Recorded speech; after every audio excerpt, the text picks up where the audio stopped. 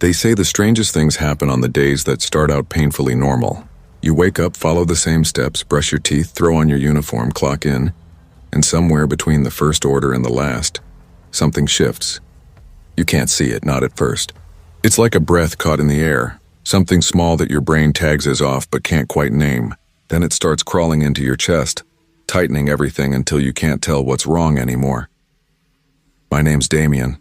I was 19 back then, working the back line at a Burger King off Slide Road in Leach, Texas. The kind of store jammed between a pawn shop and a dead strip mall where half the neon still flickered, advertising stores that hadn't been open in years.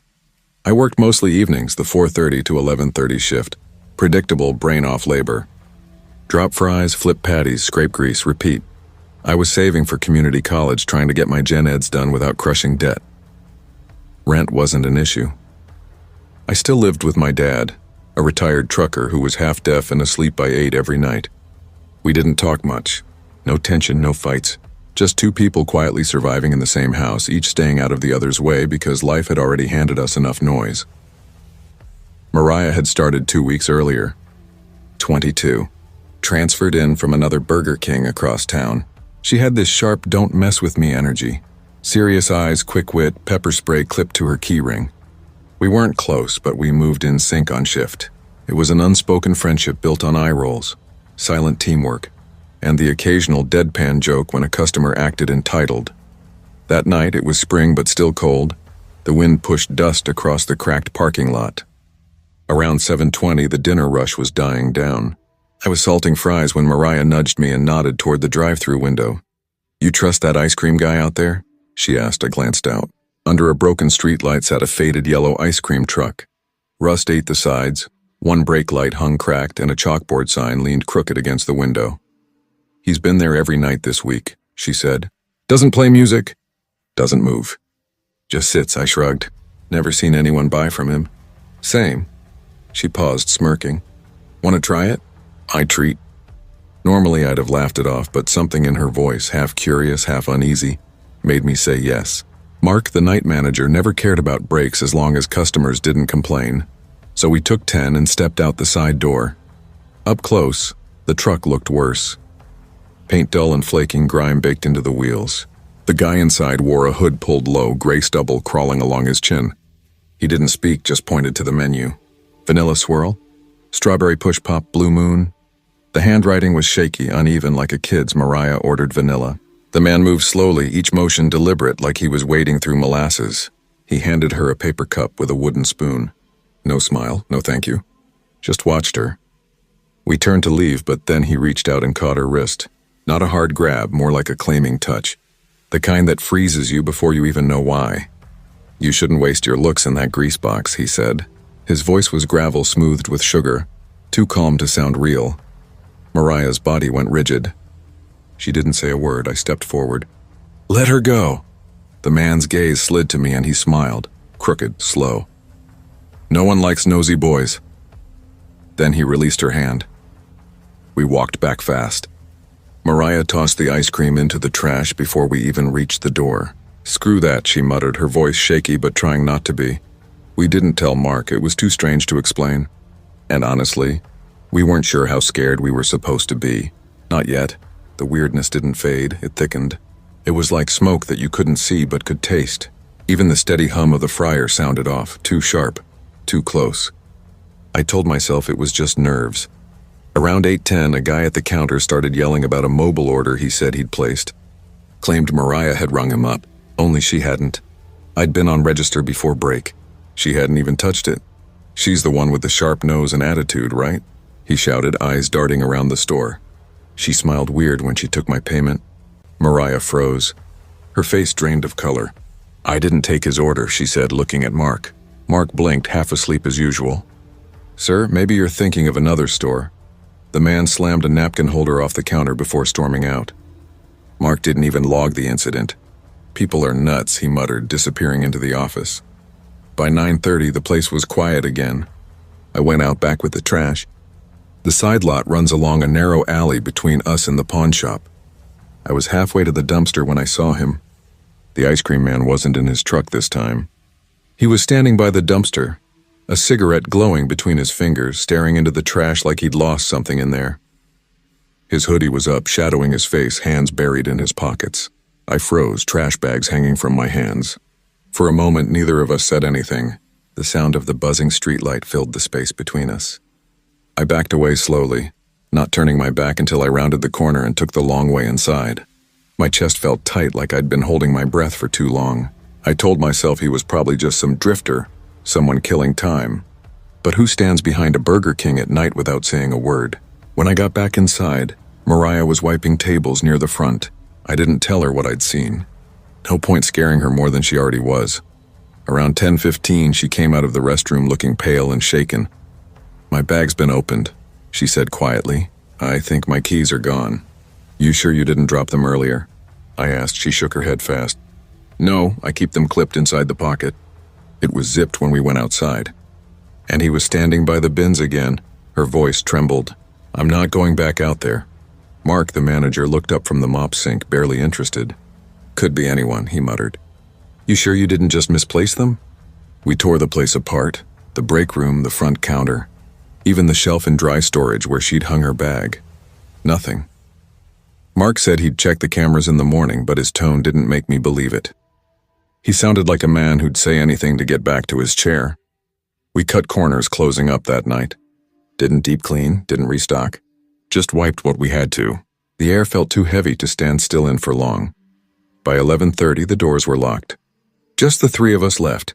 Mariah and I walked out together, our steps quick and clipped across the empty parking lot. I held my keys like a weapon. Her car was parked closer to the road.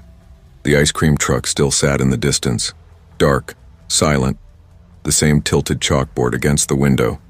Then she stopped short. "Do you see that?" On her windshield, just above the wiper, was a single popsicle. Wrapped in flat green plastic, no label, no price, no writing. My stomach turned. I pulled out my phone. "I'm calling the cops." They arrived about 20 minutes later. 2 officers, one old enough to look tired of everything, the other fresh-faced and eager.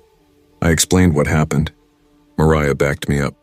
They nodded, took notes, and went to look. Except the truck was gone.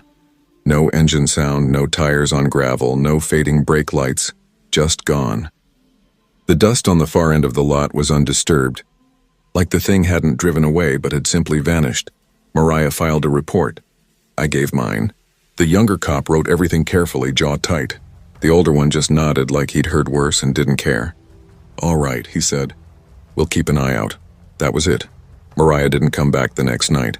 Said she was heading to Amarillo to stay with her cousin for a bit. I couldn't blame her. The next day, Mark pulled the security footage. Everything up to 9 p.m. was fine, clear, normal, boring. Then static. The feed cut out completely and stayed black until morning. "Must have glitched," he said, scratching his chin. Weird timing, though. No one followed up. No detectives, no patrols. Just a shrug and another shift. I kept working. We were short-staffed and I needed the money. But I stopped taking breaks outside. I stayed close to the exits, started walking co-workers to their cars when I could. The truck didn't come back for a week. Then one Tuesday night I saw it again. Far down Slide Road, parked under a busted billboard near the Walgreens. No lights, no sound.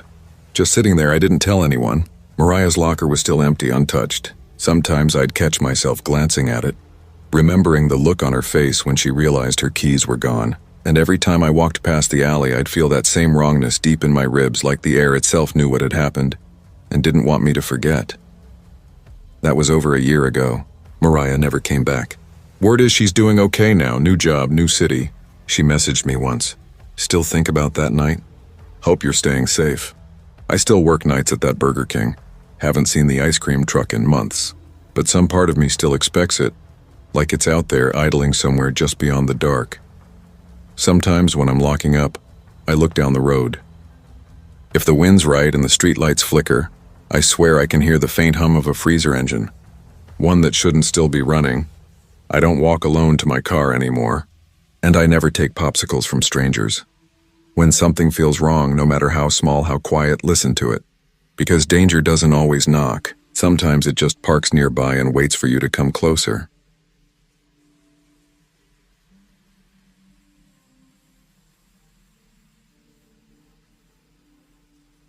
I've spent most of my adult life being two people at once. The woman no one notices and the woman who keeps everything from falling apart. My name's Lacey. I'm 41, single, and living in a rundown duplex off 3rd and Shelby, South Memphis.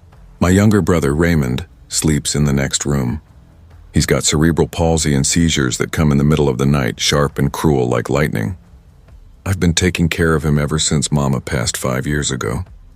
She used to say I was born responsible. I guess that stuck, because I've been holding everything together with tape, coffee, and prayer for as long as I can remember.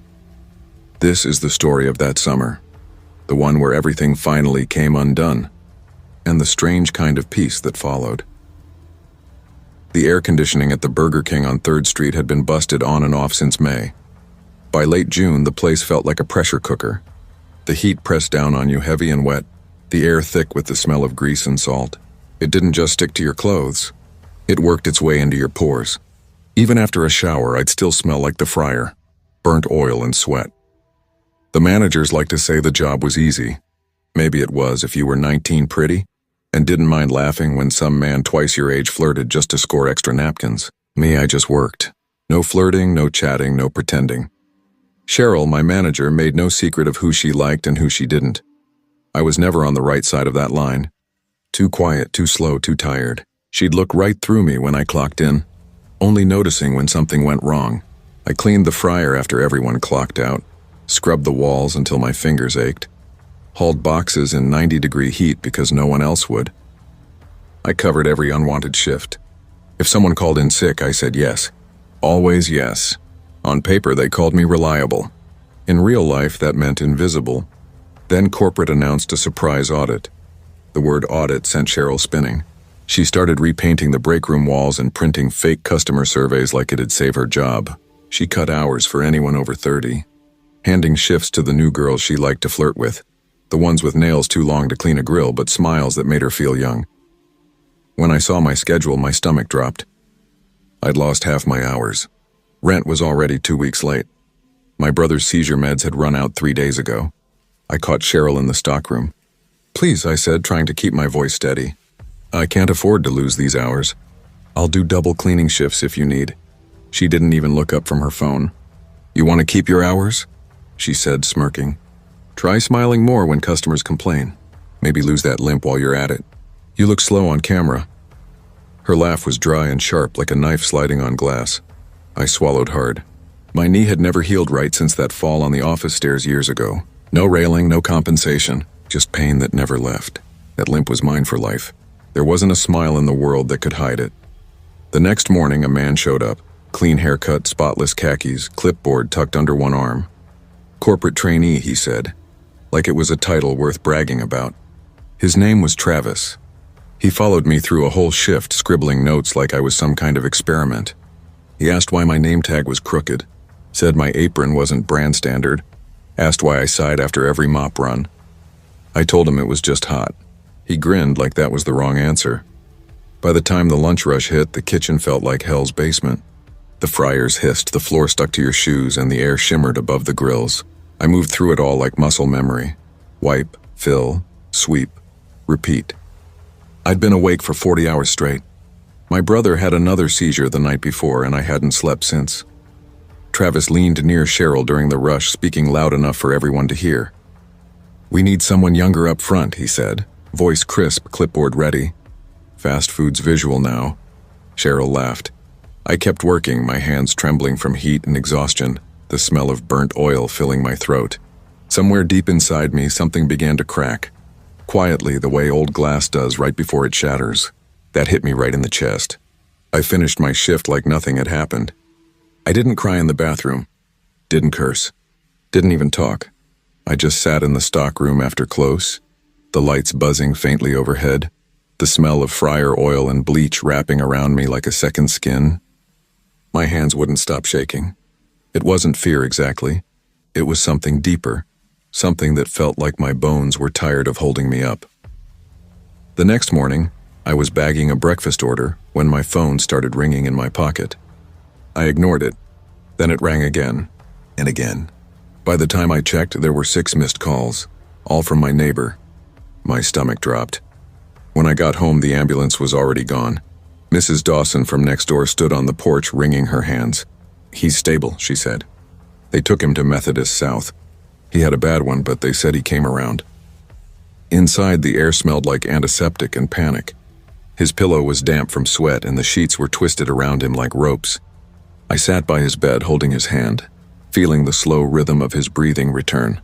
For 2 hours I just sat there whispering nonsense. "You're okay, baby. I'm right here." When I finally left for work, the sun was already high, the streets shimmering with heat. I was late and I knew it. Cheryl didn't ask why. She didn't even look curious.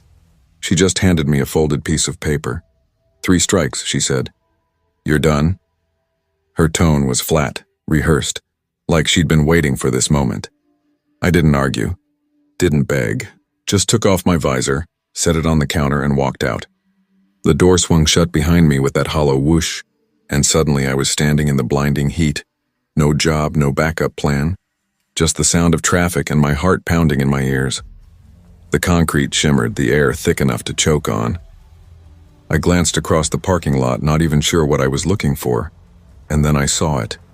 A white sedan, windows sealed tight, engine running, parked in the disabled spot right in front, Travis's rental. I could see the outline of his arm on the steering wheel, phone up to his ear. Probably updating Cheryl's numbers. Probably sipping an iced coffee while the rest of us melted inside. Something shifted in me then. Not rage, something colder, clearer. I didn't go home. Not right away. Instead, I crossed the street to the payday loan office. The air inside was stale and overconditioned.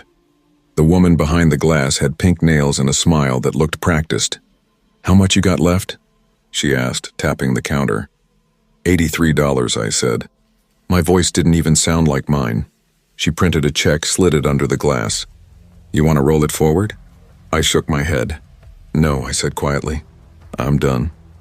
That was the last thing I said in that place. I didn't go back to Burger King, didn't text anyone, didn't explain. I just disappeared like grease down a drain, silent, final. A week later, word got around. Cheryl got demoted. Corporate found doctored time cards, fake surveys, the works. One of the cashiers who'd quit months ago filed a report about Travis, said he'd made comments during her training. Corporate reassigned him to another region. Quietly, of course. They never say those things out loud. I heard it from a friend who still worked there. "You could come back, you know," she told me. "Things are different now." I told her thanks. But no. What I didn't tell her was that I'd already found another job. Nothing fancy, nothing anyone brags about, but it paid cash and nobody there told me to smile or called me slow. 3 nights a week I cleaned the bathrooms at the city bus station. I wore a janitor's jumpsuit, kept my headphones in and hummed while I worked. It's funny. When you stop caring what people think, you start breathing easier. A few months later, one of the new Burger King girls said she saw me there once. Said I was wiping down the sinks humming. Didn't even look up when she came in. She told them I looked peaceful, not sad, not broken, just quiet. They asked if I seemed okay. She looked like someone who finally stopped pretending, the girl said. And she was right. I don't walk with pride. Not exactly, but I walk lighter now. I still limp, yeah, but I don't apologize for it anymore. I take care of my brother. I pay the bills on time. When I clean, I do it my way. Music in my ears, rhythm in my hands, nobody standing over my shoulder with a clipboard. There's a kind of strength that doesn't shout. The kind you only earn after the world stops seeing you. The world may not clap for you. It may not even notice when you walk away. But sometimes the most powerful thing you can do is just leave. Not with a bang. Not in anger. Just with your head high, your heart intact, and your own quiet peace. Sometimes that's the only way out that's truly yours.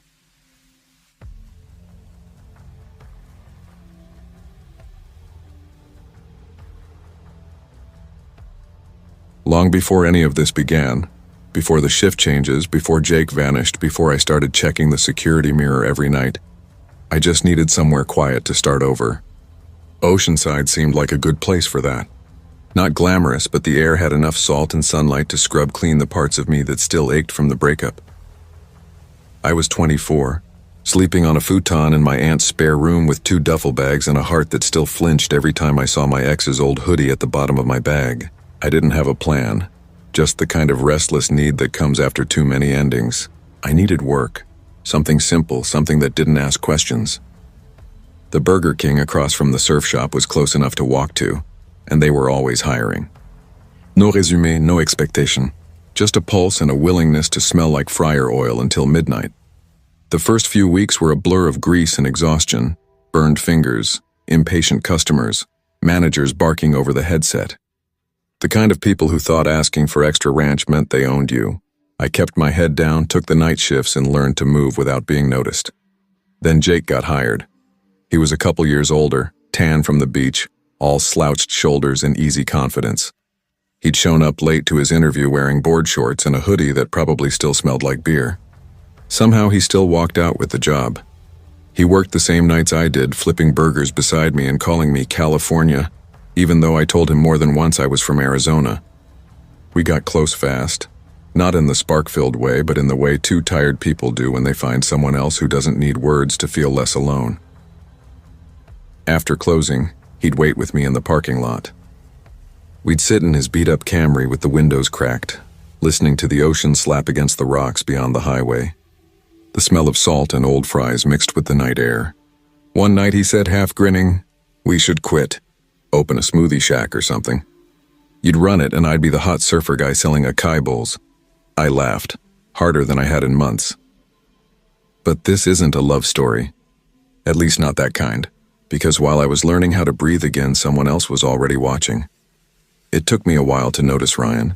He'd been there before me, always early, always quiet. The kind of guy who double-checked every stock shelf and stayed late without complaining when the fryer filter exploded mid-shift. At first, he just blended in, part of the background noise of the job. Then the overlap started. My break schedule changed, subtly, but always to line up with his. I told myself it was coincidence, but then my locker jammed twice in 1 week, and both times Ryan appeared like clockwork. A paperclip in hand and a strange half-smile on his face. "Need a hand?" he'd ask. "Thanks," I said the first time, meaning it. The second time, my skin crawled as he jiggled the latch open. A few nights later, I left my apron in the back room and came back to find it neatly folded on the counter. Next to it sat a lemon poppy seed muffin wrapped in a napkin. No note, just sitting there like a quiet offering. It looked perfect, like something from a cafe display. I didn't eat it. Something about it felt too deliberate, too personal. Jake thought it was funny. "Maybe the guy just likes you," he said, tearing open a stale cookie. "Or maybe you've got, like, muffin karma." "Or maybe," I muttered. "He's the kind of guy who knows exactly when someone's alone." Jake raised an eyebrow but didn't push. That was the thing about him, he never made me explain. He'd just sit beside me when things felt off, hands still smelling faintly of fryer grease, staring out at the highway lights. Then, one night Jake didn't show up. At first, I figured he'd overslept or gotten stuck somewhere. But 3 days passed, no calls, no texts. His phone rang once, then went straight to voicemail after that. I told myself it was car trouble, or maybe he finally followed through on that joke about disappearing into Baja. But even then, I couldn't shake the feeling that he hadn't left, he'd just been taken out of frame.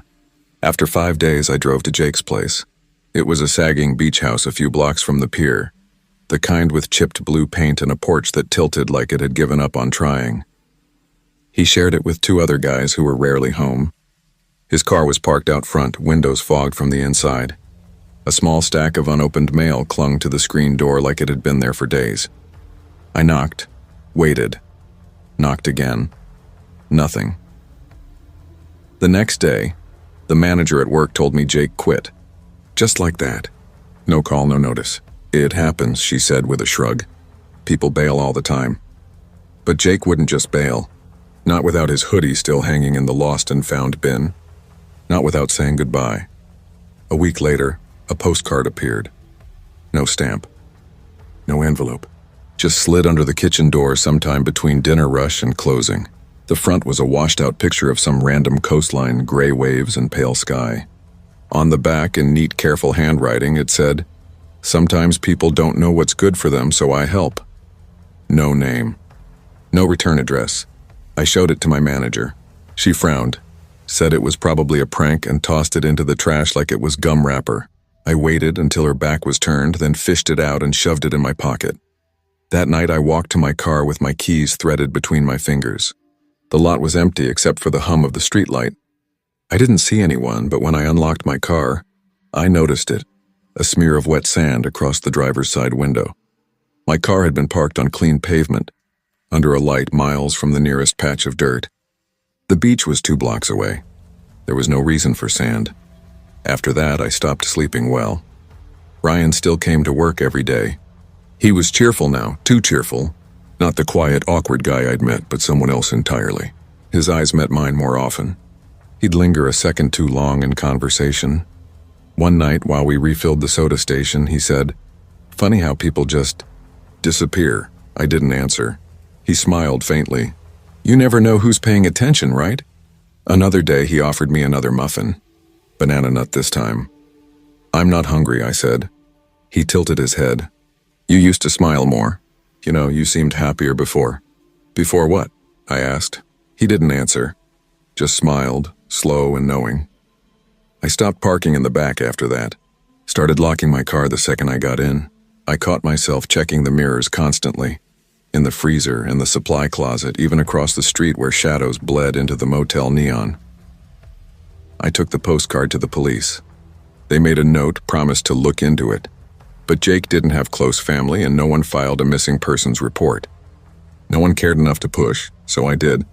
I called around, tried to find out if he'd left town, checked with his roommates, but it went nowhere. It's been 6 months now. Ryan still works mornings. Still bakes muffins sometimes. Still says my name like it's a secret we share. I don't talk to him anymore. I keep my phone on me at all times. Check my car tires every night. But sometimes, just sometimes, I find sand on the hood again. Just a little. Enough to remind me. He never asked me out. Never touched me. He just waited. And once after close, when the store was dark and the soda machines hummed softly in the background, he passed by me and whispered, "I knew you'd end up here eventually." That was when it clicked. Monsters don't always hide in forests or abandoned houses. Sometimes they fold your apron. Sometimes they bring you muffins. Sometimes they smile when someone else disappears. Trust what you feel. Listen to the tension in your chest, not the words people say, because the scariest people are the ones who never cross the line. They just stand close enough to watch you trip over it.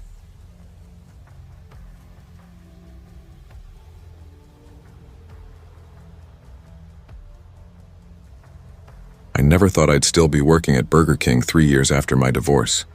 When my husband left, I just needed something steady, something with hours, with a schedule, something that could keep me and my girls from falling apart.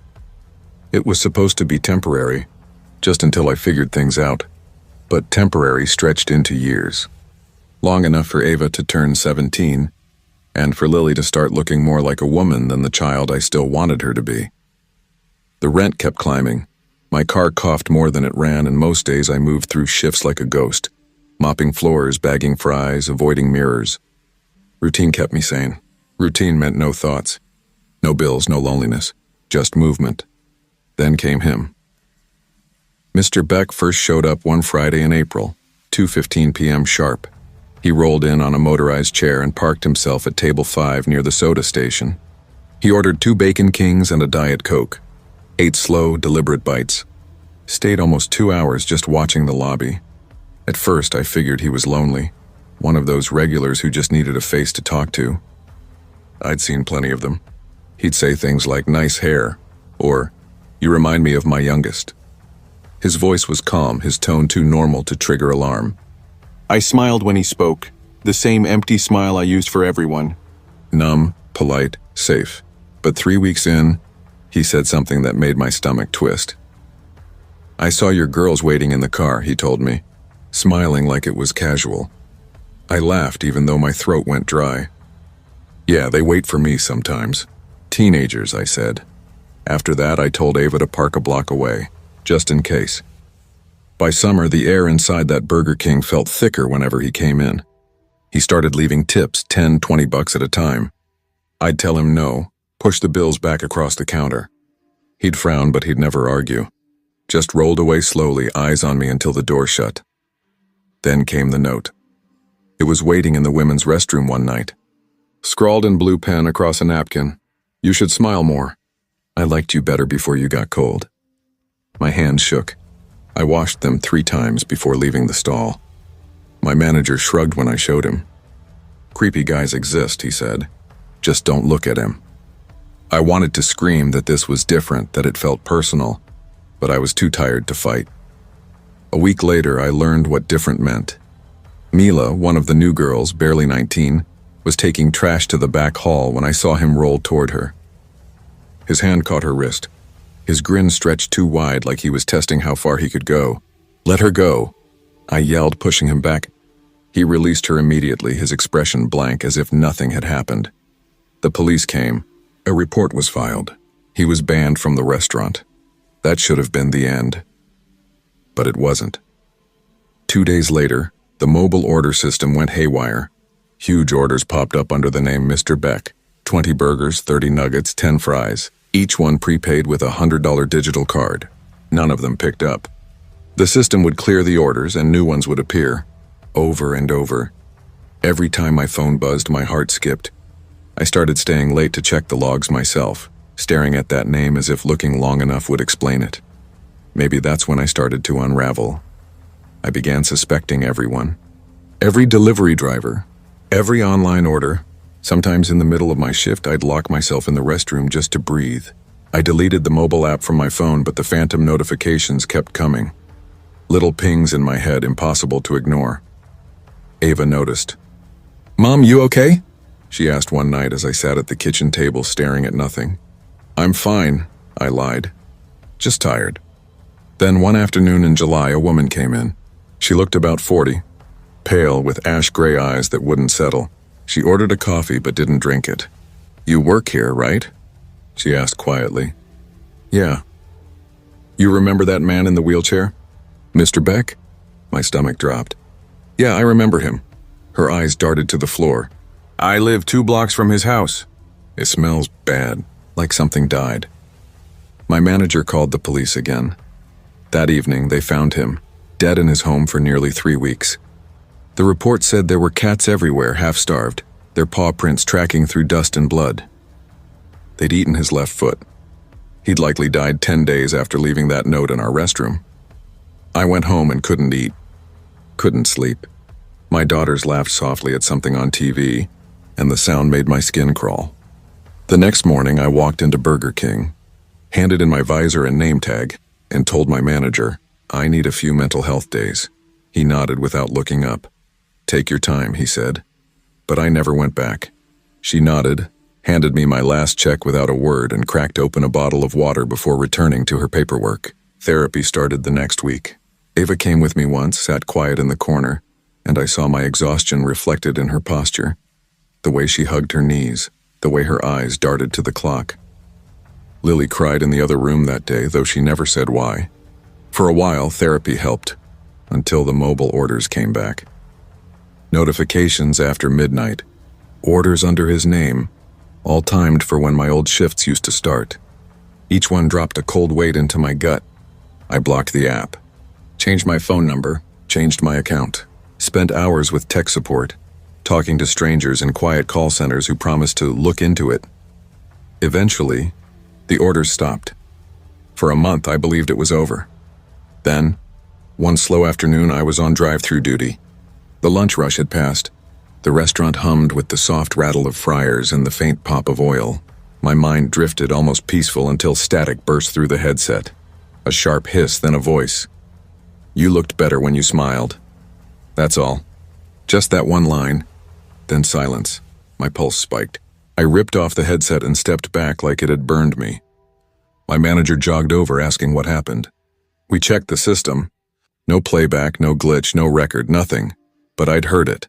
His voice, calm, familiar, curling through the static like smoke. Mila had replaced the drive-through intercom weeks ago. I didn't tell her what happened. I just handed her a bottle of sanitizer and said the mic needed cleaning. Then I went to the bathroom and sat on the closed toilet, hands pressed to my chest until the shaking stopped.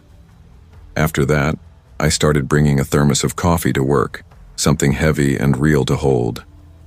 One of the therapists suggested I keep a small grounding object, a crystal, smooth and solid enough to anchor me when panic came.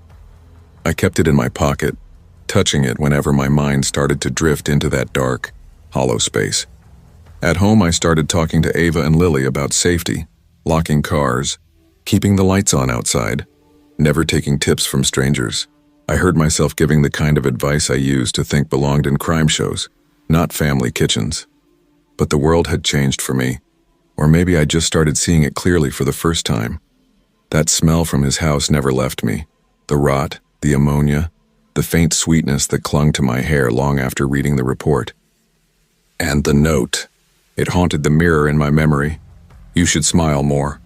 I burned it, but the words still lingered, whispering when the house got quiet. Eventually, I quit Burger King for good. I told them I couldn't work nights anymore.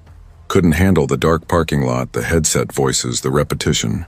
I found a part-time receptionist job at a small dental office. 15 hours a week. Clean floors, soft lighting, the hum of drills instead of fryers. The pay was smaller, but I slept through the night for the first time in years. I told my girls this was our last stop. No more running. I wanted them to grow up remembering a mother who could still laugh. And I do laugh now at their jokes, at their messes, at life itself. Our apartment feels full again. Music playing, dishes clattering, their voices overlapping in the kitchen. But sometimes, when it's late and the lights flicker, I still hear that intercom hiss. That split second before the voice. Smile more. I know it isn't real. I know he's gone. But fear isn't rational. It just waits, patient and shapeless until you breathe wrong and let it in again. When I sign checks, I check the line twice. When I walk past dark windows, I keep my eyes forward. After we moved west, I thought distance would erase the shadow of him. But it didn't.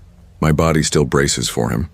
This man I've never truly seen, only felt. In therapy, I said I wanted to process grief from my divorce. What I really learned was how to rebuild a spine, how to define safety in a world that can't promise it. Sometimes I still feel cold, like something's watching, but I remind myself it's only me now, the echo of fear, the voice I gave shape to.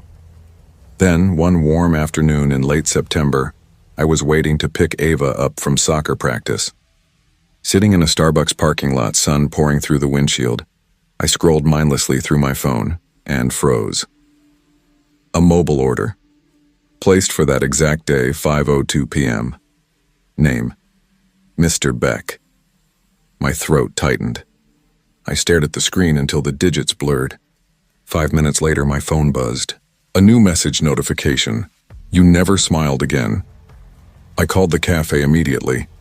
The manager checked the cameras. No person, no car. Just the empty lot and the receipt on their system. A glitch. That night I held my daughters close. Checked every window. Locked each door twice, then again.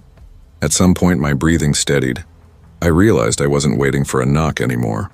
Just the quiet. Julia Cameron once said, "The mind is that safe house." I can't remember who said, "Guard it well," but I understand it now. You can't outrun someone who lives inside your head, and you can't heal if you keep hiding from the world that still loves you. True. Safety isn't about locked doors. It's about reclaiming what fear stole. Trust, laughter, light. Healing isn't silence. It's learning to live again, to let the light in, and to smile even when the shadows still whisper.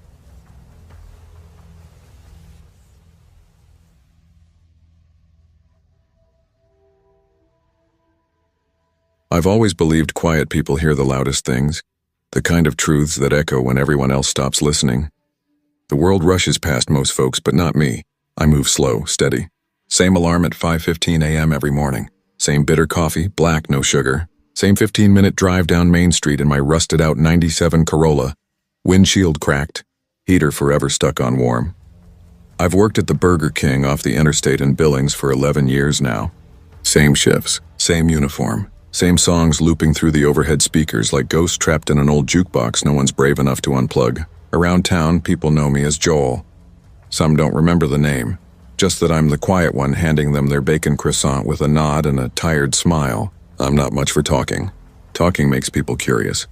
They want your story, and mine's not something I tell anymore. I live in a small trailer back off the highway, tucked between pine trees so thick you can't see the road. Used to be a family there once, me, my wife, and our daughter.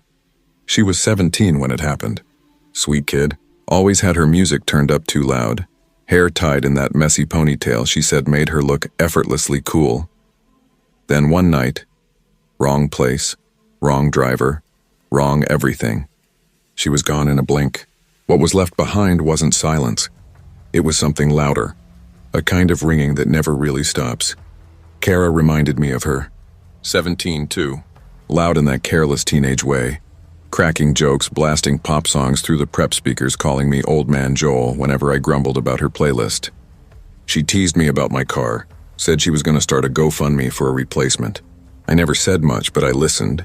Always listened. Then one Monday morning, she didn't show up. No text, no call, just gone. By Wednesday, everyone stopped pretending she was just sleeping in. Her mom came by the counter, hands shaking around a coffee cup she didn't drink from. The police showed up the next day, asked if I'd seen Kara after her Saturday shift. I told them no, and that was the truth. She'd clocked out at 2:56 p.m. and never came back. They searched the lot, the ditches, the woods behind the restaurant. Flyers went up at every gas station and diner window in Billings. Her classmates made TikToks with her photo, hashtags and broken heart emojis, but nothing. No leads, just another face fading in the scroll. I kept working. Maybe that sounds cold, but when you've lost before, you learn. The world doesn't stop for grief. It doesn't even slow down. The morning after the search dogs came through, I was back at my prep table at 6:55, slicing tomatoes like I had 100 times before. The weight of the knife felt familiar, grounding. That's what I liked about the job.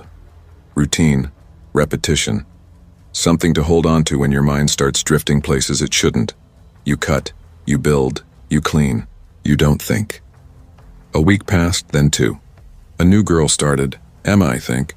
Nervous thing, barely 18, always burning her fingers on the fry basket, flinching whenever someone spoke too loud. She didn't talk much either, which suited me fine. But I noticed something. Every time she walked past the freezer, she'd glance at it quick, like she was expecting something to be standing just inside when she opened the door. People forget fast. The cops stopped coming around. Kara's picture still hung by the drive-through window, corners curling, a thin film of grease and dust gathering over her smile. The world had already begun moving on, until that Tuesday morning. It was cold enough that the frost on the window still clung when I came in early. The lights in the back were off, so the kitchen sat half in shadow, just me and the low hum of the freezer compressor. I pinned up the day's prep list on the corkboard, the same way I did every morning. And that's when I saw it. A photo taped crookedly to the board. Not with the safety sheets or the cleaning schedule. Just by itself, like someone had stuck it there fast, like they didn't want to be caught doing it. It was a picture of Kara, not one I'd ever seen before. She wasn't smiling. Her mouth was slightly open. Her eyes caught mid-blink like someone had startled her. The photo was grainy, off-center, as if taken from behind glass or from too far away. Beneath it, scrawled in thick black ink, were two words. Jagged, uneven, like they'd been carved instead of written. Still here. I just stood there. Didn't speak. Didn't breathe. Because behind her in the background of that photo was something that stopped my pulse cold. The wood grain paneling, the faded wallpaper curling near the floor. It was my daughter's old room. I hadn't stepped foot in that room for over 4 years. After she died, I'd turned the key and walked away. Never boxed anything up. Never washed the sheets. The smell of her shampoo clung to the pillow. The dent in the comforter still shaped where she used to sleep, curled up like a cat. That room had stayed sealed in time, preserved the way it was the day I lost her. But now I was looking at it through Kara's eyes. I didn't say a word to the manager. Didn't pull anyone aside or tell them what I saw. I just finished my shift like always. Made the coffee, cleaned the restrooms, bagged the fryer grease, smiled at customers like nothing had split open beneath my ribs. Then I went home. I stood outside that locked door for a long time, maybe an hour, the key trembling in my hand. It felt heavy, like it knew what waited on the other side. When I finally turned it, the smell hit me first. Dust, old fabric, and something faintly sweet and sour beneath it. The room was exactly as I'd left it. Bed unmade, posters still hanging limp on the walls, a cracked phone case on the dresser. Nothing seemed touched but the air. The air felt wrong. Not empty. Used. Like someone had been breathing there who shouldn't have been. I stepped in, slow and quiet, scanning every shadowed corner. When I reached the closet, I hesitated before pulling it open. Inside, just an old shoebox filled with her school notebooks and a broken digital camera. But when I lifted the box, I saw it. A strip of duct tape pressed flat against the carpet. Still sticky, still new, like something had been fastened there recently, then torn away. I backed out, closed the door, locked it again. The next morning, I called in sick. First time in 11 years. I didn't explain. No one asked. When I went back a few days later, the photo was gone. Not thrown out. Not taken down by the manager. Just gone as if it had never existed. The corkboard looked normal again. Safety sheets, coupons, employee of the month printouts. Kara's missing poster by the window had disappeared too. No one mentioned it. Emma worked mornings now with a new guy, Derek. I overheard her laughing once while I waited for my final check. That sound, uncarefree, unbothered, made my stomach twist. The world had moved on, but I hadn't. I quit that day. Didn't clean out my locker. Didn't wait for payroll. Just left. Sometimes I drive past the Burger King at night. The lights still flicker in the windows. Customers still roll through with their coffee orders, their breakfast sandwiches, their same tired routines. No one talks about Kara anymore. No one mentions what happened. But I know this much. No one touches the tomato slicer. I'd left it clean, blade warm from my last shift sitting on the prep counter. No one ever put it back. Some nights I sit on the trailer steps listening. The trees whisper. Leaves rustle. Sometimes a branch cracks in the wrong direction. Slow, deliberate, like something moving just out of sight. The police never found proof. Said there wasn't enough to investigate further. Maybe they were right. Maybe I imagined the photo. Maybe the guilt built it from memory and noise. But I know what I saw. That photo was real. And that room wasn't empty. I moved out 3 months later. Couldn't sleep there anymore. The silence pressed too close, too knowing. Now I live deeper in town. I don't work mornings. I don't cut tomatoes. And I don't open locked doors. The world still moves fast, but I don't. I learned the hard way that silence doesn't always mean peace. Sometimes it means something is waiting, something that already knows your name. Even the quietest places carry echoes, and some of them are listening.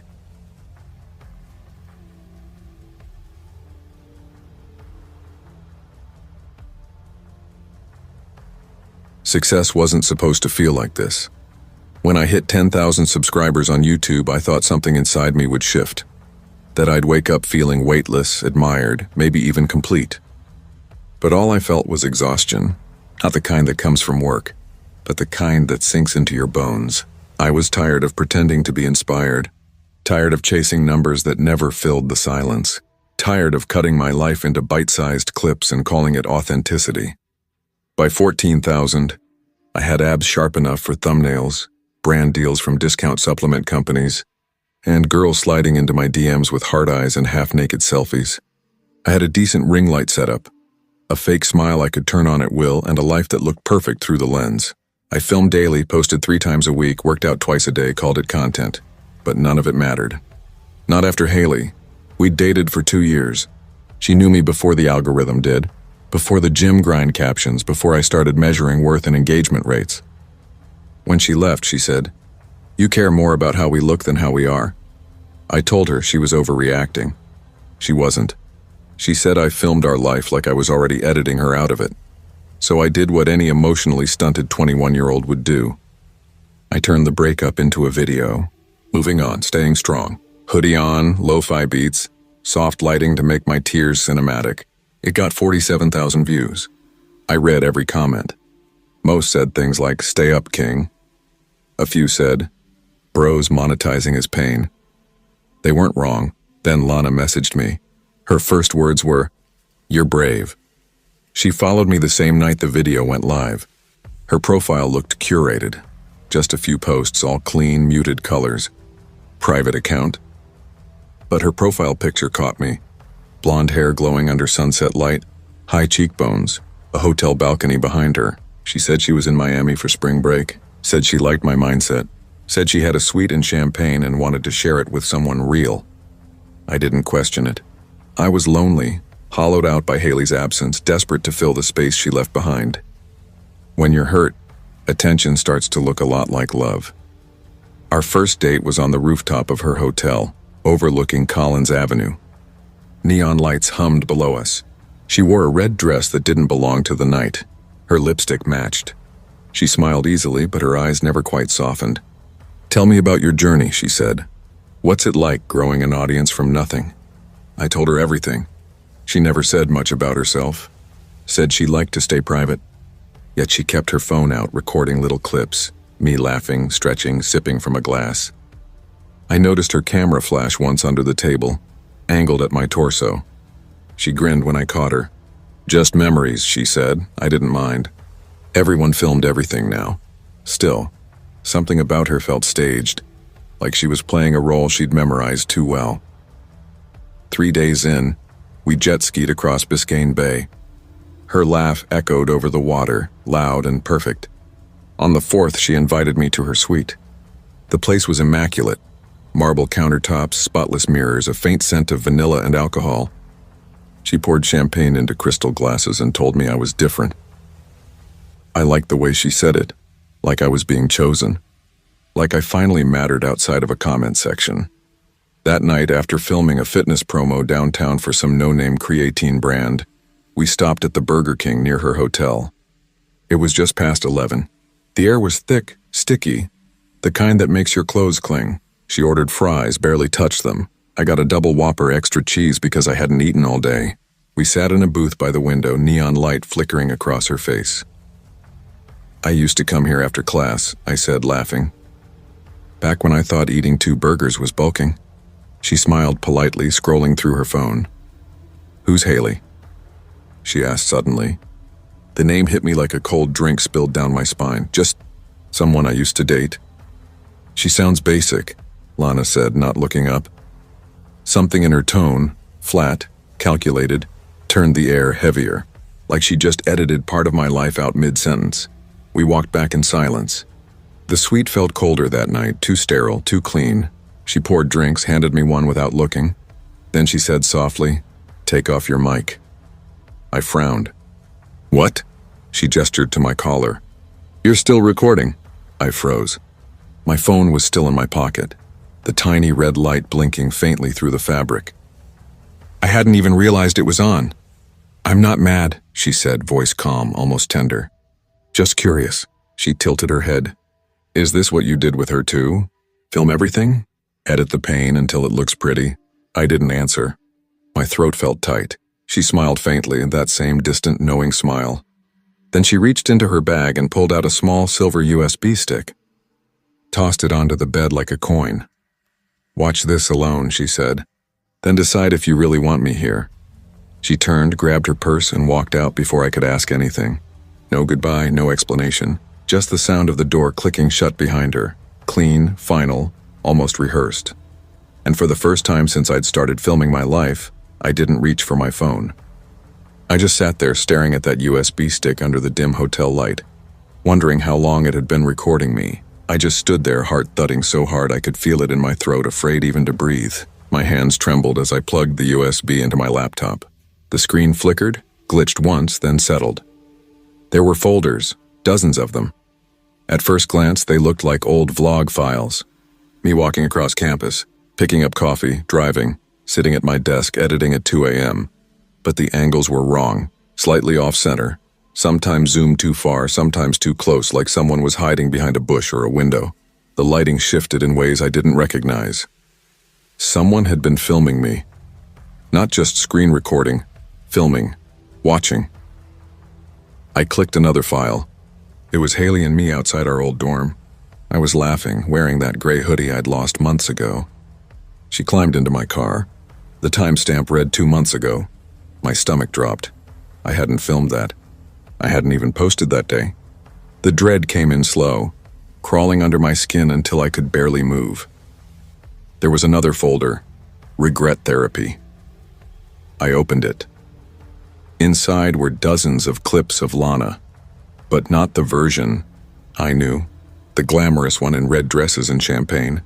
This Lana was thinner, her skin pale and drawn, Her hair hung limp, greasy at the roots. She sat on the floor in a bathrobe, the light dim, the walls behind her stained and peeling.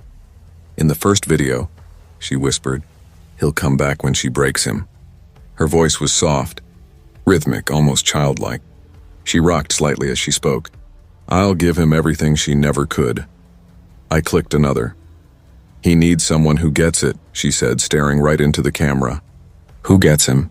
She never did. I've always known. My fingers went numb. I couldn't feel the keyboard anymore. Every part of me wanted to shut the laptop, but I couldn't stop. I scrolled until I reached the final clip. The thumbnail froze my breath. It was me, walking into the Burger King earlier that night. The same hoodie, same lighting, same reflection in the window. The timestamp said today, 30 minutes ago. I slammed the laptop shut. The sound echoed through the suite. My pulse roared in my ears. She never came back. I waited until 3 a.m., pacing the room, replaying every second I'd spent with her. The suite stayed silent, empty. Her things were gone, no clothes in the closet, no shoes by the bed. The drawers were clean, the minibar untouched. The robe she always wore was folded neatly on the chair, as if she'd vanished mid-scene. At the front desk, the concierge looked confused when I asked about her. "Sir, no one under that name has been checked in," he said. The credit card she'd used had been declined. I called the police, showed them the footage. They took my laptop, said it looked like a possible case of identity theft or stalking. Maybe she'd been following me for weeks, maybe longer, but I could tell from their faces they didn't believe me. Not really. Not until I showed them the last clip. The Burger King footage. That's when they went quiet. They sent officers to canvass the area, checked security cameras, nothing. No one matching her description, no trace. After that, my upload slowed, then stopped altogether. I deleted the vlogs with Haley first, then the breakup video, then the entire channel. My subscribers dropped off, comments turned to static. People asked why I'd ghosted, why I'd left LA, why the guy who preached grind and mindset suddenly disappeared.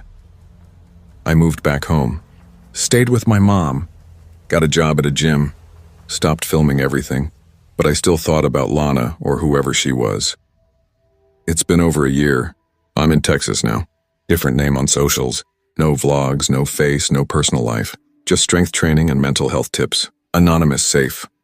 Sometimes I get DMs from old followers. "Bro, what happened to you and that blonde girl from Miami? Did you really date a stalker? Why'd you delete everything?" I never answer. Part of me wants to forget. But another part knows forgetting isn't possible when the fear is stitched into your bones. Because here's the truth. I walked into that Burger King thinking I had control. That I was the narrator, the editor, the one who got to decide what stayed in frame. I was wrong. Lana didn't want attention, she wanted authorship.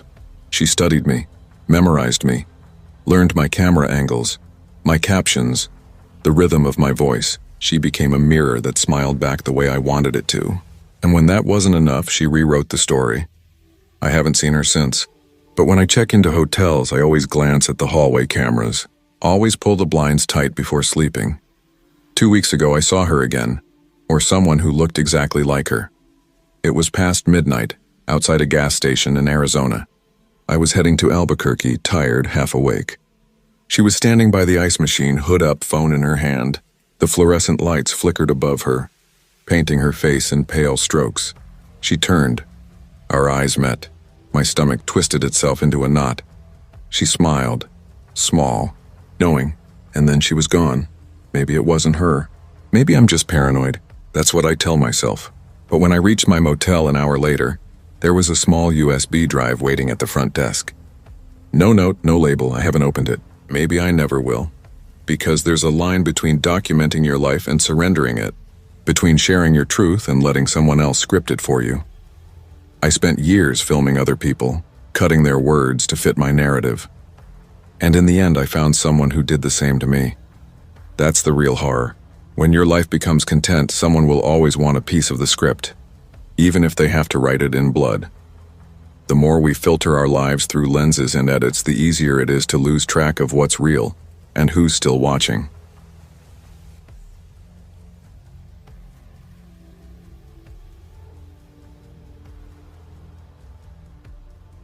I didn't come to Georgia looking for trouble.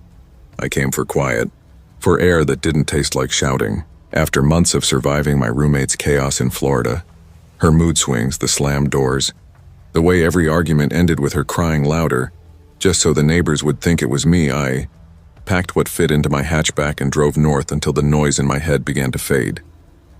Savannah wasn't quiet. Not really. It breathed in slow waves of heat and traffic, but the name sounded soft, like something I could finally breathe into.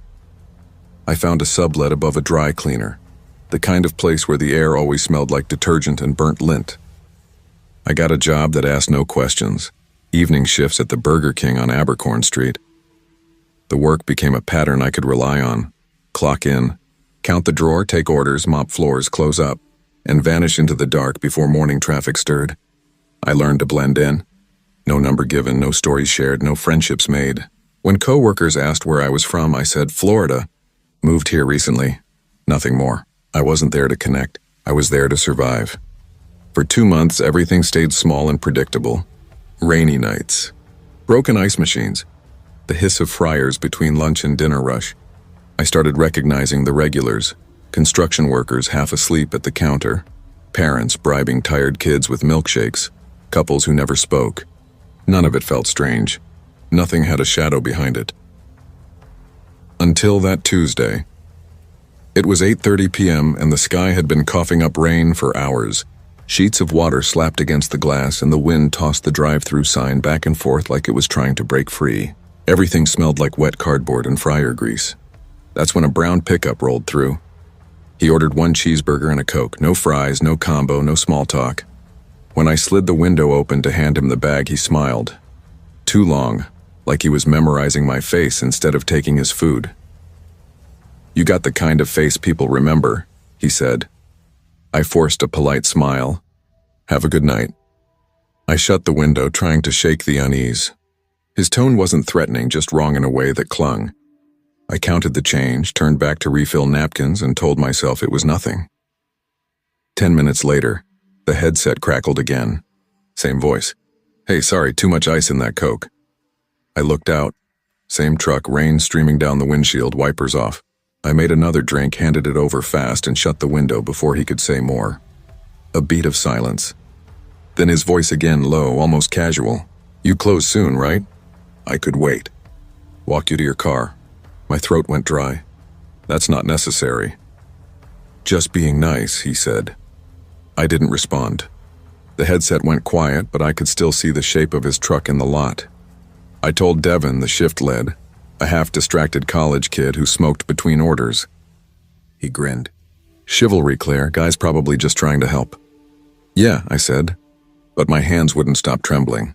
By 9:15, Devin had clocked out early, mumbling something about a test in the morning. The store went still, just the hum of the freezer and the rain's steady hiss. I flipped the sign to closed, wiped counters until my arms ached, and pocketed my keys. When I stepped out the back door, the air hit like a wet towel. The bricks gleamed with puddles and the streetlights flickered in and out. I walked fast, shoes sliding on the slick concrete. Then headlights flared. The brown pickup swung across the lot, blocking my car before I could even open the door. My stomach dropped. Come on, I whispered to myself. Not now. I scrambled into the driver's seat, shoved the key into the ignition. Rain hammered the windshield so hard it blurred everything into streaks of light. Then tap, tap, he was at my window, calm, dry under the storm like the rain didn't dare touch him. You didn't say goodbye, he said softly. I couldn't look at him. My hand slipped on the gear shift as I slammed the car into reverse. The tires spun in the mud, squealing, the sound raw against the night. He hit the glass once, hard. That was enough. I floored it, shot backward across the lot, over the curb and out onto the main road. My heart felt like a trapped bird. I didn't drive home, I couldn't. Every shadow looked like his truck. I ended up at a 24-hour Walgreens. I parked under the bright pharmacy sign and sat there, trembling so hard my water cup shook in the holder. I didn't know who to call, no family. No friends left who'd believe this kind of fear without proof. So I called the domestic violence hotline. I told them it wasn't a boyfriend. Not exactly. Just someone who saw me. Too much. The woman on the line said, "It's still enough. You still matter." For the first time in months, I believed someone. 3 days later, I filed a report. Gave them everything I remembered: the missing license plate, the brown truck, his voice. The officer nodded, polite but distant, as if the story were something happening to someone on TV. That was fine. I didn't need him to feel it. I just needed it written down somewhere real. Within a week, I transferred to another Burger King across town. New route, new schedule. I parked closer to the door, kept a retractable pepper spray clipped to my keys. I stopped driving with my windows down. I checked my mirrors compulsively, rear view, side again and again, just to make sure the road behind me stayed empty. It never really did. On my first shift at the new Burger King, I wiped down my station until it gleamed, pretending that the smell of sanitizer could wash the fear out of me. The place was nicer, brighter floors, a working ice machine, a dining room that actually filled with families instead of silence. I told myself this was a reset, a clean slate. I smiled when I had to, kept quiet when I didn't, and made sure to keep my back to the window. For a few weeks, nothing strange happened. No lingering customers, no headlights waiting in the dark. My body began to loosen its constant grip on fear. Then, one humid Thursday, almost a month after the transfer, I clocked out early. I grabbed a coffee to go, the cup warm against my palms, and felt, just for a moment, like maybe I was healing. I pulled onto the main road, windows cracked to let in the sound of crickets and distant thunder. That's when I saw it. The brown pickup. It idled at the stoplight up ahead, its taillights glowing red in the wet air. My breath hitched. My hands gripped the wheel so tight my knuckles went white. I waited for the light to change. When it turned green, the truck didn't move. I could see the faint silhouette of someone behind the glass, still watching. I turned down a side street. My chest felt like it was shrinking. I checked the visor mirror. He turned too. I made another turn, then another. Finally, I pulled into the parking lot of a closed pawn shop, killed the engine, and sat there for 20 minutes staring at the empty road. My coffee had gone cold. At 1 a.m, I convinced myself I was overreacting and drove home in circles, changing lanes for no reason other than to make sure no headlights followed. I never called the police again. Over the next few weeks, I started seeing things. Local posts online, whispers in the break room, reports of a man in a brown truck loitering near fast food drive-thrus after closing. McDonald's, Taco Bell, IHOP, always late, always alone. The license plate never matched the same state twice. No arrests. No charges. That summer, police issued a vague caution. Stay alert after hours. Don't walk alone to your vehicle. No photo. No description. Just a black and white flyer taped to a bulletin board. It didn't feel like enough. One night, I found a flyer tucked under my windshield wiper, a printout of a pickup truck.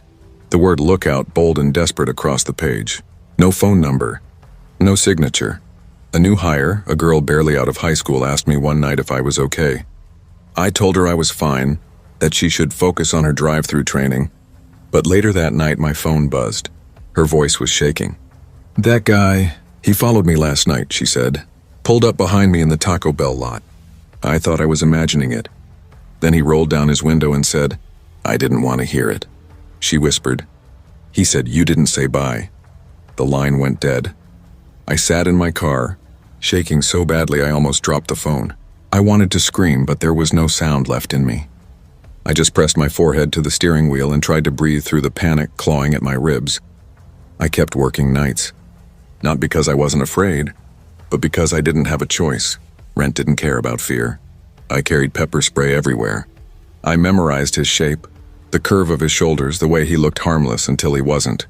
My routines hardened into rituals. I carried a flashlight to my car if it was past midnight.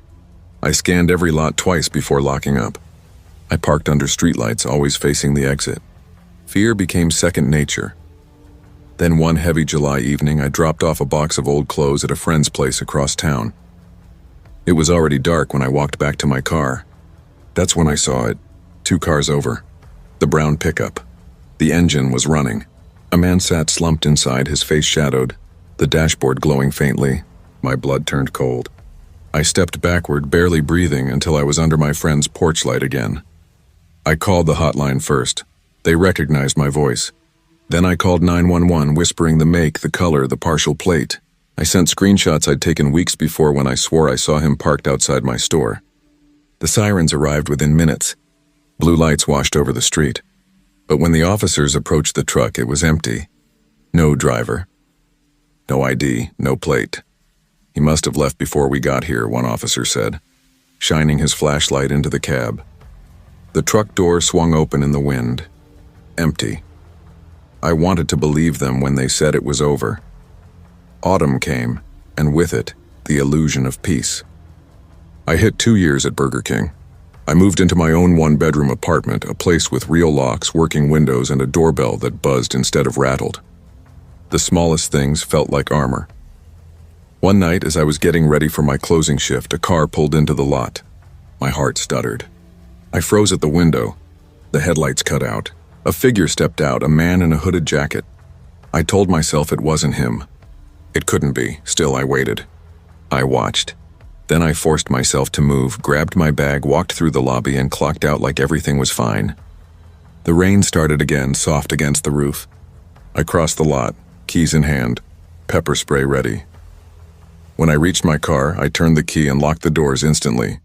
My rearview mirror showed nothing but the dim orange glow of the streetlight. No one there. My breath trembled out of me. I drove away without looking back. I never saw the brown pickup again. But fear doesn't need proof to be real. It learns your heartbeat, your habits. It sits quietly in the passenger seat waiting for you to forget it exists. If something feels wrong, act on it. Don't wait for it to prove itself dangerous. Instinct is the body's first alarm. And if you ever start to wonder whether it matters, whether you'd be overreacting, remember this. You are worth more than the comfort of pretending you're safe.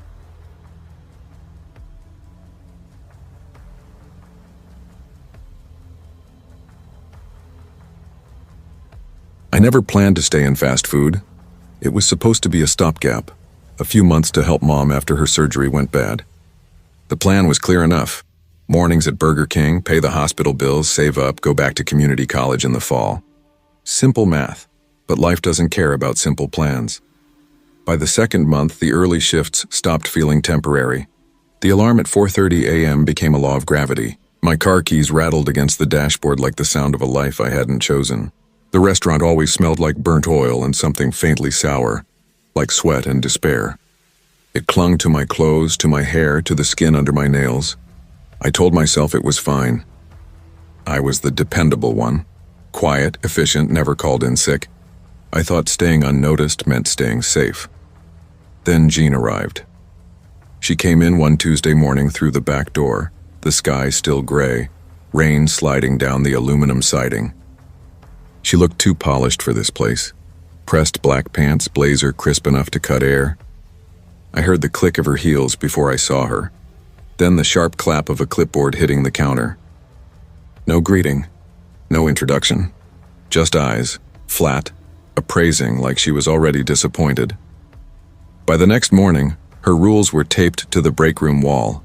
13-second greeting rule. No leaning, no phones, 15-minute breaks. No exceptions. She told me once in that soft, almost intimate voice, "You'll run both front and drive-through. I'll watch."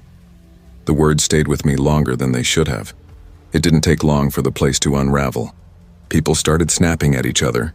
Orders backed up, tempers flared. One of the teens, Jenna, burst into tears after Jean made her remake a Whopper 4 times because the lettuce wasn't symmetrical.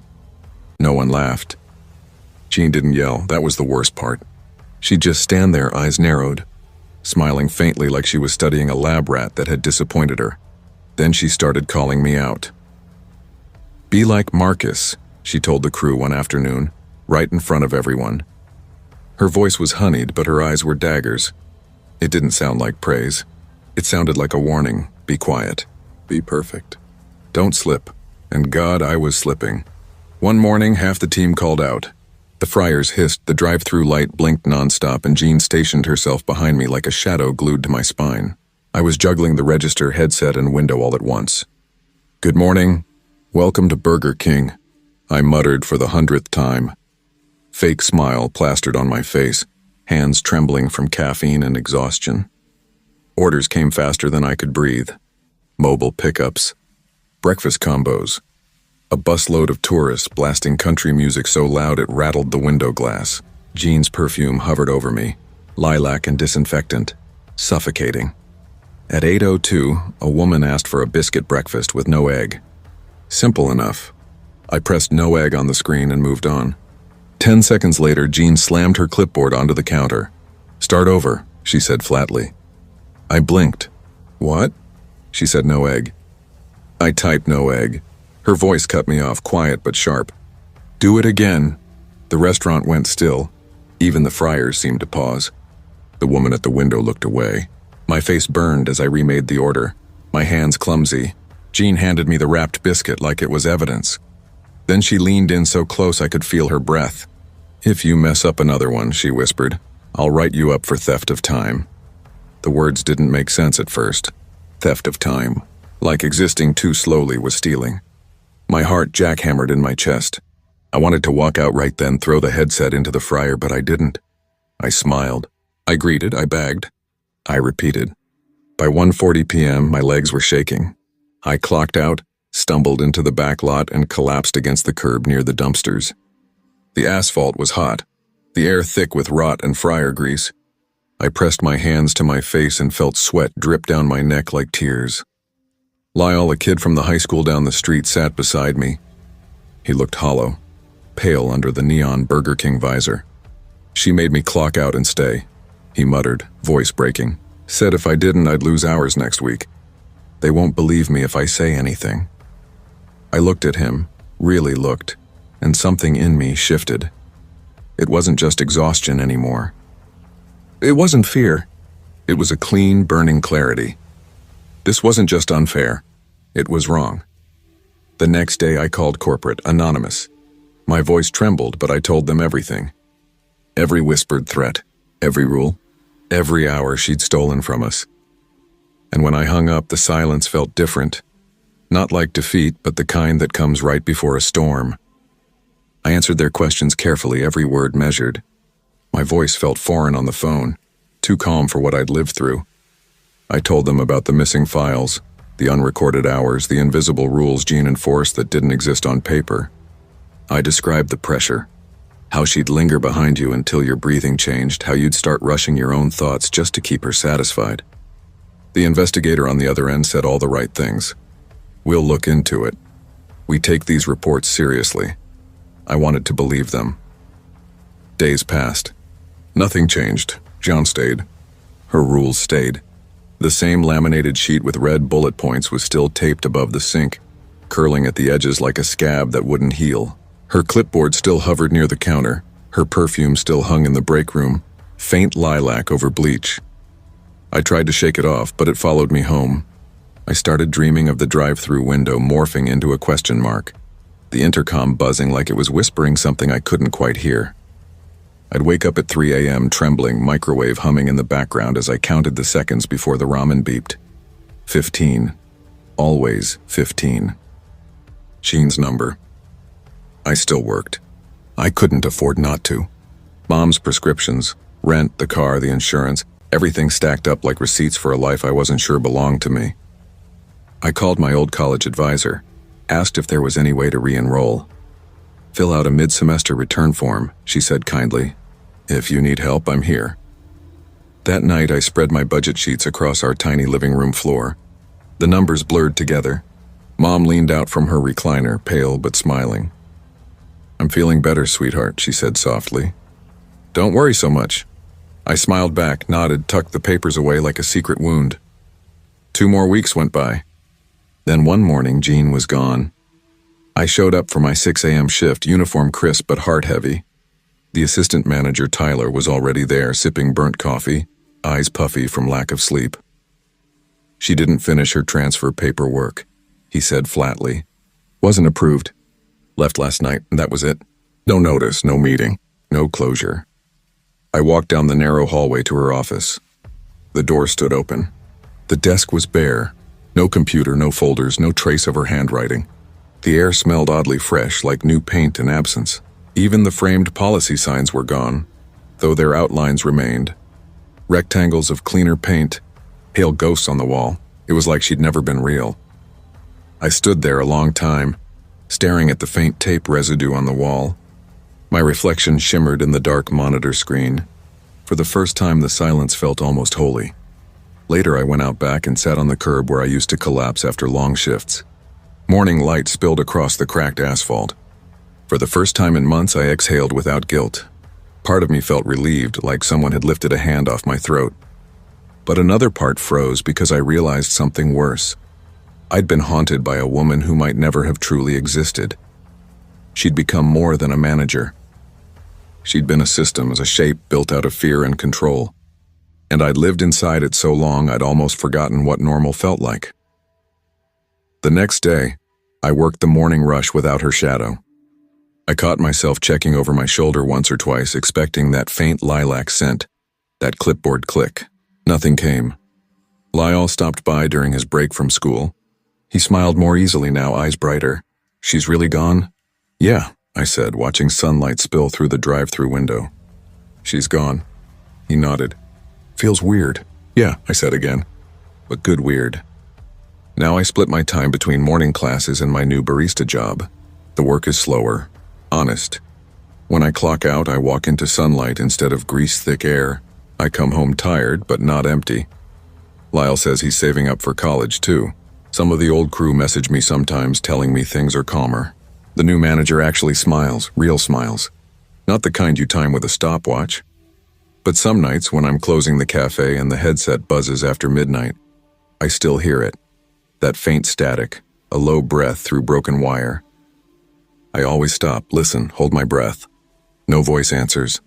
Just that hollow pause like someone waiting for me to respond. I tell myself Jean isn't coming back. I believe it most days, but I carry her lesson with me. The way trauma sometimes disguises itself as wisdom. Not the lessons she tried to teach about time or efficiency, but the one I learned in spite of her. That silence is its own kind of cruelty.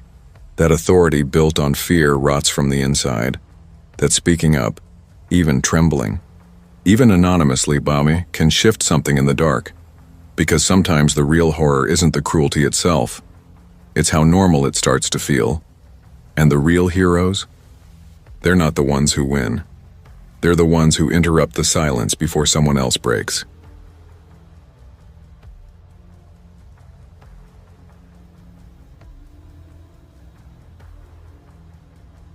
I picked up the phone first thing this morning and stared at the screen before answering. DoorDash had pinged me. 2 Whopper meals and an Oreo shake from the Burger King I'd just clocked out of. My shift had ended maybe 5 minutes ago. My feet ached. The uniform clung to my skin, and the smell of fryer grease still followed me like smoke. But I needed the extra cash. Rent was late again. It was just 10 minutes away. I could do one more. I sighed, grabbed my keys, and tapped accept. The streets were half asleep as I drove. Empty intersections, closed-up storefronts, sodium lights humming above cracked asphalt. The GPS led me through an industrial stretch I'd never noticed before. Storage tanks, chain-link fences, and old factories sagging under the weight of fog. My headlights caught the glint of wet gravel as the route ended at a duplex that looked forgotten. Paint peeling, weeds choking the walkway, no porch light. Just the moon hanging above like it was keeping its distance. I idled for a second, reading the note taped crooked to the mailbox. Back entrance. Side gate knocked twice. Something about the handwriting, or sharp, tight loops like it was written in a rush, made my stomach twist. Still, I needed the payout. I grabbed the food tray and followed the narrow, overgrown path to the back. The air smelled like rust and wet concrete. A door stood cracked open, the edge scraping against the floor when the wind pushed it. I hesitated. I could just drop the bag and leave, but that note felt urgent, desperate even. So I knocked twice. Almost immediately, a muffled argument broke out inside. Shouting, a crash, the dull thud of a door slamming. Then silence. My chest tightened. I was about to turn around when the door opened. A bald man stood there, barefoot and sweating. His face looked puffy, like he hadn't slept or had been crying, and or both. He blinked too much. "Thanks," he muttered, his voice low and flat. "Sorry about the noise. She gets emotional." He took the tray from my hands. His fingers trembled slightly, the sweat catching the porch light. "Want some water?" he asked. I shook my head quickly. No, I'm good. Got more deliveries. He gestured for me to come in, but something in me froze. The smell. Not just the mildew, but something metallic underneath. Then she appeared. A woman stepped into view from behind him, her hair matted against one side of her face. Her eye was swollen, lips split open. She didn't say a word, just stared at me, shaking her head ever so slightly. Are you okay? I asked before I could stop myself. He stiffened. She's fine, he said sharply, but she whispered, barely audible, please don't leave. My pulse spiked. I took a step back, my throat dry. I'll call someone, I managed. The door slammed. A deadbolt clicked. I stumbled back, heart pounding so hard it hurt. I sprinted to my car, locked the doors, and dialed 911 with shaking hands. The dispatcher's calm voice barely cut through the ringing in my ears. I told them what I saw. The fight. The woman. The door. I stayed on the line, engine idling, headlights aimed at the house. The fog thickened around the driveway. For a few long minutes, nothing happened. Then police lights flashed blue and red against the siding. Officers moved fast, shouting commands, pushing through the front door. Moments later, she came out. The same woman. She was holding 2 black garbage bags, trembling so hard I thought she'd collapse. Her arms were covered in bruises that looked old and new at once. She clutched the Oreo shake I'd brought her, still cold, like it was the only solid thing in the world. Something in my chest cracked open. I couldn't breathe right. When the officers loaded her into the ambulance, she didn't look at me. Just held that cup tight against her chest as if it meant safety. The smell of oil and fear hung heavy in the night air, mixing with the faint sweetness of fast food. I gave my statement as best I could. I just delivered food. I heard shouting. My voice cracked halfway through. The officer nodded, eyes tired but kind. You did good, son, he said quietly. By the time I got back to the Burger King parking lot, the adrenaline had drained out of me. I sat there for a long while, staring at the empty passenger seat. The neon from the sign flickered across the dashboard. It hit me then. How close I'd come to walking away. How easy it would have been to ignore the order, pretend it wasn't my problem. But some instinct, call it guilt, call it decency, made me stay. And now I couldn't stop replaying her eyes in my head. The way they begged without a sound. My phone buzzed. A notification from DoorDash delivery canceled. Address not found. I stared at the screen. There was no record of the order. No delivery location. No payout.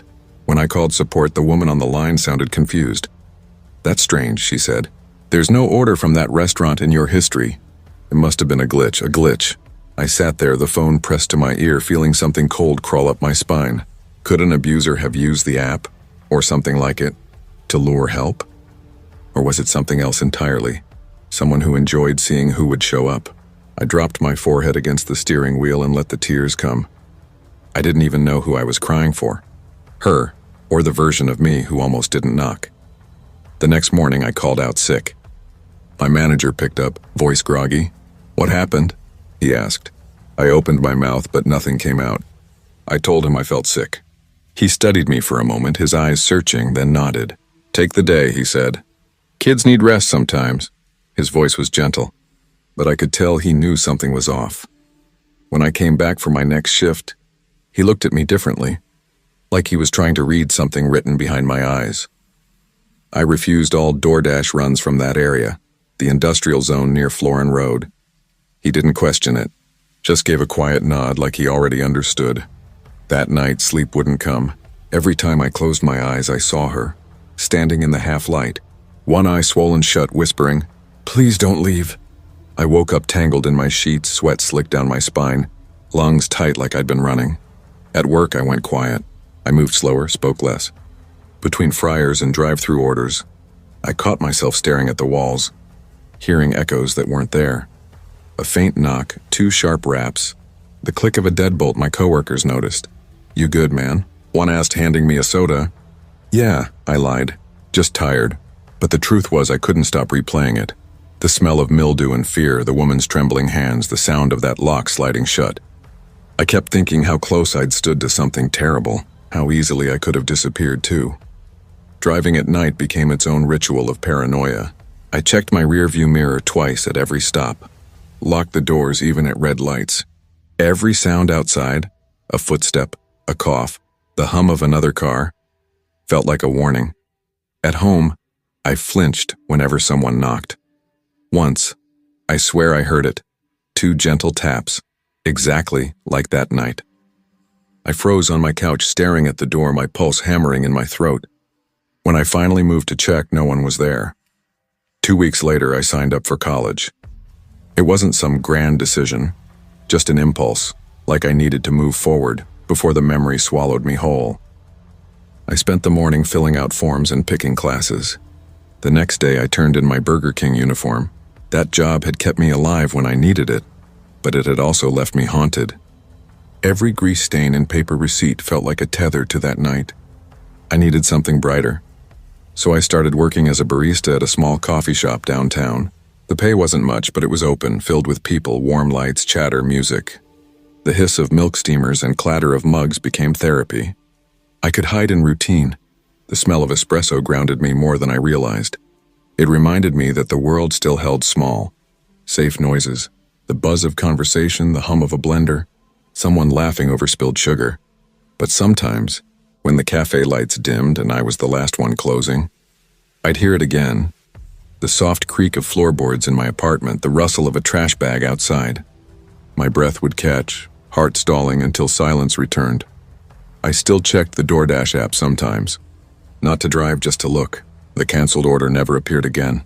No record, no name, no address. It was like it had been erased, or never existed at all. I thought about what might have happened if I hadn't gone. Maybe that woman would still be trapped there. Maybe no one would have found her until it was too late. And maybe, just maybe, I would have been the one in need of saving. I used to think delivering food was just a job, easy, forgettable. But that night I realized I hadn't just delivered dinner, I'd delivered someone a chance. The memory still scratches at me, like an old wound that never fully closes. I've passed every college exam since, logged over 100 hours behind the espresso bar, started sleeping through most nights. But sometimes, when I drive past Florin Road and catch a glimpse of the Burger King sign glowing in the dark, my pulse quickens.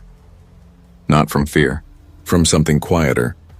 Respect fear keeps you running. Respect keeps you alive. I'm still cautious. My car doors stay locked.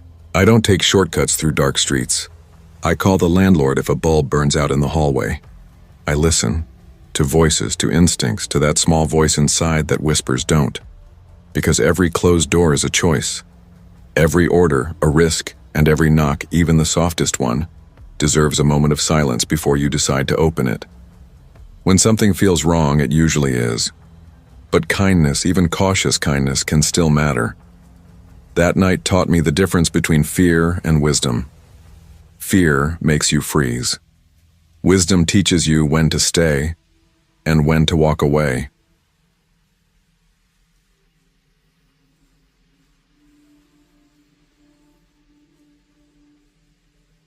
You never really know how much a person can fall apart until you're the one trying to piece yourself back together from nothing. For me, it didn't happen all at once. It was a slow unraveling. A toxic engagement I couldn't fix, a lease I couldn't afford, nights spent curled up in the backseat of my car, breath fogging the windows, clutching a duffel bag full of clothes and a phone charger that only worked if I bent it at the perfect angle. That's what Pittsburgh became to me in the end. A graveyard of half-finished plans and words I wished I could take back. So I left, packed the little I had and drove west until the gas gauge kissed empty, and the streetlights looked strange enough that I could pretend I was someone else. Cincinnati wasn't paradise, but it had a heartbeat. I found work at a Burger King on Main Street night shift, smack in the middle of downtown. It wasn't glamorous. It barely felt safe, but it was steady. Enough to cover rent for a one-bedroom in Over the Rhine where the floors creaked and the ceiling leaked brown water stains like ghosts of old storms. It was the kind of apartment that didn't care who you were as long as you had cash. I kept to myself.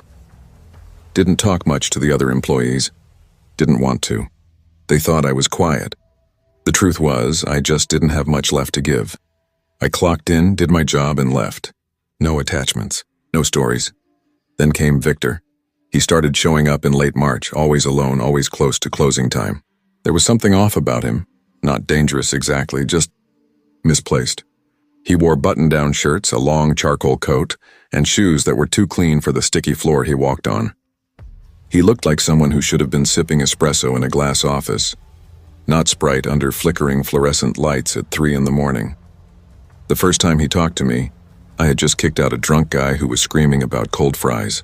I'd kept my voice calm, firm. No scene, no yelling, just enough authority to make him leave. When the door shut, Victor stepped up to the counter and said, "You're good at calming people down." That's rare. I remember blinking at him, unsure how to respond. "Thanks," I muttered. Gave a tired half smile. That was all. But somehow the moment stuck. He came back. Not every night, but often enough, 2, maybe 3 times a week. Always quiet, always watching. He'd sit in the corner, scrolling on his phone, sometimes writing in a small black notebook. I tried not to notice, but his eyes always found me. He didn't look at the others, just me. When he did talk, his compliments came out too measured, too studied. "You've got a quiet strength," he'd say one night. "I like how you move, deliberate, not like the others." At first, I brushed it off. Maybe he was lonely. Maybe I reminded him of someone. God knows I was lonely too, but there was something about the way he said those things, like he'd been rehearsing them. Then one night, around 2:30 in the morning, he walked through the back door. No buzzer, no knock, just stepped inside like he belonged there. "You left it open," he said, like we were roommates. Thought I'd help close up. I froze. My skin prickled, the air turning thin in my chest. "You can't be back here," I managed.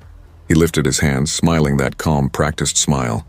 "Relax, I used to work jobs like this too. I know how it feels. Invisible until someone needs you." Then he placed something on the prep table, a candy bar neatly wrapped. "For you," he said softly. No tricks. I didn't touch it, just stared. After that night, I started checking every lock twice, sometimes 3 times. Changed my walking route home. Avoided the bus. Tried to convince myself I was just being paranoid. It didn't work. A week later, I found a note taped to my locker. "You're not alone. I see you. Nobody saw who left it." The break room cameras had been dead for months, water damaged after a leak we never fixed. When I showed the note to Heather, my manager, she frowned and said, "I'll keep an eye out. Maybe it's that guy." But she was always too busy covering shifts or dealing with supply issues to actually do anything. Between the turnover and the chaos, no one cared about a maybe stalker with 2 clean shoes and a habit of leaving candy bars. That Friday, I was scheduled for a solo shift, midnight to 3 a.m. Heather called out sick, and our last cook had quit 3 days earlier. The store was technically closed, but I still had closing duties: trash, floors, fryers. The building felt hollow with the lobby lights off. The hum of the refrigerator was the only sound. At 12:40, the drive-through headset crackled. 2 cheeseburgers, no pickle. Just like you like them. My heart stopped. I hadn't told anyone how I liked my food. Not in weeks. Not to a single soul. I froze, listening. Nothing but static crackled in my headset now. I pulled it off slowly, every nerve screaming, and edged toward the front window. The parking lot outside was empty. No car, no movement. Just that one busted street lamp flickering like it couldn't decide whether to die or keep fighting. The silence pressed down on me. Then click. The staff bathroom door on the far side of the kitchen creaked open. My stomach dropped. I hadn't touched that door all night. I gripped the mop handle tighter and inched forward, heart pounding so hard it made my ribs ache. Then he stepped out. Victor. He looked wrong, his face slick with sweat, hair plastered to his forehead, eyes too bright under the kitchen's buzzing light, and he was smiling like this was a friendly surprise. "I missed our talks," he said casually, voice calm, almost gentle. I didn't answer. Just backed toward the supply closet, keeping the mop between us. "You left the back open again," he went on, tilting his head, that faint note of disappointment in his tone. "Maybe on purpose. Maybe you wanted me to come back." Something inside me snapped. I lunged, shoving the mop at his chest, and bolted.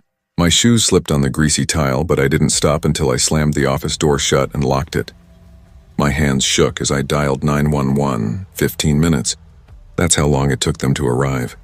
15 minutes of sitting there, breath ragged, eyes on the handle, waiting for it to turn. When the cops finally showed, Victor was gone. No sign of forced entry. No fingerprints.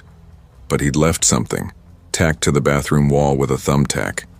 A laminated photo of me from high school, smiling in a yearbook I hadn't seen in years. How he got it, I still don't know. That night cracked something inside me. The next morning I quit. Heather didn't ask questions. She just pressed my last paycheck into my hand, eyes avoiding mine. "Good luck," she said softly. I moved out of my apartment within a week. Changed my number. Deleted everything, social media, old emails, the scraps of life I'd built. But sleep never came easy again. Eventually I found work at a 24-hour cafe on the other side of town.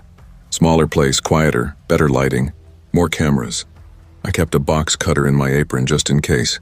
I started drinking black coffee by the pot, staying wired, alert. Sometimes I'd tell myself it was over, that Victor was gone. But the truth lived in the back of my skull like static. You don't come back from something like that untouched. Victor didn't want money, or even revenge. He wanted something I couldn't name, presence, to be seen, to belong somewhere, even if that meant worming his way into my fear. The worst part? He wanted me to know he saw me first. 6 months passed. I was starting to breathe again. Almost. Then, one night, 3:11 a.m., a man walked into the cafe. He ordered a black coffee. No cream, paid in cash, sat by the window, hands wrapped around the cup like it was the only warm thing in the world. He didn't blink once. I rang him up, slid the receipt across the counter, and tried not to stare. When I picked it back up later, the paper was still warm. Under the tip line, 5 words were written in neat, deliberate handwriting. "Still see you." Still watching. I didn't scream, didn't call the cops. I just stood there, eyes fixed on the man in the window seat, trying to decide if it was him, or just my fear giving someone else his face. He wore a gray hoodie this time, no coat. Thinner, almost sick-looking, but the way he held that cup with both hands like before froze me. I walked to the break room, typed out a quick text to my manager. "Family emergency. Have to go." Then I left out the back door, crossed the street, and caught the next bus out of the city. I didn't go home that night. I spent the next week crashing on a coworker's couch, flinching at every sound, every passing car outside their window. When I finally went back to my apartment, I didn't turn the lights on. I just sat in the dark, waiting to see if he'd knock. You think when someone disappears, it's over. But the worst ones, they don't want to hurt you once. They want to live inside your life. They want to shape your decisions, your silences. I don't know how he found me again. Burner phones leave no trail. Maybe he never left. Maybe he watches other people too, people like me. Or maybe I've been carrying his ghost since Pittsburgh, dragging it across every new city like a shadow I can't shake. I moved again. South this time, smaller city, daylight shifts only. No social media, no night work, no trace. Now I open a hardware store at dawn. The pay's lousy, but it's quiet, predictable. My studio apartment sits above a florist, smells like lilies all the time. Peaceful, almost too peaceful. But sometimes I still wake up at exactly 3:11 a.m. My body just knows. Like it's bracing. I don't tell this story for sympathy. I tell it because people think monsters look like monsters. They don't. They look like calm men in clean coats. They smile. They compliment your strengths. They leave gifts you didn't ask for. And sometimes they already know where you'll be before you do. So I stay alert. I trust my gut now. I trust silence less. I check the locks 3 times, always 3. Not because I'm scared anymore, but because fear taught me what to notice. Not every threat announces itself. Sometimes the most dangerous people don't chase you. They wait, they watch, and they wear the face of someone who just wants to help.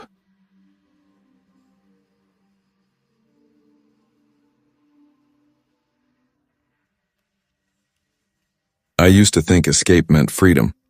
When I left Derek, I imagined the edges of Spokane would feel like safety, like air I could finally breathe. The cheap apartment, the hiss of fryers at Burger King, the rhythm of drive-through orders.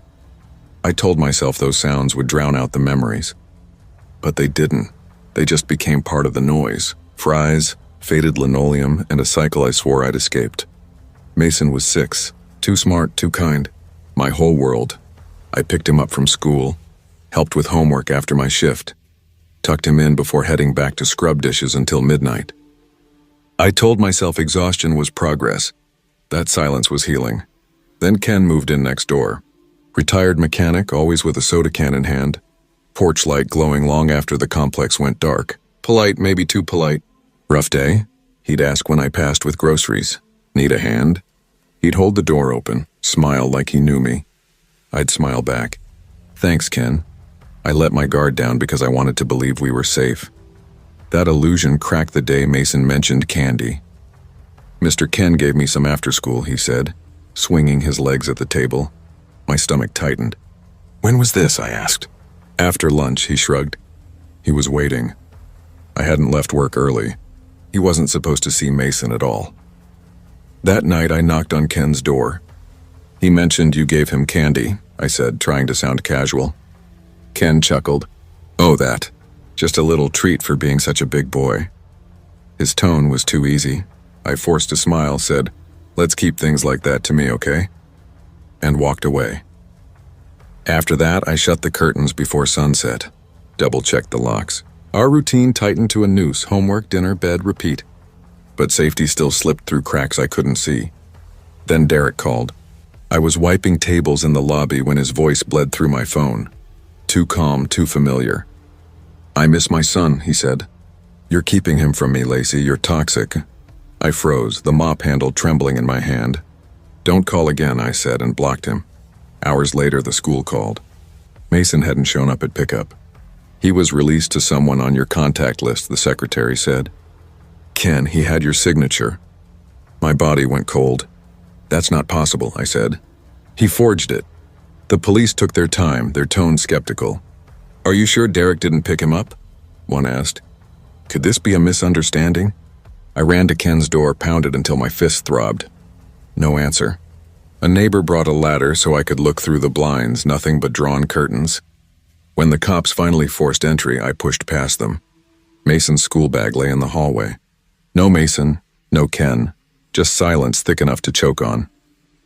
I called everyone I could think of. Co-workers, babysitters, old friends. Each unanswered ring tightened something inside me until I could barely breathe. When the Amber Alert went out that night, the street filled with reporters and flashing lights.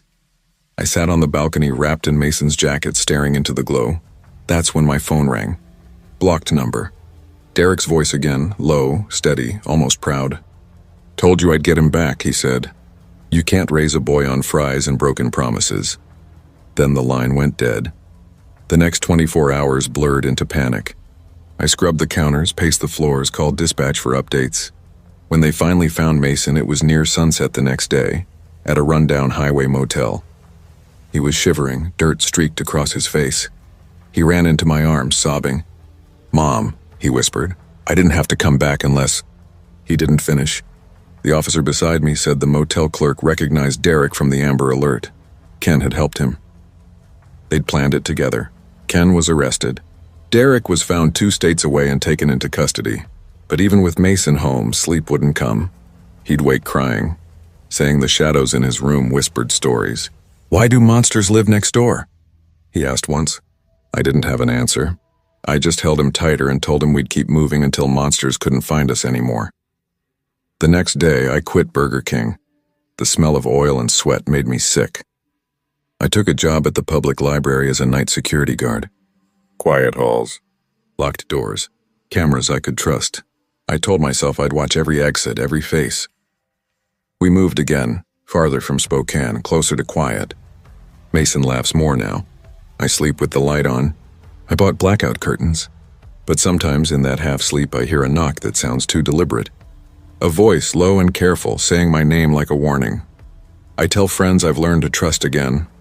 I tell Mason we're safe. But I know better. Some lessons don't end with arrests or relocations. Some scars live under your skin, pulsing with memory. Monsters don't always hide under beds. Sometimes they stand on porches, smile politely, and ask about your kid's day. They live behind thin walls, wear friendly faces, and speak softly enough to sound safe. Real safety isn't found in walls or routines. It's in instincts. In knowing when to listen to the small voice inside you, screaming that something's wrong. Because sometimes love means staying scared, staying alert, and never forgetting what danger looks like when it smiles. I've spent my whole life being 2 people, the one everyone overlooks and the one holding everything together. My name's Lacey, I'm 41, single, living in a rundown duplex in South Memphis with my younger brother, who has cerebral palsy and seizures. Mama used to say I was born responsible. Maybe that's true. I've been keeping things from breaking since before I could drive. I work 2 jobs, days at Burger King on 3rd Street, nights cleaning offices downtown. Been patching life together with duct tape and prayer for as long as I can remember. This is the story of the summer it all came undone, and the strange kind of peace that followed. The air conditioner at the 3rd Street Burger King had been broken off and on since May. By late June, the place felt like a furnace. The smell of grease clung to you, your skin, your clothes, even your breath after brushing your teeth. It got into your bones, and no matter how much soap you used, it never really left. The managers liked to say the job was easy, but only if you were 19, pretty, and fine with customers flirting just to get extra napkins. Me, I just worked. Cheryl, my manager, never hid who she favored. I wasn't one of them, too quiet, too slow, too tired. I stayed late to clean the fryer after everyone clocked out, hauled boxes in 90-degree heat because no one else would, and covered every shift no one wanted. On the schedule, I was reliable. In real life, that meant invisible. Then came the corporate audit. Cheryl panicked. She started repainting walls, forging customer surveys, and cutting hours for anyone over 30. The young, camera-ready girls got the best shifts, the ones Cheryl could flirt and gossip with. I begged her not to cut mine. My brother's meds are out, I said. Rent's due in 2 weeks. She smiled, sharp, mean. You want to keep your hours? She asked. Try smiling more when customers complain. Maybe lose that limp while you're at it. You look slow on camera. I just nodded. My knee had been bad for years, a fall while scrubbing stairs without a railing. That limp wasn't going anywhere, and no amount of smiling could hide it. The next morning, Travis showed up, a fresh-faced corporate trainee straight out of business school. Neat haircut, pressed khakis that had never met fryer grease. Here to observe operations, he said with a grin and a clipboard. He shadowed me all day, watched how I swept, how I wiped counters, how I filled the drink machine. Your name tag's crooked, he said. Apron's off-brand standard. He even asked why I sighed after every mop run. It was 100 degrees in the kitchen. The mop water looked like tar. I hadn't slept in 2 days. Still, I said, just tired. Long week. During the lunch rush, I was juggling 3 orders, sweat dripping down my spine, when I heard him tell Cheryl, loud enough for everyone, "We need someone younger up front. Fast food's visual now." That sentence hit harder than I expected. I didn't say a word. I just finished my shift, wiped down the counters, and sat in the stockroom afterward, trembling, not from anger, but from exhaustion that went all the way to my bones. The next morning, while bagging breakfast orders, I missed 6 calls. My brother had a seizure. By the time I got home, the ambulance was gone. He's stable, the neighbor said. Scared, but stable. I sat by his bed for 2 hours, holding his hand while he slept, whispering that I'd be right back. Then I went to work. I was late. Cheryl didn't ask why. She just handed me a folded paper. 3 strikes, she said flatly. You're done. I didn't argue, didn't beg, just handed over my visor and walked out into the heat. The sun bounced off the concrete, glaring hard enough to blind you. That's when I saw it. The white sedan Travis drove, idling in the disabled spot. Engine running. Windows sealed. I pictured him inside sipping iced coffee, typing performance notes about Cheryl's leadership, while the rest of us melted in grease and sweat. Something in me snapped. Not anger, just finality. I crossed the street to the payday loan office. The woman behind the glass had bubblegum pink nails and a smile that didn't reach her eyes. How much you got left? She asked. 83, I said. She nodded, printed a check, and slid it under the glass. You want to roll it forward? No, I said. I'm done. And I meant it. I never went back to Burger King, never texted, never explained. I disappeared like grease down a drain. A week later, I heard Cheryl had been demoted. Corporate found her doctored time cards and fake surveys. One of the cashiers, barely 19, filed a report saying Travis made inappropriate remarks during training. He got reassigned quietly because corporate never admits its messes out loud. A friend from work called me after. Things are better now, she said. You should come back. I thanked her, but no. I'd already found something else. Nothing glamorous, just cleaning the bathrooms at the city bus station 3 nights a week. Cash pay, no boss breathing down my neck. I wore a gray janitor's jumpsuit and big headphones. Hummed while I worked. The sound of my own voice echoing in tile felt freer than anything had in years. A new Burger King cashier told someone later she saw me once at the station. Said I was cleaning the sinks, earbuds in, humming like I didn't have a care in the world. They asked if I looked sad, broken, tired. She looked peaceful, the girl said, like someone who finally stopped pretending. And she was right. I don't walk with pride exactly, but I walk lighter now. The limp's still there, but I don't hide it. I take care of my brother. I pay bills on time. I scrub tiles and whistle, no one hovering or judging. There's a kind of strength in quiet work, in knowing your worth even when no one claps for you. The world doesn't hand out applause for surviving, but sometimes the strongest thing you can do is leave, not with a bang, but with your head high and your heart still intact. Don't wait for someone to make things better. Sometimes you just have to walk away, softly, steadily, until the noise fades and the air finally feels clean.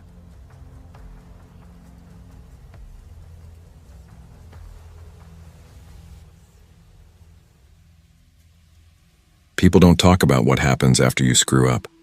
Not the headline stuff, the DUIs, the mugshots, but the slow bleed that follows.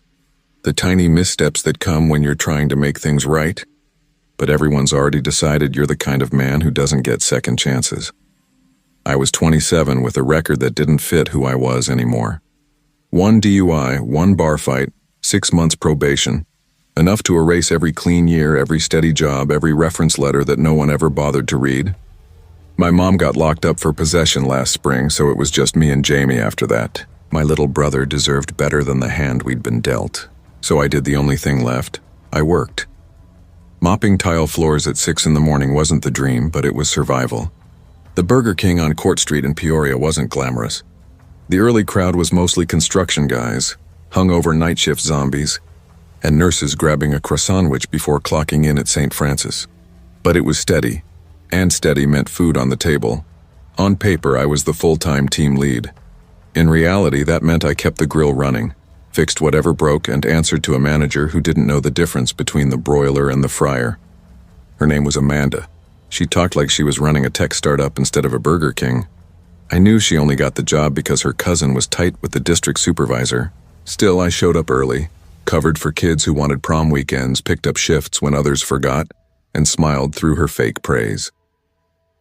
I didn't drink, didn't use, kept my PO off my back. Most importantly, I kept Jamie fed, dressed, and in school. For a while, that was enough. Then the fryer fire happened.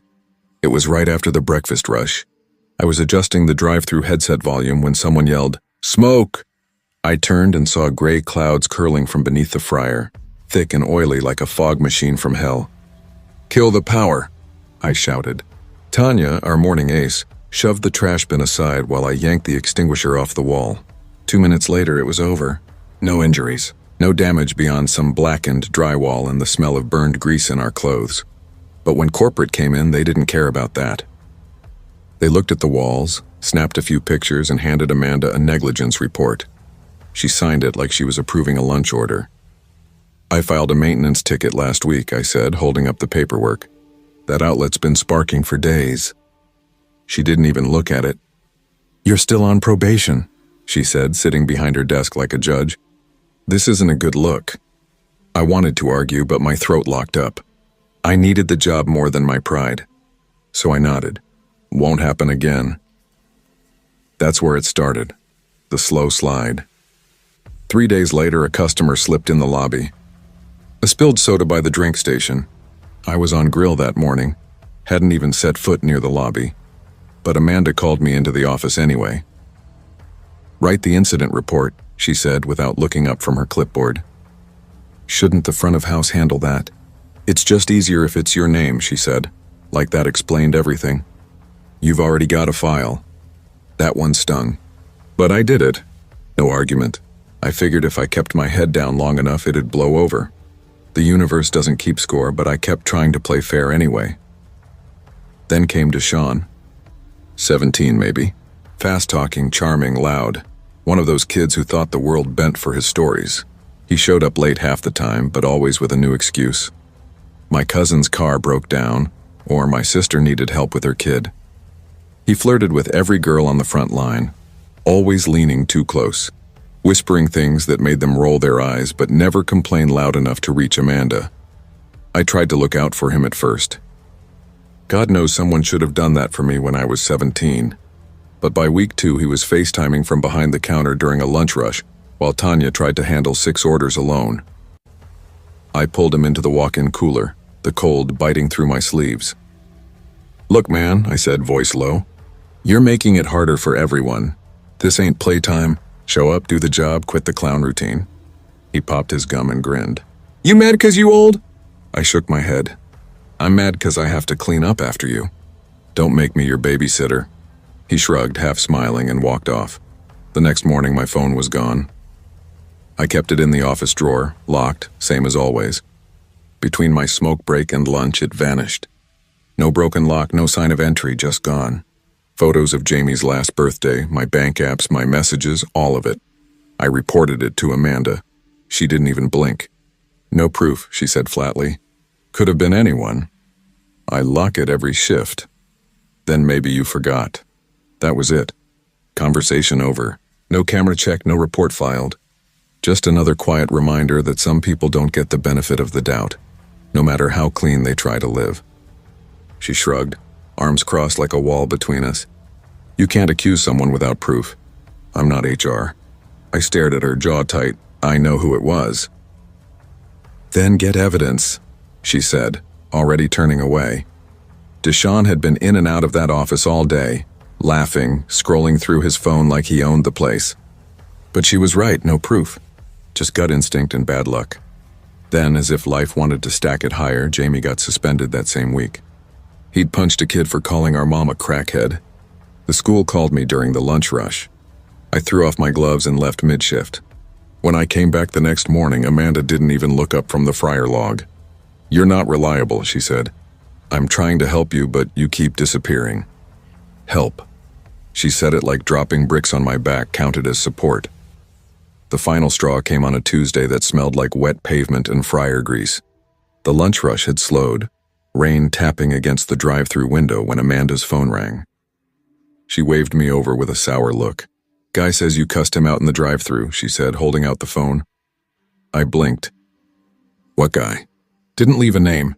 Said you called him a dumbass through the headset." I almost laughed. "Come on, you really think I'd do that?" Her mouth thinned into a line.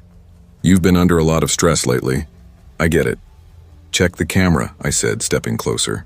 "You'll see it wasn't me." She shook her head. "The file corrupted during the last upload. It's not worth fighting over one complaint." My stomach went hollow. "So what, this is it?"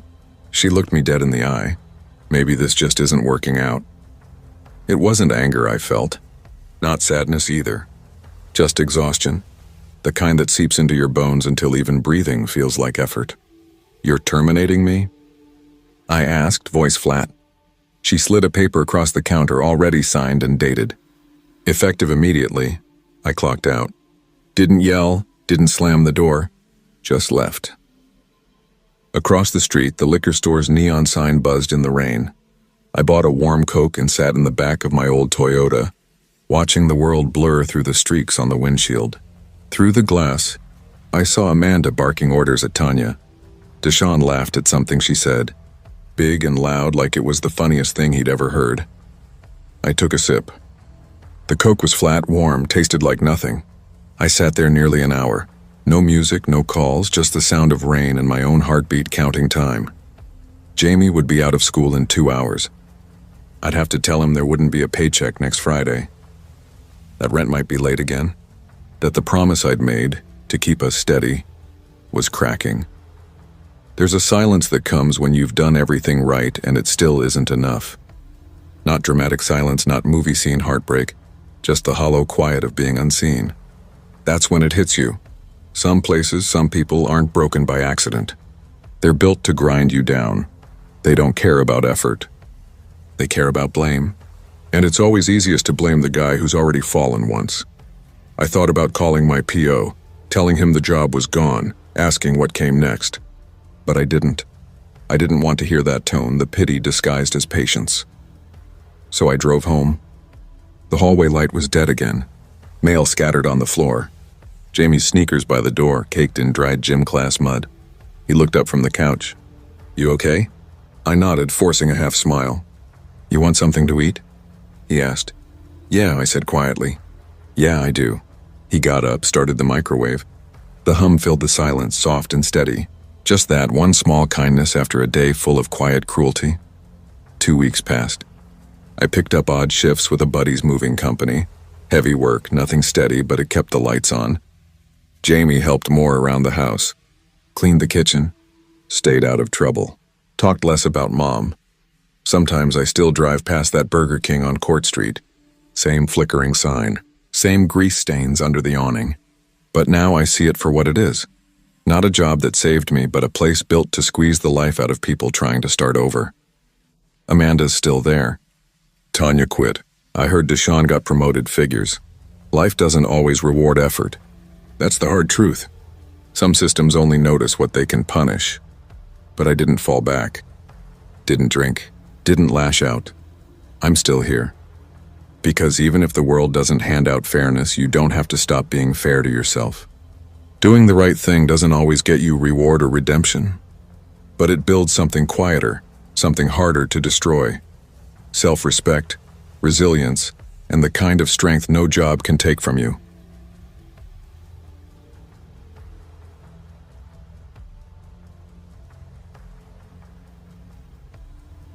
People always expect a horror story to come with something loud. Sirens, screaming, headlines, maybe even a body count. Mine's quieter than that. No blood, no chase, no one caught in the act. Just a cold Tuesday in Montana, a plastic tunnel slide, and the wrong kind of smile. I was 9 that winter. My parents had split when I was 7, and I only saw my dad every other weekend, if that. He wasn't the type to remember birthdays or school nights. But that day he showed up at school for pickup with his work truck idling out front and a promise. Burger King, just the 2 of us.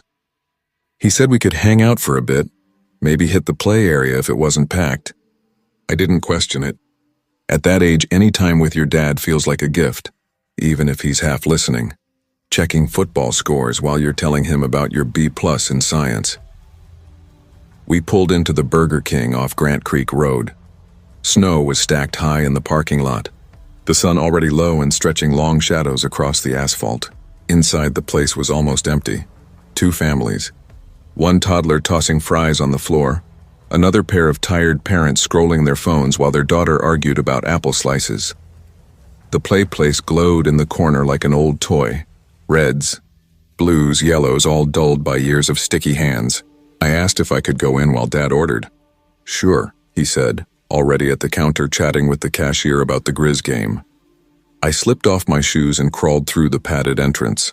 It smelled like feet and dried ketchup, but to me it was still a castle. That's when I saw her. She was sitting cross-legged near the tunnel slide.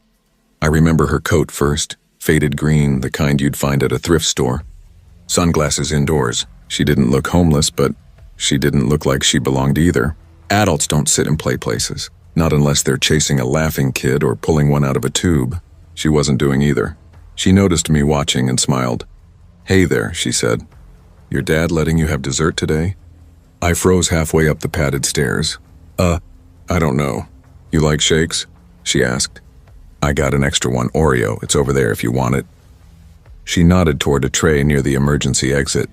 I hadn't noticed it before. I didn't move. Something about the way she said it didn't feel right. The whole thing felt like a trap I couldn't explain, but instinctively distrusted. Still, she kept smiling. "I can walk you back to your dad if you're nervous," she said, starting to get up. That's when my legs took over. I ran. I bolted out of the play area, socks slipping on tile as I scrambled toward the counter. I grabbed my dad's jacket and yanked hard, breathless and wide-eyed. He looked down. "What? There's a lady," I gasped. "In the play place. She said I could have a milkshake. She's just sitting there." He frowned like I'd interrupted something more important. "What are you talking about?" I pointed behind us. She said she had an Oreo shake for me, but she wasn't with anyone. Dad turned slowly, scanning the dining room, then the play zone. But by the time his eyes reached it, the woman was gone. The coat, the sunglasses, the tray, Gone. He looked back at me. You sure? Yes, I said, heart pounding. She was right there. One of the workers leaned over the counter. Everything okay? Dad waved him off. Just some weird lady, maybe. Thought she was offering him food or something. He turned to me. She probably just left. She said she'd walk me back to you, I whispered. She knew I wasn't with her. She was inside the play place. Dad shifted, uncomfortable, not scared, just irritated. Well, she's gone now, come on. Let's eat and go home. We sat in a booth near the window. My nuggets were too hot and I barely touched them. I kept looking at the glass, half expecting to see that green coat passing by. But there was nothing. No cars leaving, no footprints in the fresh snowbank outside. Just the reflection of the play place in the glass behind me, and the faint hum of the heater filling the silence. She was just gone. After a few minutes, Dad got up and asked to talk to the manager. A woman in a red polo came over, wiping her hands on a napkin as he explained what happened. When he asked about the cameras, she sighed. The ones facing the play area haven't worked in a while, she said. Maintenance was supposed to replace the wiring. I'm really sorry, sir. We've never had any issues like that before. That was it. We finished the meal in silence. I didn't ask to go back into the play place, and Dad didn't suggest it. We drove home with the heater hissing against the cold, neither of us talking. When he dropped me off at Mom's, he told her in vague terms, some lady creeping around, then gone. That night, I couldn't sleep. I didn't know the word for it then, but I felt watched. Not just earlier now, like something had noticed me and wasn't done yet. Weeks passed and the memory faded, softening like a half-remembered dream. Then one morning my school counselor handed out flyers. That's when everything snapped back into focus. It was one of those bright-colored safety sheets with a cartoon cop and bold letters about stranger danger. But my eyes locked on the small paragraph underneath. Multiple attempted abductions. Children around my age, under 10, public places, rest stops, fast food restaurants, no suspects caught. My stomach dropped. My fingers clenched the paper until it tore. That night, I tried to tell my mom. I said something like, I think that lady at Burger King was one of them. But it came out uncertain, like I wasn't sure. She gave me a worried look. Maybe she was just weird, honey. Not everyone who acts strange wants to hurt someone. I wanted to argue, to tell her how wrong she was, but I didn't. I went to my room instead. I kept the flyer in my backpack for months, folded behind my math folder. Every so often, I'd take it out and stare at that cartoon cop like he owed me an explanation. I never saw her again, but I started noticing things. Adults who watched too long at the park, cars idling near the school gate without picking anyone up, people who stood too long inside gas stations without buying a thing. Even at 9, I could feel it. Some people moved differently, not like movie villains, just off, like shadows that didn't belong. Years went by. The memory stayed. I didn't tell anyone else until I was 20, sitting in a therapist's office in college. I was struggling with anxiety, crowds, noise, small talk. I avoided diners, fast food joints, anywhere that smelled like fryer oil. That smell made my chest tighten. My therapist listened quietly. When I finished, she said, trauma can hide in small moments, things that don't seem big at the time, but carry weight because of what could have happened, the what-ifs. Then she asked something I still can't shake. What do you think would have happened if she'd reached you before you ran? I didn't answer. I still can't. That's what claws at me. The not knowing. Last year, I drove past that same Burger King while visiting family in Missoula. It looked the same. Beige siding, same awkward spot by the car wash. But the play place was gone, replaced with extra tables and a TV. I parked for a while, watching people go in and out. Parents, kids, teenagers grabbing fries after school. Normal. Completely normal. I didn't go inside. I still think about her. Not every day, but often. I wonder how many kids she tried that with. If someone didn't run. If anyone ever caught her. Or if she just moved on. To another town. Another fast food joint. Another cold Tuesday when no one was really watching. And sometimes, when I see a kid wander too far from their table, I tense up. Because I know how fast it can happen, how little it takes. Evil doesn't always wear a mask. Sometimes it smiles. Sometimes it offers a milkshake. And sometimes it just walks away. without ever being caught. The lesson I learned that night is simple, but it cuts deep. Trust your gut. No matter your age, no matter how harmless something looks, if it feels wrong, it probably is. And acting on instinct, even if it embarrasses you, might be the reason you get to grow up.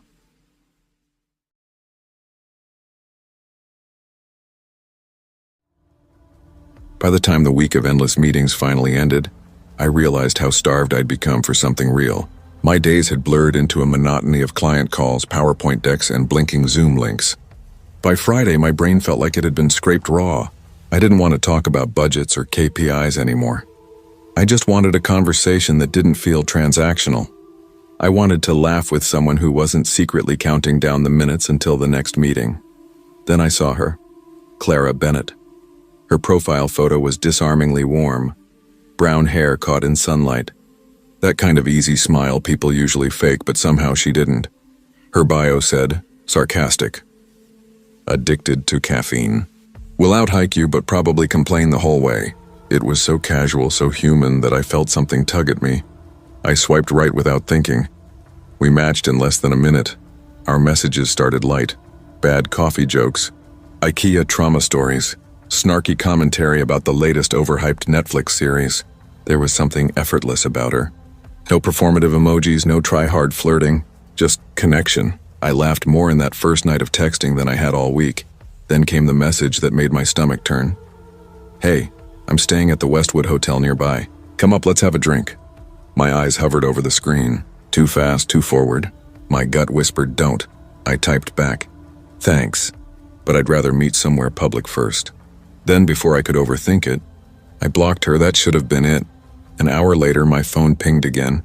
Another account, same name, same photo, don't be shy. Just one drink, I promise. My heart kicked up. I laughed out loud, but it came out shaky. Maybe it was a prank. Someone from work? IT guy with too much free time? Curiosity won out over sense. I made a throwaway account and called her, half to prove it was fake, half to confront whoever it was. The video connected instantly. There she was, Clara, smiling in a hotel lobby. The Westwood lobby. Background perfectly matching the photo she'd sent. She waved. Ethan, didn't think you'd check. Her tone was playful, ordinary, but something about the way she said my name, the confidence, the ease, made my chest go cold. I ended the call. No words, just pure panic. I deleted every account, shut my laptop, and sat in silence for a long time, listening to my own breathing. I told myself it was over, just a weird glitch in the algorithm of loneliness, but the pit in my stomach never really left. 2 months passed. I thought I was safe.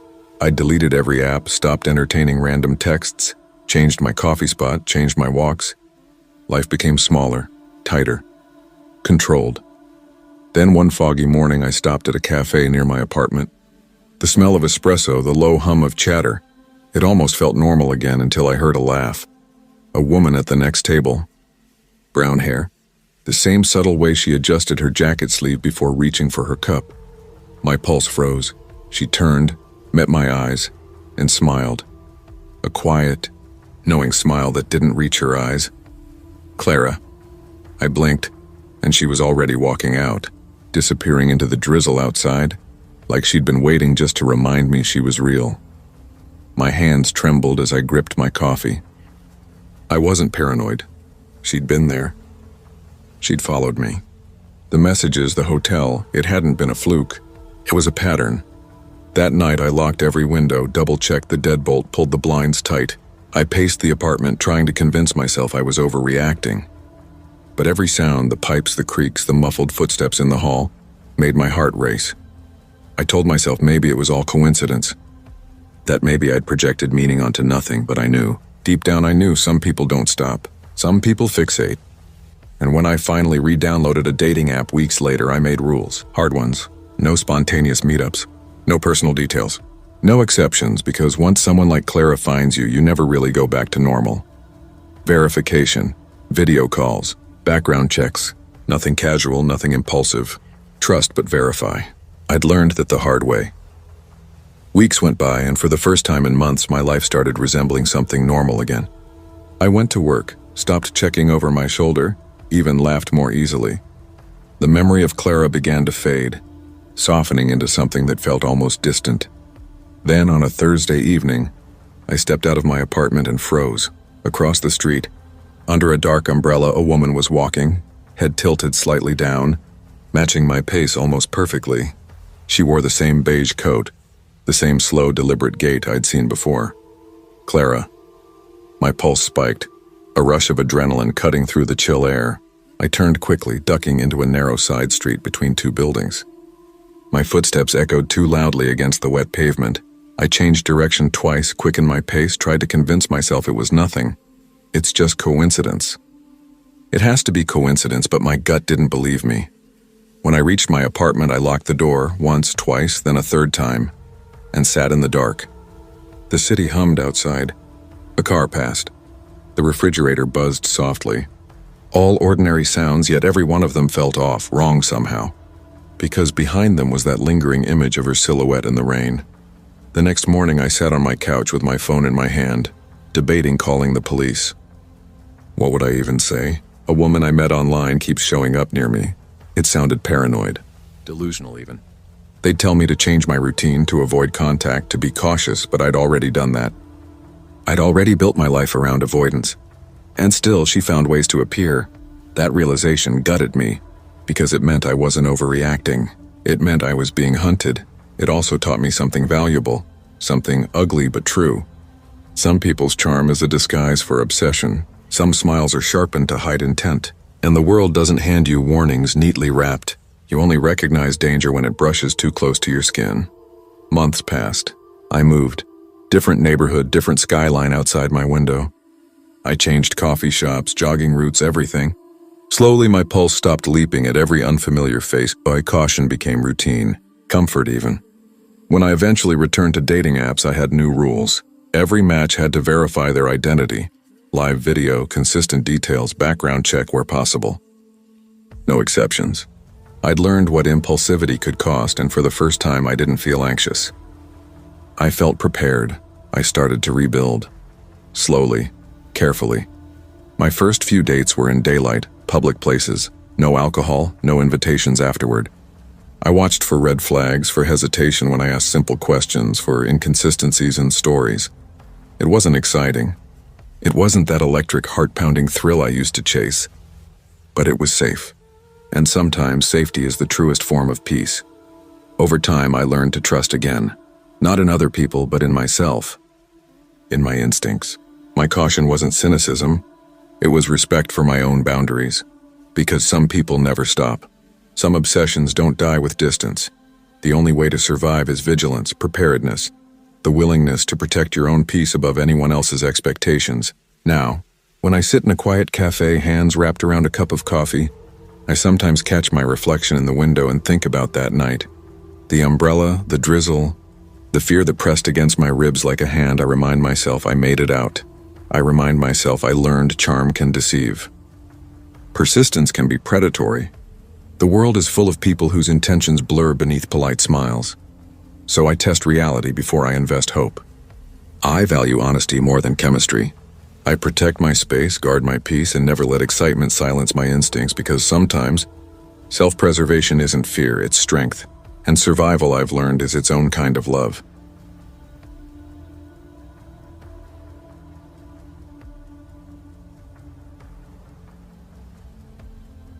I never thought I'd let myself hope again. Not after the years of heartbreak, the endless parade of half-hearted men and hollow promises, the nights I'd scroll through dating apps until my thumb ached, convincing myself that maybe, just maybe, one of them might actually mean what they said. But morning always came, and I'd wake up realizing I'd poured my heart into someone who wouldn't have noticed if I vanished. I'd dated the charming liars, the emotionally distant types, the ones who turned affection into a performance. And every time I'd tell myself, this one will be different. When Logan Hart messaged me on Tinder, it felt like that old, dangerous flicker of hope trying to rise again. 2 weeks of messages that were thoughtful, funny, even a little shy. He talked about sailing and cooking, about craving something real. Not in that hollow, performative way, but in a way that made me want to believe him. No pressure, no games. Just conversation that felt easy. Normal. I picked Rossi's Bistro for our first date, a cozy Italian spot with amber lights from the sconces, soft jazz curling through the air, and the faint scent of garlic and wine that made the place feel like a warm secret. I arrived early, heart thudding, tugging at the hem of my blouse like a teenager trying to calm herself before prom. Then he walked in, Tall, clean-cut, with that slight nervous smile that made him seem safe somehow. "You look amazing," he said, pulling out my chair. I laughed lightly. Flattery before appetizers? Dangerous start? He grinned. "Guess I'm living on the edge tonight." The conversation flowed easily. He told me about restoring old boats on weekends, about how he found it peaceful. I talked about the art studio I ran with my sister, how the smell of turpentine and coffee had become my comfort. He listened, really listened, and I found myself laughing, leaning in, feeling the cautious thrill of connection again. For the first time in years, I thought, maybe this could be steady. Maybe I can trust someone again. Then his phone lit up. A name flashed across the screen. Gilda. I didn't see the message, but I saw his face change, just for a second.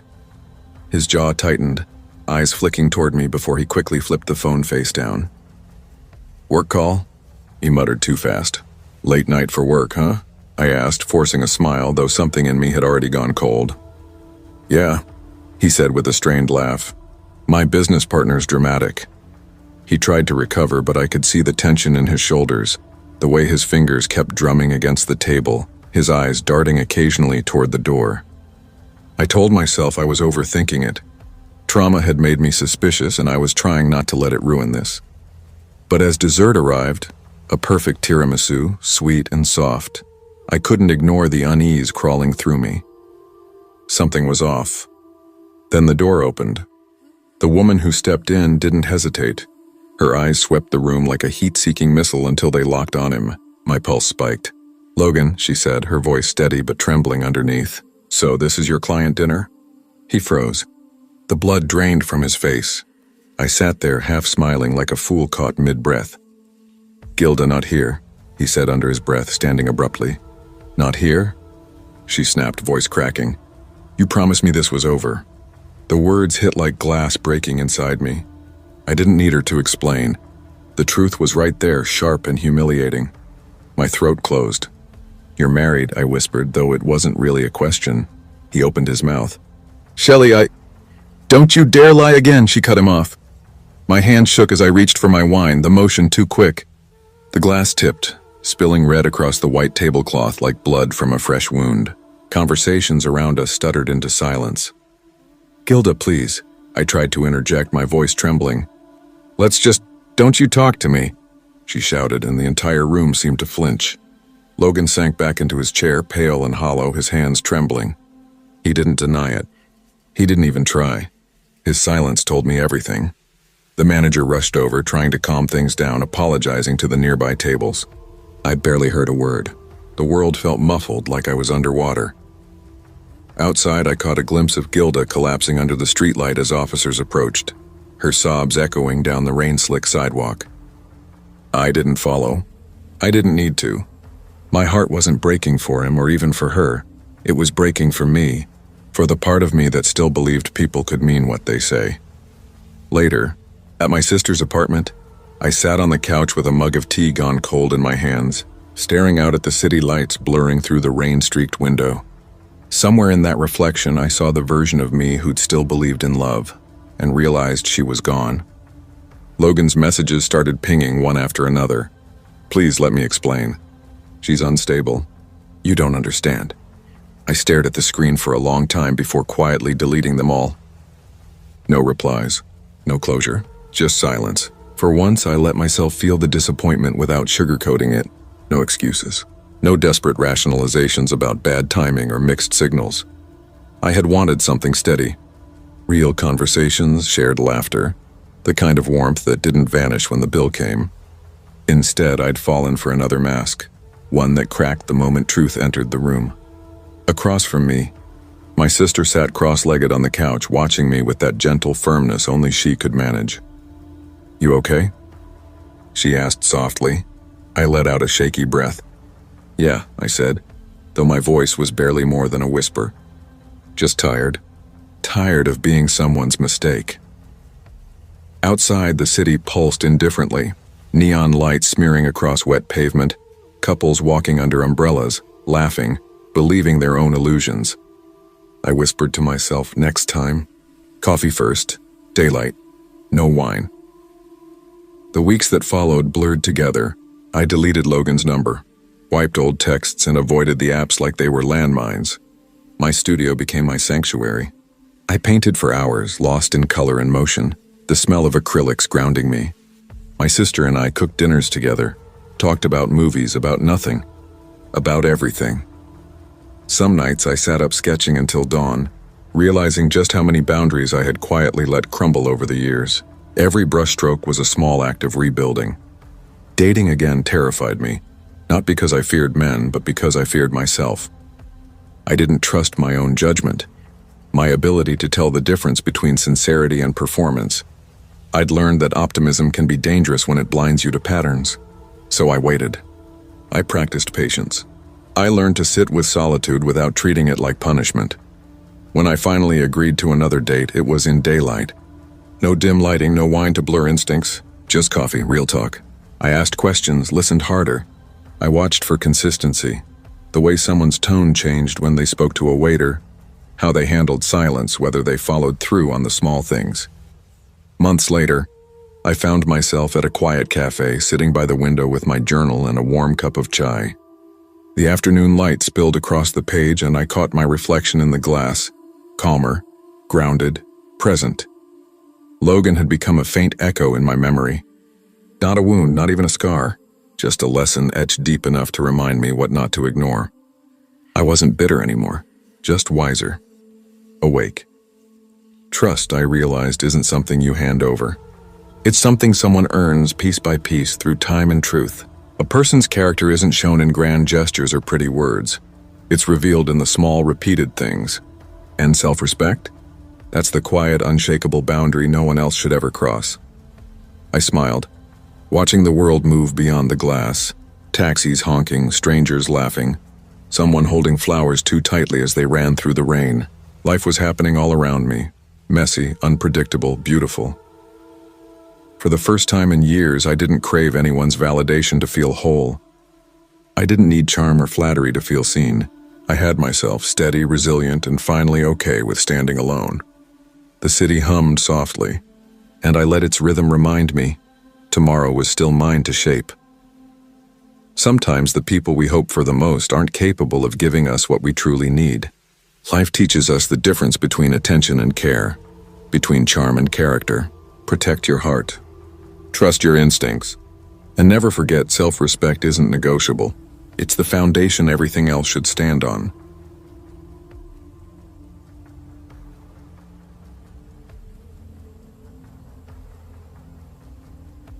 I used to think dating apps were like modern confession booths. You show up with your best smile, confess your loneliness, and hope someone forgives it with a match. That's how I met Teresa Quinn. My name's Lucas Hale, 38, freelance graphic designer, coffee addict, part-time optimist. After 2 years of pandemic video calls and half-hearted first dates, I told myself I'd give it one last try. Maybe this time would be different. Teresa's profile caught my eye because she didn't sound like everyone else.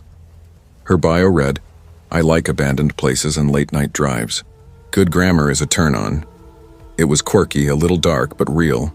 We messaged for a week before she agreed to meet. She used punctuation, actual punctuation, which felt like a miracle online. She asked about the kind of art I liked, my favorite films, even my go-to gas station snack. When I said, Red Bull and beef jerky, she laughed. "You have the diet of a sleep-deprived trucker," she texted. Her replies felt easy, natural, warm in a way that didn't feel rehearsed. We settled on a jazz bar on West Belmont. Cozy, dim, the kind of place where you can hear a saxophone over your own heartbeat.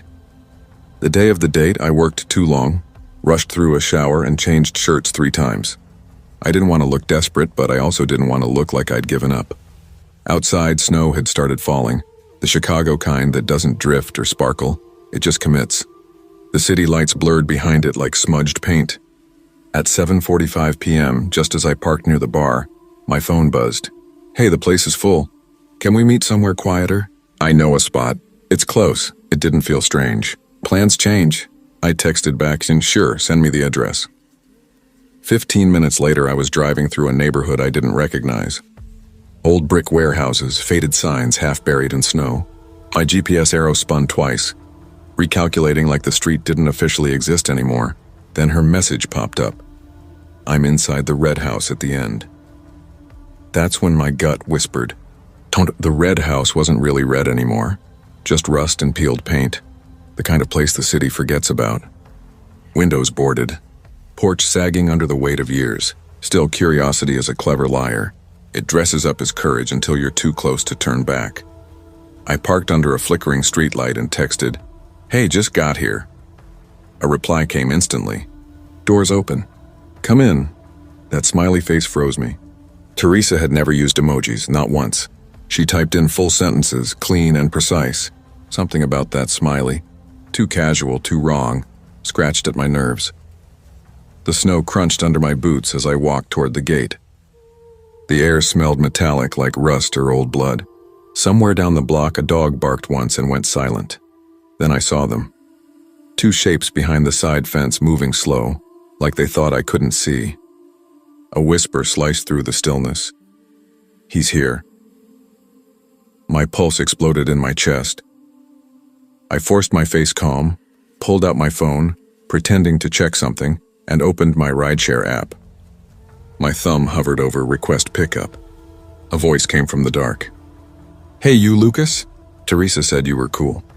I swallowed, forcing a weak laugh. "Yeah," she texted. "Said she's running late. I'll wait in the car." Silence. I turned, every nerve in my body on fire, and started walking back, steady, not too fast, not too slow. Running makes predators chase. The snow under my shoes sounded like cracking bones. When I reached my car, I slid in, locked the doors, and started the engine. The headlights sliced through the alley like a blade. The figure stepped back, melting into the shadows. I didn't breathe until I'd driven 3 blocks away. I pulled under the harsh white light of a gas station canopy and just sat there, gripping the wheel until the shaking in my hands eased. My phone glowed faintly in the dark. I opened Bumble. Our chat was still there, or I thought it was. The last message, the one with the smiley face, was gone. Deleted. Her profile picture too, the one with sunlight in her hair and that smirk that looked like a secret. Vanished. I stared at the empty chat bubble, my chest aching like I'd been punched straight through. At first I told myself maybe she'd unmatched me, embarrassed, second-guessing maybe she just got cold feet. But the logical part of me knew better. Someone else had been behind that profile, someone who knew how to sound like her. I drove straight to the nearest police station, heart still hammering like I hadn't truly escaped yet.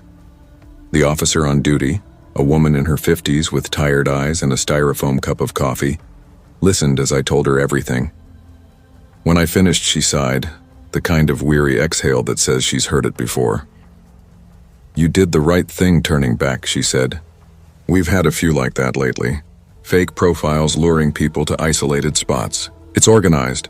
"Organized?" I asked. She nodded slowly. "We think small groups. Sometimes robberies, sometimes worse. People trust a pretty face on an app. You'd be surprised how many don't make it here to tell us." Her words followed me long after I left. Back at my hotel, I sat on the edge of the bed, still wearing the half-buttoned shirt I'd picked so carefully hours earlier. The fabric smelled faintly of cologne and nerves. I looked at my reflection in the dark TV screen, the blurred outline of a man who'd almost walked into a trap with open arms. All that effort, all that hope for a maybe. I poured myself a plastic cup of whiskey from the minibar and stared at the snow outside.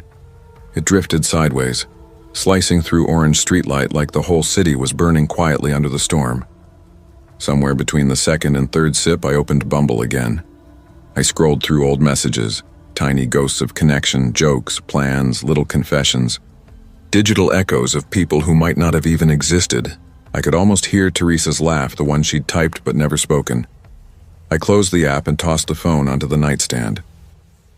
In the morning, I stuck a note to the bathroom mirror with a hotel pen and a yellow sticky pad. It said meet people, not profiles. It felt too simple, almost cliche, but maybe truth always sounds that way when it's too late. I left Chicago at dawn, heading south on I-55 with a burnt-tasting coffee and late-night radio static for company. The snow turned to sleet, then rain, then nothing at all. At a rest stop outside Bloomington, I sat in the car, thinking about how close I'd come to being another headline. Dating apps felt different now, like walking through a hall of mirrors, each reflection promising something real, but offering only another version of loneliness. Back home in Springfield, I told a few friends what had happened. Most said the same thing. You were lucky. I nodded, but it didn't feel like luck.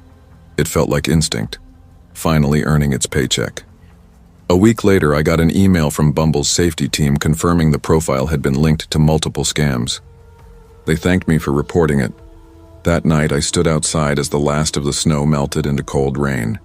The world looked small, shrunk down to screens and pixels, to typed words and half-truths. We chase connection, but sometimes the chase blinds us to danger. We forget that behind the glow of a screen, a person can be anyone, or no one at all. I still believe in love, I think. But now, I'd rather meet someone reaching for the same carton of milk at the grocery store than inside a chat bubble that can vanish in an instant. Because the red house at the end wasn't just a trap. It was a warning. Not every door you're invited to walk through deserves to be opened. In a world built on profiles and pixels, safety has to come before curiosity. Charm can be coded and danger can wear a friendly smile. Trust your instincts. They're the only part of you the internet can't impersonate. Meet people, not profiles.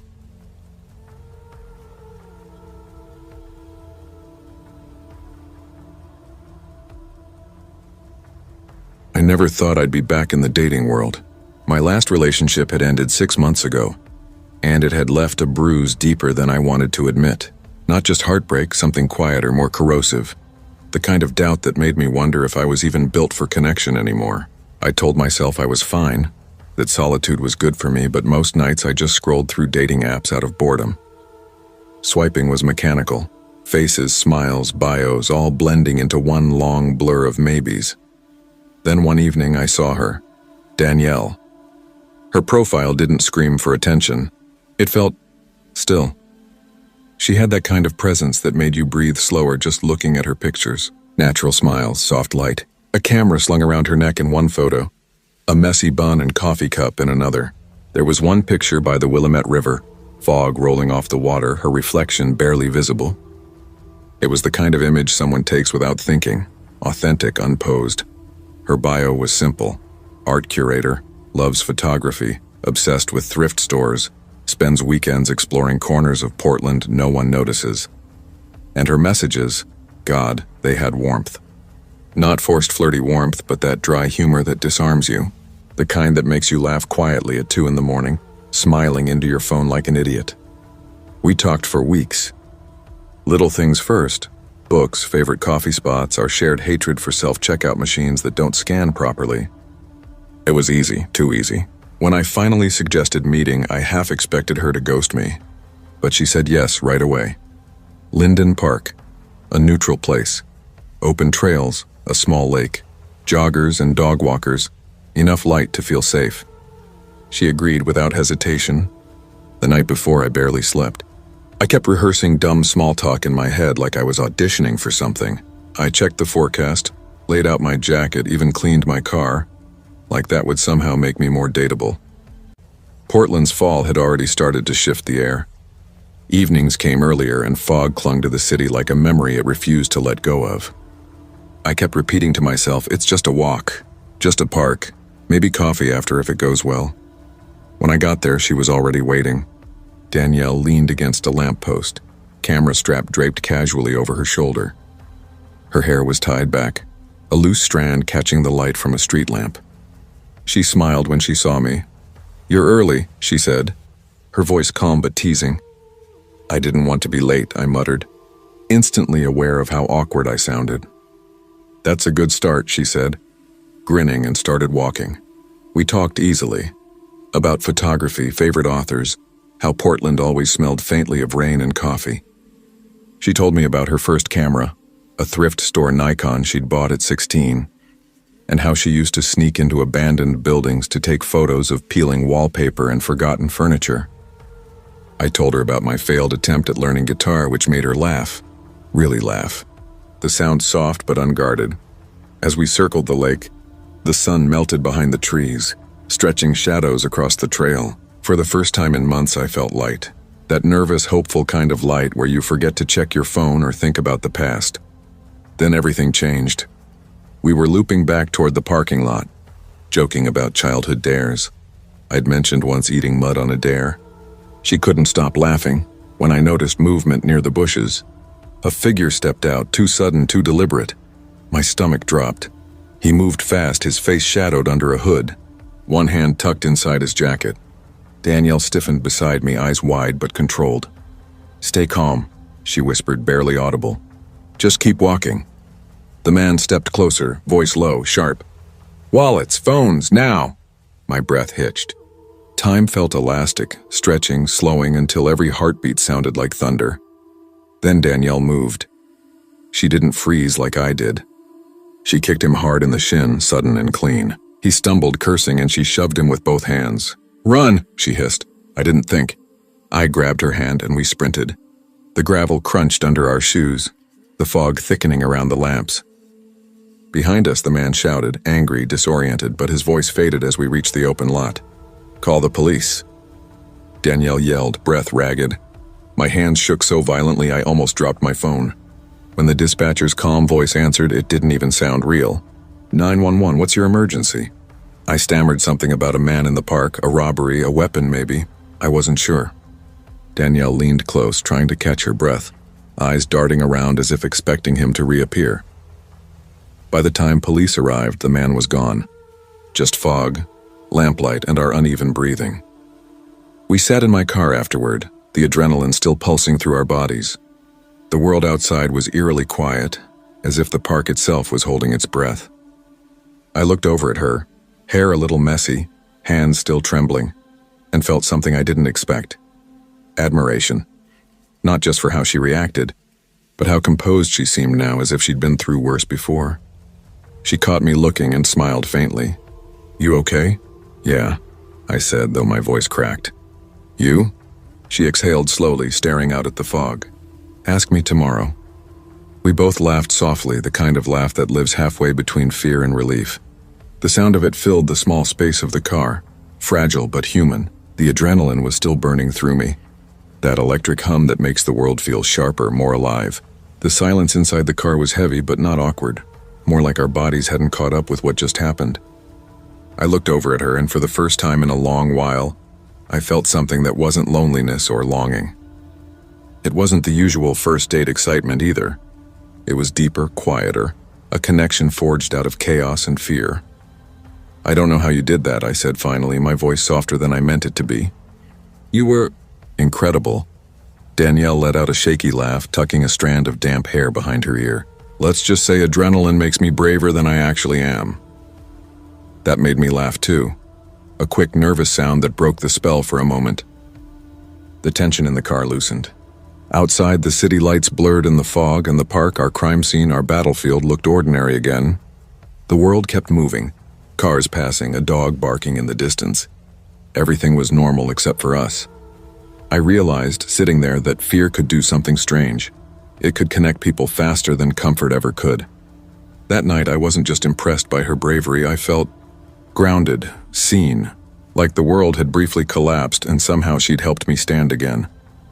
The days that followed blurred into weeks. The police never caught the guy. No record, no leads, just a vague warning to stay alert. But somehow, instead of pulling us apart, the uncertainty kept us talking. We started meeting again. Coffee first, then walks. Always daylight, always public. But soon it became something more than cautious reconnection. It was curiosity, familiarity, and something warm that kept growing between us. We wandered through Portland like it was new again. The old bookstore tucked behind a cafe on 11th. The mural alley that always smelled faintly of spray paint and rain. We'd walk through Linden Park sometimes on purpose, even when the fog rolled in thick and gray. Danielle would take photos of the mist curling through the trees, her camera always clicking softly. She said fog made everything look honest because it stripped away distractions. Each place, each quiet conversation felt like a continuation of that night, but calmer, safer. We started trusting each other in small, unspoken ways. She'd reach for my hand when we crossed a street. I'd catch her smile in the reflection of a cafe window and feel that same rush, but without fear this time. I remember thinking that first date had been a crucible, fire and panic revealing something raw and real about both of us. Most people learn about their dates over drinks or dinner. I learned who Danielle was when everything could have gone wrong. Months later in her apartment, she hung one of her photographs on the wall, a black and white shot of that same fog-covered park. The lamppost stood crooked in the distance, the lake a ghostly shimmer behind it. She looked at it, then at me. "Hard to believe that's where it started," she said quietly. I smiled. "Yeah, hard to believe fear can start something good." She didn't answer, just reached for my hand, her thumb tracing small circles against my skin. That night, sitting there in the glow of her living room light, I realized something I'd never understood before. Dating isn't just about chemistry or shared interest or clever one-liners. It's about seeing who someone becomes when the world tilts sideways, when fear is real and instinct takes over. It's about trust built in the split second between danger and safety. Danielle had shown me that, not through words or promises, but through action. Through the way she faced fear without freezing, how she reached for me, how she kept moving even when everything screamed to stop. We grew closer after that, not in a movie montage kind of way, but in small, steady steps. Mornings spent sharing silence, nights filled with soft laughter and the clatter of dishes. The memory of that foggy park stayed with us, not as trauma, but as a strange kind of origin story. It reminded me that fear doesn't just test people, it reveals them. And sometimes, if you're lucky, surviving it together forges something unbreakable, something that doesn't fade when the adrenaline does.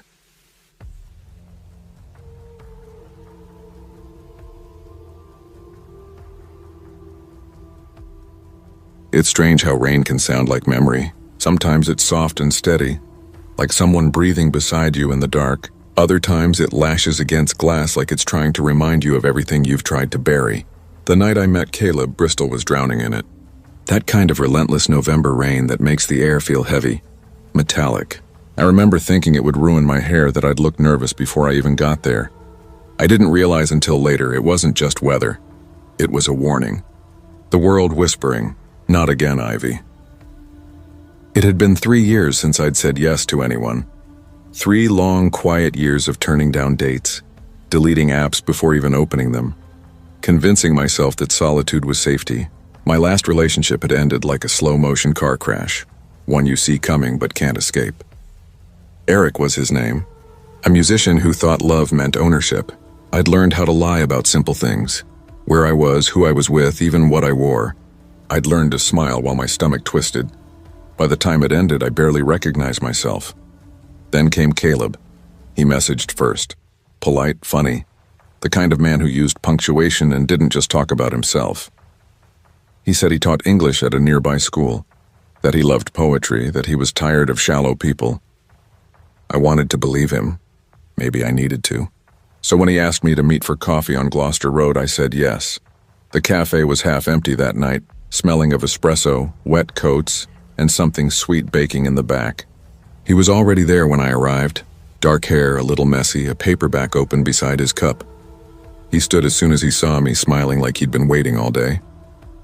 "Ivy," he said, and I nodded. His voice was calm, warm, safe almost. I remember thinking, finally, someone normal. The first 20 minutes were easy. We talked about work, movies, music. He told me his students called him Mr. Reed, like he was ancient. I laughed, maybe too loudly. For a while, I felt like my old self again. Then my phone buzzed. "Who keeps texting you?" He asked lightly, still smiling. "Oh, just my flatmate," I said. He nodded, but his gaze lingered. "You should put it on silent. It's rude." His tone wasn't sharp, just tight, possessive in a way that pricked something deep inside me. I brushed it off. He's just old-fashioned, I told myself. But then the little things began to pile up. When the waiter smiled at me, Caleb's jaw tightened. When I mentioned my sister, he asked if she lived with me or just popped in whenever. His questions weren't curiosity. They were surveillance. By dessert, my stomach was a knot of déjà vu. I excused myself to the restroom, typed a quick text to my sister, "Call me in 5. Emergency." When I came back, he was sitting perfectly still, hands folded. "You were gone a while," he said softly. "Talking to someone?" Before I could answer, my phone rang. I put it to my ear. Yeah, I'll come right now," I said quickly, pretending to panic. "Sorry, Caleb, my sister's not well. I have to go." He reached for my wrist. His grip was gentle but firm. "I'll drive you," he said quietly. I forced a smile, easing my hand free. "No, it's just a block away." Outside, the rain hit my face like cold applause.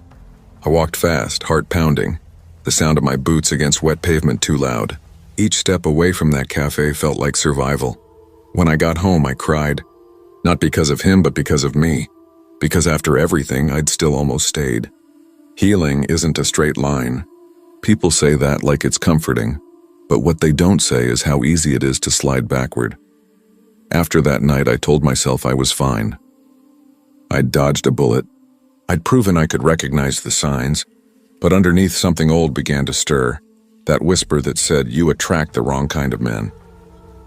I met Eric when I was 21, working in a bookstore. He was charming in the way danger always is. Warm grin, lazy confidence, a voice that made you lean closer. He played guitar, wrote songs about heartbreak, said I was his muse. It sounds romantic until you realize it means he's writing about your pain. At first, he was sweet. He'd wait outside my work, walk me home, bring me coffee. Then came the questions. "Where are you going? Who are you meeting?" Concern disguised as care. "I just worry about you," he'd say, and I'd believe him. Then my friend stopped calling. My world shrank until it fit neatly inside his approval. When I finally left, he showed up at my door 2 nights later, crying, apologizing, saying he couldn't live without me. The police had to tell him to stop. That was 3 years ago. But when Caleb said, "You should put it on silent," my body remembered before my mind did. The tone, controlled, polite, edged. It unlocked something old. After that, I started seeing signs everywhere. A car slowing when I walked home, a shadow hovering near the gate to my flat, a message request from an unknown number with no profile photo. I told myself I was being paranoid, but deep down that quiet, sharp instinct whispered, "Someone's watching again." One evening, scrolling half distracted, I saw his name on a local Reddit thread. Anyone else get bad vibes from this guy? Met him at a cafe, wouldn't stop asking where I lived. My stomach dropped. I wasn't the only one. That night I deleted every dating app, blocked unknown numbers, and lay awake listening to the rain battering the windows. Every sound made me flinch. I kept replaying that moment. His calm expression, his hand closing around my wrist, that half smile like he already knew I'd try to leave. Healing isn't a straight line. Sometimes it's a circle. You end up right where you started, praying this time you'll break it. By December, Bristol's cold had settled in deep. I wrapped myself in scarves and silence, avoided the cafe street, ignored every number I didn't recognize. My sister Hannah started coming over more, sensing the weight I wasn't saying out loud. "You can't live scared forever," she said one night, handing me a steaming mug of tea. "I'm not scared," I lied. "Just being careful." She smiled gently. "You deserve normal, Ivy. Normal." The word felt foreign. What did normal even mean anymore? One evening, walking home from work, I caught sight of a man across the street. Tall, dark coat, umbrella tilted low. My stomach clenched. He wasn't looking at me exactly, but it felt like he was waiting. I walked faster, heartbeat syncing with the rhythm of the rain. When I turned onto my street and glanced back, he was gone. Inside my flat, the quiet was suffocating. I checked every lock, every window. My reflection in the glass looked pale and shrunken, like someone halfway erased. I thought about calling Hannah, but I didn't want to sound crazy. I turned on the TV for background noise and sat staring at nothing. That night I dreamed of the cafe. Caleb sitting alone, eyes fixed on me even when I wasn't there. By January, I was bone-tired. Every creak of the floorboards made me tense. I kept telling myself I was safe. That Caleb was just another bad choice, not a curse. But one evening coming home, I froze. A white envelope was taped to my door. No name, no stamp. Inside was a single photo, me at the cafe window that night looking out at the rain. My hand shook. I reported it to the police. They took notes, nodded, said they'd keep an eye out, but I saw it in their faces. They thought I was overreacting, just another anxious woman with a story that sounded off. For days, nothing. Then one morning, his profile photo appeared again. Not on the app, but under People You May Know on Facebook. I hadn't told him my last name. My throat went dry. I deleted my account instantly. It felt like drowning in déjà vu. Every man's kindness started to look like danger. Every passing glance, surveillance. Hannah finally convinced me to see a therapist. You can't let one man define your safety, she said. But she didn't understand. It wasn't one man. It was the pattern. The way charm could hide control. The way danger could wear kindness like a mask. By spring, the rain finally eased. I'd moved, new flat, new locks, new number. Slowly, the noise in my head dimmed. I started painting again. Small canvases of gray skies, narrow streets, doorways half hidden by rain. My life was still fragile, but at least it was mine. One evening, standing by the new window, I watched the rain streak down the glass. For a second, I thought I saw a reflection behind me, a familiar outline, but when I turned, it was only me. It hit me then. All those years of fear had taught me to listen, to trust that voice inside, the one that said, "Run now," the one that had saved me twice. I made tea, sat by the window, and listened to the rain. This time it didn't sound like memory. It sounded like release. Sometimes survival isn't dramatic. It's quiet. It's leaving before the danger unfolds. It's trusting your instinct when no one else believes you. The moral of Ivy's story isn't about avoiding bad men. It's about never silencing yourself again. Because the most dangerous thing a woman can do isn't running away. It's convincing herself there's no reason to.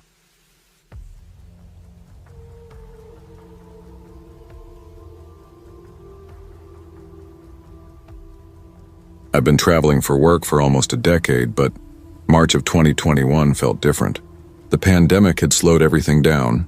Airports half empty, streets hollow, hotel lobbies echoing like mausoleums. My name's Ryan Pierce. I'm 38, a business consultant, divorced for 3 years, and awful at cooking anything that doesn't come in a paper bag. That month, my company sent me to Seattle to help a small logistics startup recover after the lockdown slump. The job was fine. The people were fine. But every night when I came back to my room 407 at the Silverline Suites, the silence pressed in. That heavy humming kind that lives behind your ears until it becomes unbearable. My life had turned into a chain of identical rooms, faint detergent smell, scratchy carpet, a desk that always wobbled. I ate alone, worked alone, and scrolled through headlines that made the world feel like a movie I wasn't part of. That night, drizzle painted the city in silver streaks. The kind of Seattle rain that doesn't fall, it lingers, whispering against the window. I sat there watching the light ripple over the wet asphalt and told myself I wasn't lonely. But loneliness disguises itself as calm until you look straight at it. On impulse, I downloaded Tinder. I hadn't opened it in months. Most of my matches were ghosts by now, but then I saw her. Lena Marlowe, 29, brown hair, hazel eyes, a grin that promised trouble in the best way. Her bio read, "I make terrible coffee, but great company." I swiped right. We matched instantly. We started chatting. It felt easy, too easy. She joked about the weather. I teased her about her coffee. She said she lived a few blocks away, tired of being cooped up, and asked if I wanted to split a bottle of wine and complain about 2021 together. I hesitated. I wasn't the invite a stranger to my room type. But then she sent a selfie, holding a bottle of Merlot, hair damp, captioned, "Relax, I don't bite." I laughed and texted, "Fine, 1 glass." By 10, I'd straightened my shirt, shoved my laundry bag under the bed, and tried not to feel ridiculous for caring how I looked. A knock came, soft, quick, like someone testing the sound first. When I opened the door, there she was. Rain-soaked hair clung to her cheeks, eyes bright like headlights cutting through fog. "Hi," she said, smiling shyly.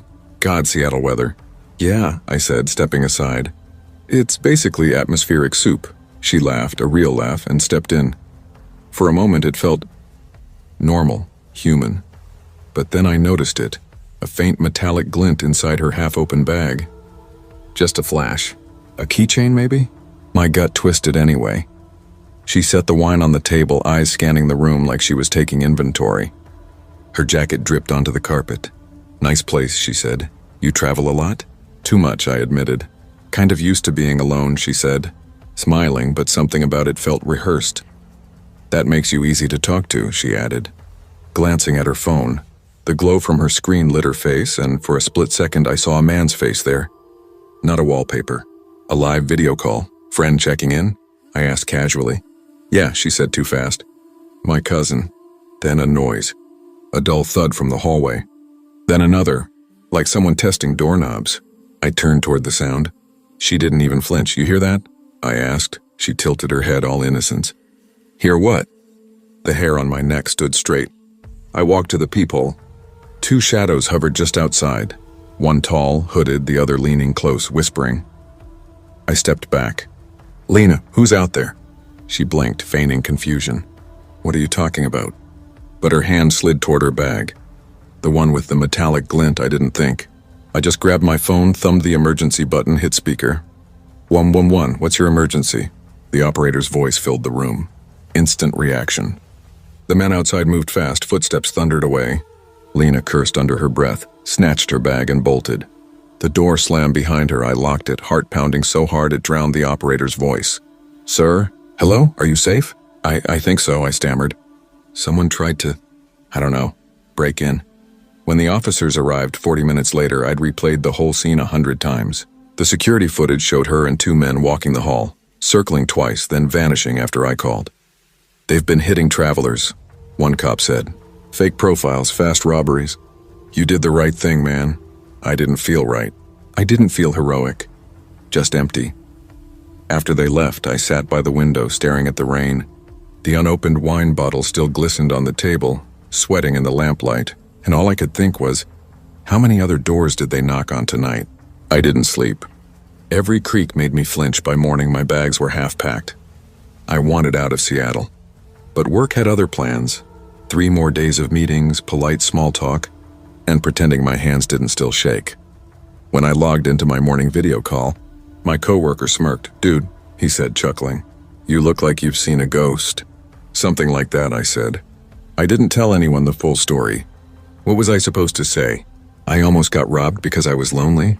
That night, I skipped dinner and sat on the hotel bed scrolling through Tinder. Half habit, half curiosity. Lena's profile was gone, deleted. I didn't feel angry, just stupid. Loneliness makes you do reckless things and then punishes you for them. By day 2, the cops emailed a follow-up. My report matched 2 other cases nearby, same setup. Business travelers in hotels, different women, same description. That metallic glint I'd seen? Probably a knife. After that, I started checking the locks twice. Then 3 times. The silence that used to bother me now scared me.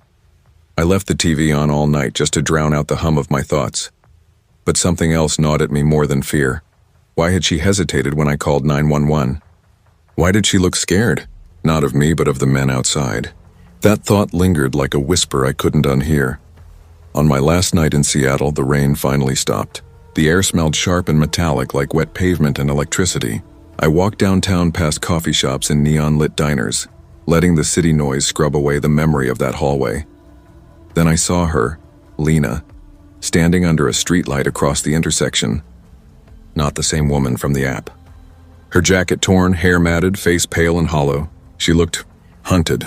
For a second, I thought I was hallucinating, but when she saw me, her eyes widened. Ryan, she called softly, like she wasn't sure I was real. Every instinct screamed, walk away, but curiosity beat caution. I crossed the street. What are you doing here? I asked. The cops are looking for you. She shook her head. I didn't know what they were planning, I swear. They said it would just be a distraction, a quick grab.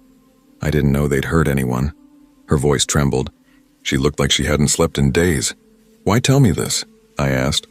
Because you didn't deserve it, she said. You were nice. Her voice cracked on the last word. Before I could respond, a black sedan turned the corner. Lena's head whipped around. Her face drained of color. They found me, she whispered. Who? The guys from that night. The car slowed, headlights gliding over us. My chest tightened. Come on, I said, grabbing her arm. We ran, ducking into an alley, splashing through puddles, breath fogging in the cold air. The sound of tires squealed faintly behind us. We burst out near a lit storefront, my lungs burning. I called 911 again, hands shaking so badly I almost dropped the phone. This time I didn't hesitate. By the time the police arrived, the car was gone. Lena was crying, mumbling about wanting protection, a deal, anything. That was the last time I saw her. The next morning, detectives told me she'd agreed to testify. The men had been running scams from Portland to Vancouver. She was part of it, but not by choice. I flew home that night. It's been 2 years since then. I still travel for work, still live out of the same suitcase, still check into anonymous rooms that all smell faintly of bleach and carpet glue. But I've changed. I double lock doors. I pay attention. Who's in the lobby? Who lingers too long near my floor? Sometimes when it rains, I think of Lena. Not the girl from the app or the one holding the wine bottle, but the version under that streetlight, trembling, trying to undo something too big for her to fix. I never asked what happened after the trial. Maybe she disappeared again. Maybe she started over. As for me, I deleted every dating app. Not out of bitterness, out of clarity.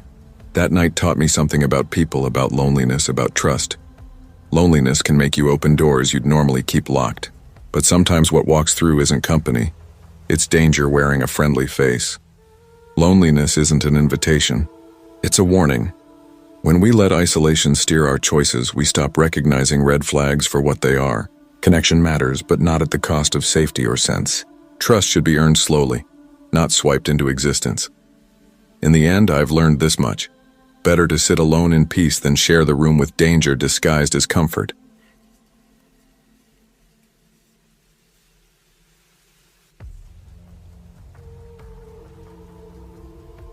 I used to think loneliness was something you could fix, like repainting a wall or replacing a light bulb.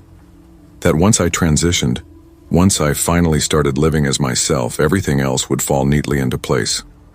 Friends. Maybe love. Maybe even peace. But nobody tells you that being true to yourself doesn't guarantee anyone else will meet you there. It just means you stop pretending. My name's Renee Hollis. I'm 44 and I live in Tacoma, Washington. I work as an HR manager for a mid-sized manufacturing company. Spreadsheets by day, microwave dinners by night. It's not glamorous, but after years of chaos, stability feels like a luxury. The thing is, stability gets quiet, and quiet, if you sit in it long enough, turns into loneliness. After my transition 5 years ago, I promised myself I wouldn't hide again. I'd already spent too much of my life being invisible, first from others, then from myself. But I've learned that visibility comes with its own kind of danger. Still, one rainy Friday night, with the sound of drops ticking against my apartment window, I gave in. Maybe it was time to try dating again. I downloaded Ario True Unite, a small LGBTQ+ dating app where everyone looked human. No filters, just messy hair, cats, and captions about poetry. That's where I met Charlene. 39.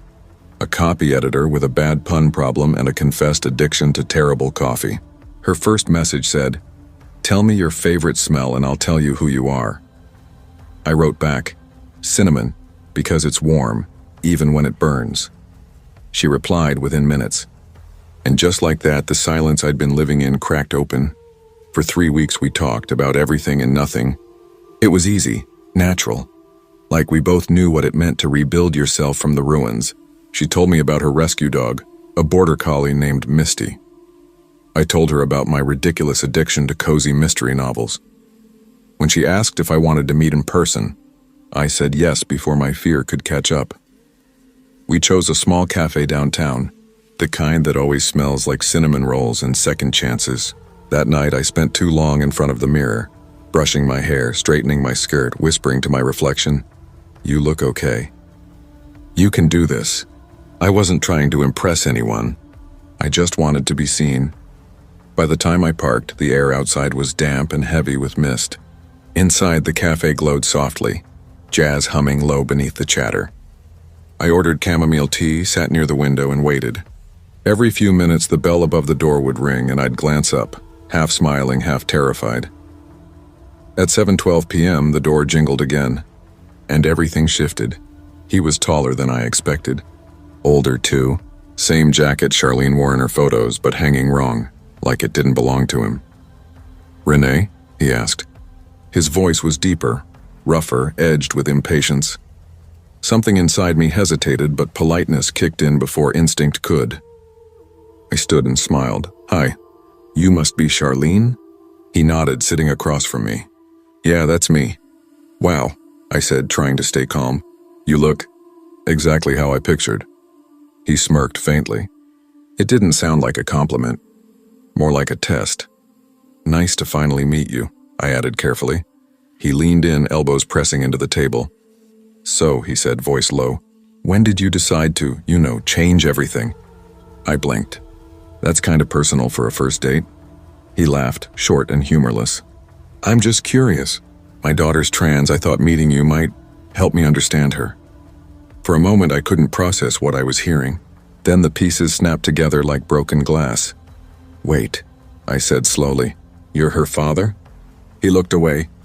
"She doesn't know I'm here. I saw your messages on her phone." You seemed... Interesting. The sound of the cafe dulled.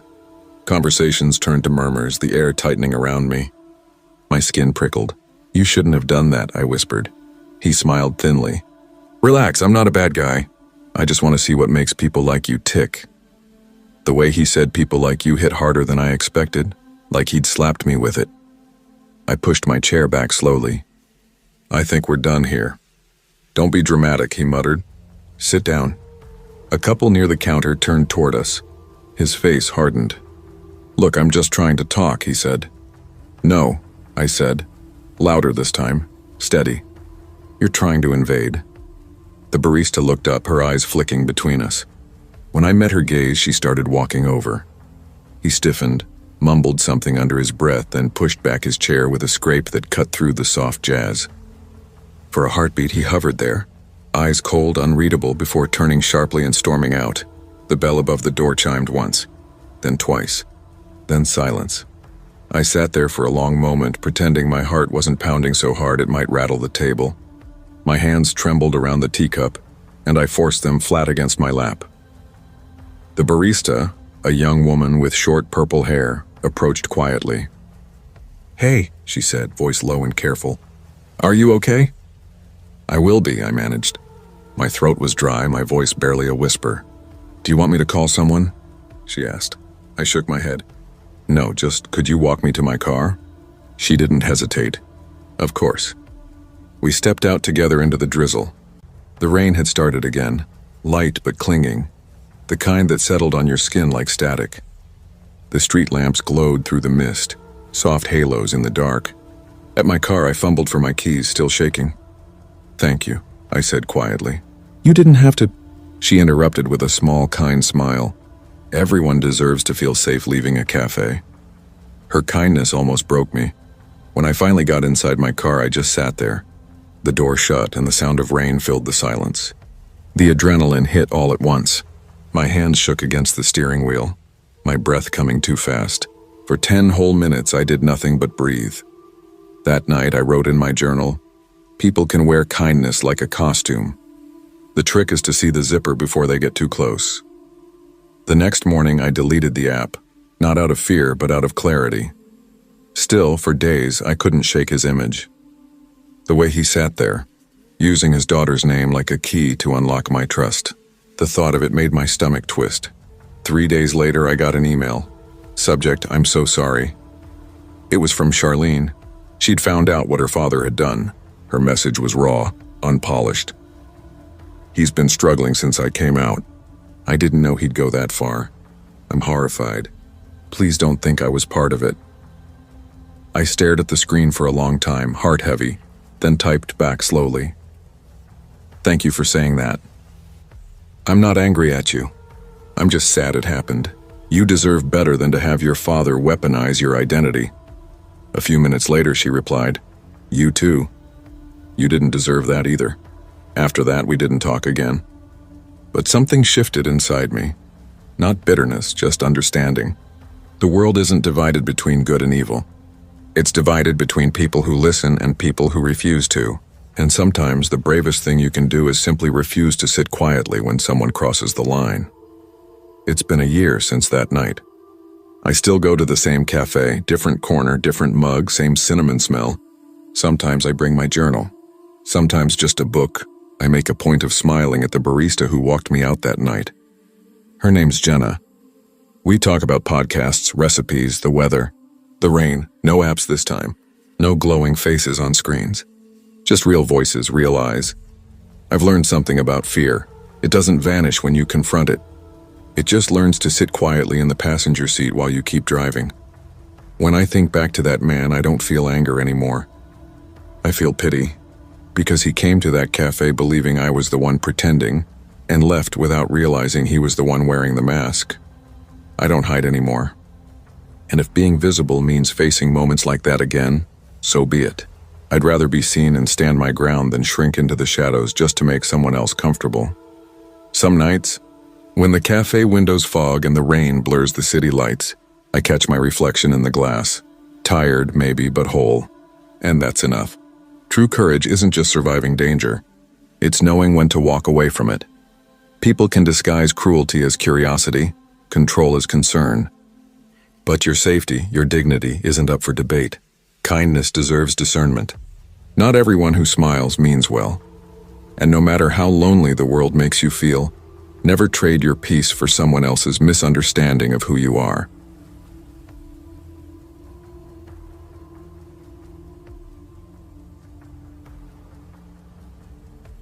I never thought I'd be the kind of person who leaned on dating apps to meet someone. After a string of bad relationships and awkward first dates, I had made peace with solitude. My life was a quiet rhythm of late-night study sessions, weekend brunches with my sister, and binge-watching shows that didn't require small talk or effort. But loneliness doesn't knock. It seeps in, slow and stubborn, like fog rolling over the bay. I first matched with Logan Pierce on a Thursday evening, a week before our date. His profile photo looked disarmingly normal.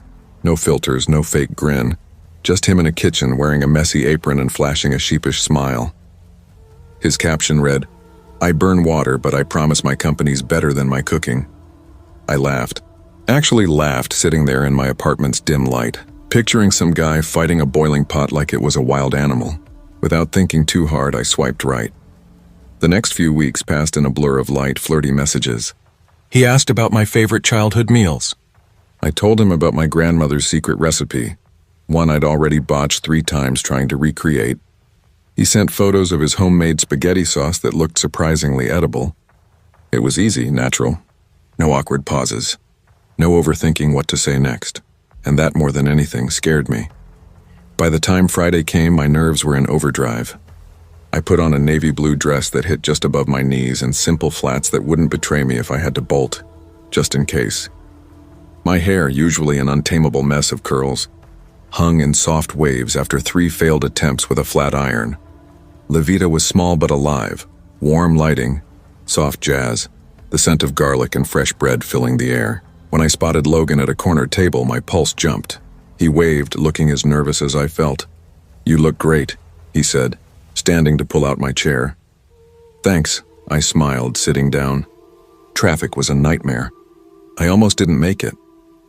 We started with easy talk, kitchen disasters, childhood vacations, our mutual love for street art. He made me laugh. Not in that forced, I'm being polite way, but real laughter that made me forget the time. For a moment, everything outside that restaurant melted away, until she appeared. At first, I thought she was a server. Then I saw her expression, tense, sharp, like she was holding back an explosion. She walked straight to our table. "Logan, we need to talk," she said, her voice slicing through the chatter like a blade. He froze. My stomach dropped. "Oh," she said, glaring at me. "I didn't know you warned her." Her tone dripped with venom. "I told you this would happen." Before I could react, a glass tipped over, water splashing across the table, soaking my purse. I scrambled for napkins, heart pounding. Logan muttered something, an apology, a plea, but his words blurred. Then she lunged. The world went chaotic. Chairs screeched, people gasped. I stumbled back, narrowly missing a pot of steaming tea. My hands shook as I grabbed a chair to put between us. "Stay away," I shouted, voice cracking. 2 waiters rushed in, pulling her back. Someone yelled they were calling 911. The restaurant buzzed with whispers. Cell phones raised. Gilda, Logan's ex, I guessed, realized she was outnumbered. Her fury curdled into something bitter and silent before she turned and stormed out. I collapsed into my chair, trembling, breath ragged. Logan's face was pale. "I didn't think she'd find out tonight," he muttered. I said nothing. My instinct screamed louder than any words could. I grabbed my coat and left. Outside, the cold San Francisco air hit me like a baptism. I walked fast, not caring where, only that I was moving. The wail of sirens grew faint behind me as I put blocks between myself and that scene. By the time I reached my sister's apartment, I realized I'd done something I hadn't in years, chosen myself over someone else's chaos. My heart still raced, but underneath the fear there was something steadier: strength. That night, lying awake, I kept replaying the evening. The laughter, the chaos, the look in Gilda's eyes, hurt wrapped in fury. I thought about how easily charm could hide a lie, how quickly safety could turn into survival. I whispered to myself, next time I pick the place. And I picked the company. The days that followed were a blur. I deleted my dating apps, ignored Logan's messages, not out of anger, but self-preservation. Each ping from my phone sent a tremor through me, a flashback to that overturned table, that voice. On Sunday, my sister Maya flopped onto the couch beside me, steaming coffee in hand. "You look like you've been through a tornado," she said, half laughing. I gave a small, tired smile. "Kind of have." I told her everything, the date, the confrontation, how I'd just walked out. Her expression softened, brows knitting with concern. "Shelley, you've got to be careful," she said gently. "People can be charming, but charm doesn't erase lies. You did the right thing leaving." I nodded, the weight of her words settling over me like a blanket. Maybe this was what healing looked like: messy, confusing, but necessary. And maybe for now, being alone was safer than pretending not to see the danger behind someone's smile. The incident left a small, splintered crack in my trust, one that seemed to widen every time someone new smiled too easily or asked too many personal questions. Every compliment felt rehearsed, every gesture rehearsed. I had always thought of myself as cautious, the kind of woman who read the room before speaking, who noticed small inconsistencies. But this had felt like a violation, a confirmation that my intuition, that small whispering voice I'd often ignored, had been right all along. Weeks passed in a fog of routine. I buried myself in work, old hobbies, anything that kept my hands and mind busy. Yet, no matter how much I tried to move on, Logan's messages kept slipping through. They were apologetic, desperate, filled with promises that meant nothing now. I never meant for it to happen that way. "Please let me explain." I'd read one line, then delete the whole message. Sometimes I hovered over the screen, wondering if closure was worth the risk of reopening everything I'd tried so hard to seal shut. But it wasn't just Logan anymore. The whole idea of trust had fractured. Friends noticed my quietness at gatherings, the way I kept my phone face down, the subtle recoil when someone stood too close. One evening, my coworker Jenna nudged me during a team dinner. "You're avoiding someone, aren't you?" she asked, voice casual but curious. I hesitated, toying with the edge of my napkin. "I had a bad experience," I admitted. She nodded knowingly. "Dating's tricky. You're allowed to take your time, you know." Her words sank deeper than she probably realized. It wasn't just physical safety I'd been guarding, it was emotional survival. Protecting that fragile sense of safety inside me felt like an act of defiance. That night I opened my journal and poured everything out. The fear, the anger, the guilt that I'd somehow missed the red flags, the relief that I'd escaped before things got worse. Hours passed before I realized my hand ached from writing. But for the first time, the chaos in my head had shape, meaning. I didn't need to forgive Logan. I didn't owe him understanding or a second chance. What I owed was to myself, to rebuild my boundaries, my security, my sense of self. The memory of that night at La Vida, once paralyzing, began to shift into something else, a lesson in resilience. Slowly, I started putting myself back into the world, but on my own terms. No more dating apps, no digital facades. I wanted real connections, the kind that grew from shared spaces and quiet, natural moments. So I joined a cooking class, ironically, of all things. Maybe I was reclaiming what that night had stolen from me, the simple joy of food, of creating something warm and safe. The class was small, filled with people of all skill levels. The scent of herbs and butter, the clatter of pans, the laughter when someone burned their sauce, it was oddly healing. There in that kitchen, I found myself again. I laughed easily when someone dropped an entire pot of pasta sauce. My hands, once tense, now moved confidently, chopping and stirring without thought. Trust, I realized, wasn't about believing everyone was safe or assuming everyone was dangerous. It was about learning to listen to my instincts, to navigate carefully but not fearfully. One evening, after class, a fellow student named Max offered to walk me home. His voice was calm, his humor quiet and genuine. He didn't ask too many questions or move too close. Conversation flowed naturally, easy, unforced. When we reached my building, he smiled and said, "See you next week?" And I found myself smiling back. "Yeah, see you then." It wasn't attraction that warmed me, it was the feeling of being respected. Months later, I was walking downtown when I saw him, Logan. He was across the street, leaning against a cafe window, phone in hand. My first instinct was panic, a tightening in my chest. But then I looked closer. He seemed smaller somehow, older, tired. I didn't cross the street, didn't hide either. I just kept walking, steady and calm.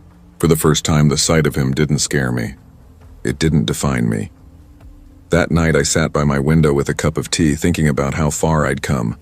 That chaotic night, the shouting, the panic, the trembling hands, it had all been terrifying. But it had also been transformative. It had forced me to see that I could protect myself, that fear could sharpen clarity rather than destroy it. By spring, I'd moved into my own apartment. My space, my rules. Candles lined the windowsills. Soft music hummed through the air, and the world outside finally felt distant enough to breathe again.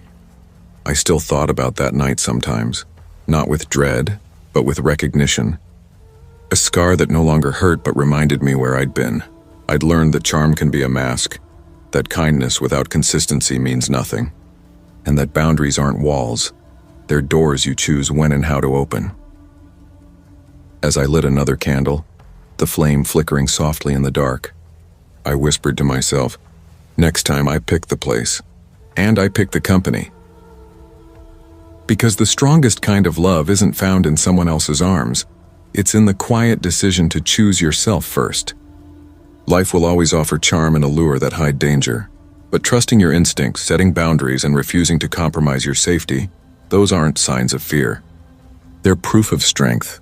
Survival isn't just running from harm, it's recognizing it before it reaches your door.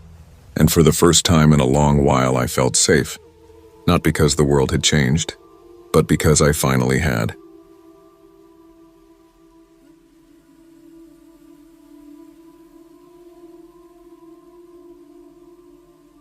I've never been good at trusting people, especially strangers. It's not paranoia, it's experience. Years of quiet routines, empty Friday nights, and online conversations that died right after the "How was your day?" phase had taught me something brutal. Most people like the idea of you, not you. Meeting Julia Caney felt different. Or maybe I just wanted it to. I first saw her at a company networking event. She stood in the corner laughing at something someone said, her smile bright and magnetic in a way that drew people in without trying. When her eyes caught mine, she didn't just glance away.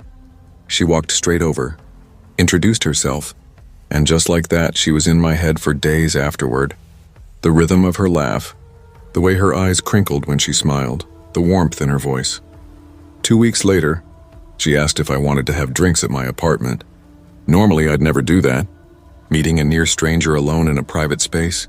No, but I told myself to stop hiding behind fear. She's just Julia, I thought. Keep your guard up, but try. I spent hours that evening cleaning every corner, lighting autumn candles and curating a soft jazz playlist that made the air itself feel warm. When she arrived, my pulse wasn't nervous, it was expectant. She stepped inside, eyes sweeping over everything. "Wow," she said softly, inhaling. "Your place smells like fall, cozy." I smiled, tripping slightly over my words. "Thanks. I wanted it to feel welcoming." We settled on the couch, city lights flickering through the window, glasses of red wine in hand. She told me about her travels, her favorite authors, her job. I found myself sharing stories I hadn't told anyone in years. We laughed easily. For the first time in a long while, the world outside my walls didn't feel so distant. Maybe trust wasn't a fool's game after all. Then my phone buzzed, my sister checking in as usual. I answered briefly, whispering reassurances that I was fine. When I hung up, Julia's expression had shifted. The warmth in her eyes had cooled. "Why'd you answer her?" she asked, voice barely above a whisper. "Shouldn't we be focused on each other?" I laughed lightly, though my throat felt tight. It was just a quick check-in. She worries too much. Her smile didn't return. Something flickered in her gaze, sharp, assessing. I brushed it off, trying to pull the mood back, to convince myself her reaction was nothing. We talked more, laughed again, but the energy had changed. Later, as we refilled our glasses in the kitchen, she started talking about boundaries. Her tone was calm, but there was something off about it. Too firm, too practiced. She mentioned spending a year in a mental health facility, describing strict routines and rules that were, in her words, non-negotiable. It wasn't the confession itself that unnerved me. It was the intensity behind it, the way her words felt less like openness and more like a warning disguised as trust. Then it happened. She stepped closer, the shift sudden enough to make my breath catch. "Shelley," she said, her voice low and tight, "why do you keep distracting yourself?" Before I could respond, she gripped the counter. Her movements turned jerky, unpredictable. I froze for half a second, just enough time for her to swing. The wine bottle cracked against my arm, glass splintering in a burst of pain. I stumbled back, adrenaline flooding every nerve. Without thinking, I grabbed the nearest thing, a heavy lamp, and swung. It collided with her shoulder, a metallic crash echoing through the apartment. My heartbeat was pure thunder. I didn't wait to see if she'd get back up. I bolted for the door, fumbling with the lock as she shouted behind me, her voice no longer soft or magnetic, but something wild and unrecognizable. The hallway felt endless, every step stretching time like taffy. My hands shook so hard I could barely hold my phone as I burst through the front door, stumbling down the stairs, gasping for air while dialing 911. My voice cracked when I spoke, half choked by adrenaline. When the sirens finally echoed in the distance, it was the sweetest sound I'd ever heard. The police arrived within minutes, flashing lights painting the walls red and blue, sharp voices cutting through the chaos. I barely had words left to give them a coherent statement. My thoughts were scattered, my heartbeat still thundering in my ears. By the time they searched the building, Julia was gone, just gone, vanished into the night as if she'd never been there. One officer, tall and kind-eyed, shook his head slowly. "You're lucky," he said quietly, glancing at the broken bottle near the counter. "She's done this before." Later, my neighbors and coworkers confirmed what he meant. Julia's history of violent outbursts wasn't new. I had barely escaped what others hadn't. That realization hit me hard. That night, lying in the guest room at my sister's apartment, I stared at the ceiling, too wired to sleep. The smell of her lavender candle made me nauseous because it reminded me of the ones I'd lit earlier, trying to set a perfect mood. Safety suddenly felt like an illusion, thin, breakable, easily stolen. My mind replayed everything. The way Julia's tone had changed mid-sentence, the look in her eyes before she swung, the sudden shift from warmth to something cold and feral. I realized how quickly comfort can turn into a trap. In the weeks that followed, I became someone new, someone cautious. I moved to a new apartment across town, smaller, quieter, easier to secure. Every night, lights stayed on until dawn. I double-checked the lock, set alarms, silenced my phone before bed. My life became a collection of small defenses. At first, it felt like my world had shrunk, like I was living behind invisible glass. But those boundaries, the ones I used to think made me lonely, now made me feel alive. Safe. When I finally opened the dating apps again, months later, I did it with a different mindset. I read every profile twice. I asked questions that tested honesty. I insisted on video calls before meeting. My instincts had saved me once. I promised myself I'd never ignore them again. Coffee first, daylight, public spaces, no exceptions.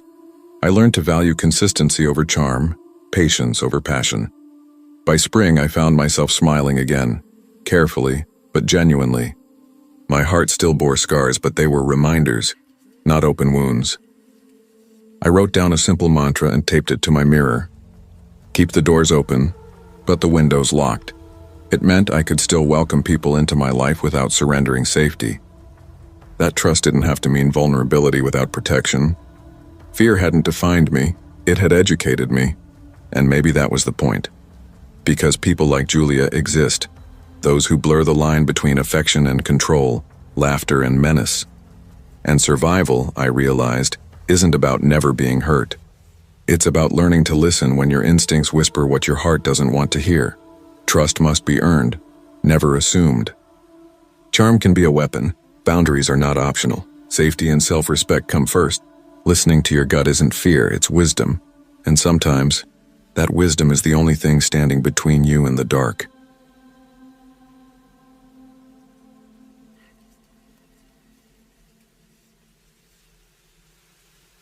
I never planned on going back to a dating app. After 6 years in a relationship that fizzled out, not in flames, but in quiet exhaustion, I'd promised myself I was done meeting strangers through screens. But loneliness doesn't always announce itself. It sneaks in, soft and convincing, whispering that maybe, just maybe, it's time to try again. My best friend Jenna had been on me for months. "Just try it," she said one night over takeout. "You might be surprised." I rolled my eyes, but that Sunday evening, with the TV murmuring in the background and a half-empty glass of wine beside me, I gave in. I downloaded the app, filled in the bare minimum of details, and started scrolling. Most of the profiles blurred together, men with the same half-posed selfies, the same "I love adventures" captions, the same smirks filtered into oblivion. Then one stopped me.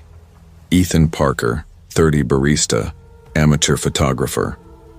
His photos weren't overproduced, one of him laughing with a camera strap around his neck, another of him holding a latte with a heart-shaped foam design. His bio was short but funny: professional overthinker, part-time pizza enthusiast, cappuccino magician, self-proclaimed. I smiled before I realized it. Without overthinking, I swiped right. Seconds later, my phone buzzed. It's a match. The week that followed felt unexpectedly easy. We started with harmless banter about coffee art disasters and playlists for lazy Sundays, then drifted into more personal things: family quirks, awkward childhood memories, the kind of conversations that make you feel like you're gently peeling back layers. By Friday, meeting him in person didn't feel like a risk. It felt like the natural next step. I stood in front of my mirror for too long that evening, settling on a soft green dress and my favorite white sneakers. Something that said "I'm trying, but not too hard." The rooftop bar he suggested was downtown, small but charming, with fairy lights strung overhead and a slow jazz playlist that hummed through the night. I got there first, ordered a gin and tonic, and picked a table near the railing so I could see the skyline. He arrived 20 minutes later, slightly breathless, holding a bouquet of daisies. "Hey," he said with an easy grin, "you're even better in person." I laughed, caught off guard. "Thanks. You're not so bad yourself." He slid into the seat across from me, setting the flowers aside. Daisies felt right. They don't try too hard either. I laughed again, the sound coming out more genuine than I expected. The conversation flowed easily. We traded stories about ridiculous past jobs, mine at a pet store, his at a mall kiosk selling phone cases. He had that kind of charm that didn't feel practiced. For a while I forgot I was sitting across from a stranger. But then little things began to snag on my attention. When I mentioned my drink was too strong, he reached across the table a bit too eagerly. "Here, I can hold that for you," he said, his fingers brushing mine. I smiled politely, withdrawing my hand. "I've got it, thanks." He laughed it off, but his eyes lingered a second too long. Something in the pit of my stomach tightened. I told myself not to overreact. It was just nerves, first date jitters, nothing more. After another round of drinks, Ethan leaned forward. "Want to move to a quieter spot? Closer to the edge, maybe? Less noise, better view." His tone was soft, but something about the way he said "less noise" made me hesitate. The corner he pointed to was dim, half hidden by potted plants, a stretch of railing that overlooked the street below. "I kind of like the lights here," I said carefully. He chuckled, not quite amused. "Come on, I don't bite, promise." It was meant to be a joke, but it landed wrong. My instinct told me no, but I followed anyway, telling myself to stop being paranoid. The city below shimmered, and for a moment I let the beauty of it distract me. Then Ethan's questions started shifting. "So where do you live exactly? Uptown, Midtown?" I hesitated. Sort of between both," I said vaguely. He tilted his head, studying me. "Who else knows you're out tonight?" The question was too sharp to be casual. My stomach dropped. I tried to laugh it off. Why, planning to tell on me? He smiled, but it didn't reach his eyes. Just curious. You seem private. I guess I am, I said evenly. That's not a bad thing, right? Not unless you've got something to hide. He said it lightly, but it made my chest tighten. I took a small sip of my drink to cover the silence. The next few minutes dragged. His compliments grew strange, backhanded, almost mocking. You've got this reserved thing going on. Kinda makes you hard to read, he said. But that's probably how you keep people guessing. I forced a laugh. Or maybe I just like to listen. He smiled, leaning closer. I bet you're one of those people who look calm even when they're scared. Something about the way he said scared made my pulse throb in my throat. When he insisted I try a drink he ordered, I shook my head. No thanks, I'm good. His smile faltered. It's just a drink. I know. I'm just not feeling another one. For a second, I thought he might argue. Then he leaned back, muttering, "Suit yourself." The night had turned cold, and I used that as my excuse to leave. It's getting late. I should probably head home. Ethan frowned. Come on, don't go yet. We're just getting started. There was a low edge to his voice now, something insistent that wasn't there before. I stood, forcing a smile. I've got an early morning. He didn't move right away. His eyes tracked me like I was something slipping out of his grasp. Then finally he stood too. At least let me walk you out, he said. But the way he said let me wasn't a question. I shook my head, forcing a small smile. No, really. I'm fine here. He didn't argue, but there was a flicker of frustration in his eyes, a tightness that hadn't been there before. His tone softened, but the insistence beneath it lingered like static. All right, if you say so. I laughed lightly, though my chest felt heavy. Good night, Ethan. Night, he said, his smile just a fraction too delayed. I walked away, my heart pounding harder with every step. The city lights blurred around me as I gripped my keys between my fingers. My phone clutched like a lifeline. Every passing face made me tense. I could still feel his gaze on my back even long after I turned the corner. It hit me then, how easily charm could be a disguise, how quickly curiosity could turn into something dangerous if I ignored that inner alarm. My gut had been right all along. A week later, my phone buzzed with a message from him. Ethan. Hey, I'm sorry if I came off weird the other night. I just got caught up in the moment. I stared at it for a long time. Part of me wanted to delete it, move on. Another part, the curious, forgiving part, hesitated. What if I'd been too harsh? What if he really was just awkward, not dangerous? I typed back a polite response. It's okay. We probably both just misread things. That single reply reopened the door. Over the next few days, his texts trickled in again. Short, casual things. How's your week? Try that new cafe yet? You'd like it here? Nothing threatening, but always a little too frequent. Then came the nudges. You should come out tonight. Got a table at this great spot, you'd love it. Just one drink. Each message made my chest tighten. I told myself I was overreacting, that maybe he just liked me more than I liked him. But my body didn't believe it. My hands would tremble before I even opened his texts. Then one Thursday night. Ethan, I feel like we have a connection. Don't shut me out. I really like you.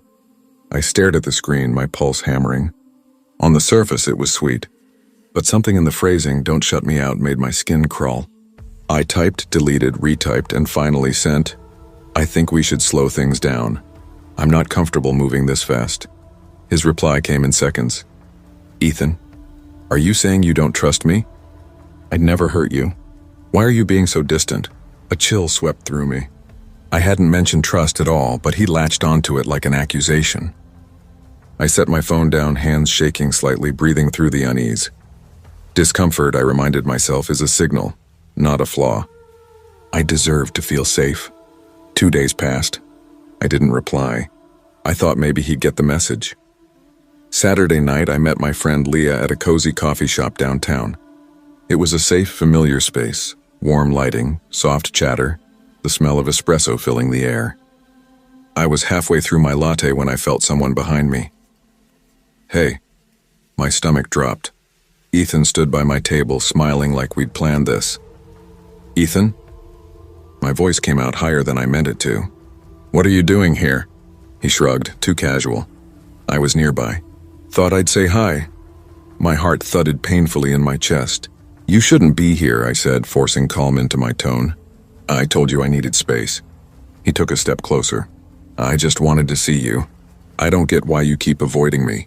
I like you, that's all." My grip tightened on my bag strap. "And I said I'm not comfortable. That should be enough." His smile faltered. "You're overreacting." "No," I said quietly but firmly. "You're not listening." For a moment his expression hardened, something cold flashing behind his eyes. Then he gave a short laugh, shook his head and muttered, "You're making this harder than it has to be."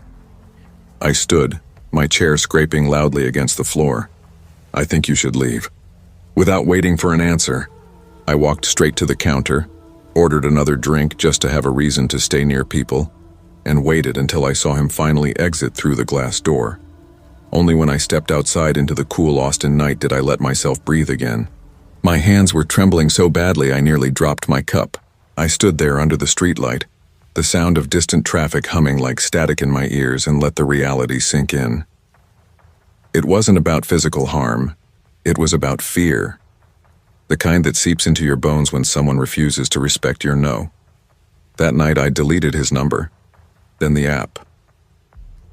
Weeks have passed since, and I still find myself double-checking the locks before bed, still tense when my phone buzzes unexpectedly. But something has shifted. I light a candle most nights, lavender or sandalwood, and let its soft glow fill the quiet of my apartment. I've started going to book clubs, painting workshops, hikes with coworkers, slow introductions, real faces, real laughter. No pressure, no swiping, no pretending. I've learned that attraction can blur your judgment, that charm doesn't guarantee safety. My instincts, though, those whispers I used to ignore, are the truest compass I have. Now I pick the places, I pick the pace, I pick the company, and above all, I pick myself. When I think about Ethan now, I don't feel shame. I feel clarity, gratitude even, because he taught me something invaluable. Real connection doesn't demand or manipulate. It respects. It listens. It never makes you feel small for setting boundaries. If someone can't honor that, they don't deserve a place in your story.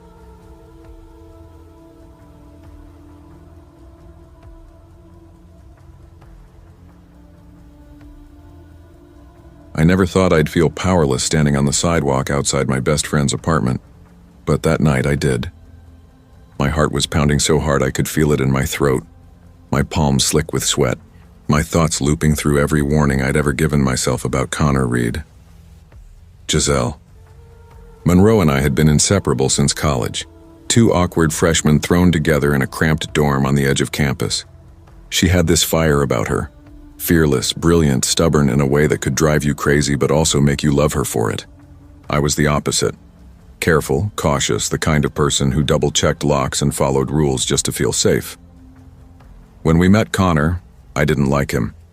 There was something in the way he looked at her, too focused, too sure, like he wasn't seeing her but the idea of owning her. I couldn't explain it without sounding paranoid. Giselle brushed me off every time I brought it up. "Shawnee, he's just passionate," she'd laugh, rolling her eyes. "You overthink everything." I wanted to believe her. I really did. But as the months turned into years, the truth bled through. The midnight calls, the constant texts, the way he'd show up outside her classes or bump into her at places he had no reason to be. Connor didn't love her, he possessed her. And when she finally broke it off, I felt a strange mixture of pride and dread. Pride that she'd finally stood up for herself. Fear that he wouldn't let her go. He had a reputation for drama, and the morning after she ended things, she was already trembling. I promised myself I'd keep an eye on her, make sure she stayed safe. That night I followed her from a distance just to make sure she made it home. The street was quiet, summer air heavy and damp, the smell of rain-soaked asphalt and wet maple leaves clinging to everything. She had her headphones in, humming along softly, lost in her own thoughts. Then I saw him. Connor was standing near the corner, half hidden in the shadows, his face faintly lit by the flicker of a streetlight. His eyes never left her. My chest locked up. I wanted to yell, to run, to pull her back, Giselle noticed him a second later. She froze mid-step, her body tensing like a wire pulled too tight. "Connor, please," she said, her voice trembling but steady. "I told you it's over." He stepped forward, hands shaking. I need to know why," he said, voice cracking. "I can't live without you." There was something in his tone, desperation mixed with something darker. I sprinted toward them, heart hammering. I grabbed her arm, whispering fiercely, "Go inside now." He stopped, watching us. For a second I thought maybe he'd back off, but then he reached into his jacket and pulled out a bottle. My stomach plummeted. "You'll see," he screamed, voice raw. You'll all see! Before I could process it, he poured the liquid over himself. The sharp smell hit my nose, alcohol. My breath caught in my chest as he struck a match. The next seconds blurred. A flash of orange. The roar of flames. Neighbors shouting. Smoke clawing at the sky. I dragged Giselle backward as someone, a man from across the street, tackled Connor to the ground. Sirens wailed somewhere far away, growing louder by the second. By the time firefighters arrived, Connor was screaming, his voice high and broken. Then he was silent. They took him away on a stretcher, the air still stinking of smoke and melted plastic. Giselle clung to me, shaking so hard I thought she might collapse. I'll never date anyone without really knowing them again," she whispered, voice cracking. I held her tight. "You're safe now," I murmured. "That's all that matters." But safety was an illusion. The days after felt unreal, like we were trapped in someone else's nightmare. Giselle refused to leave her apartment. Every sound made her jump. The wind rattling the window, a car door slamming, footsteps in the hallway. Even the mail slot creaking made her flinch. I stayed with her as much as I could. We tried to build little routines. Short walks around the block, quick trips to the cafe down the street. Sometimes she'd even laugh, and for a second it felt like before. But the fear was always there, like smoke that never fully cleared.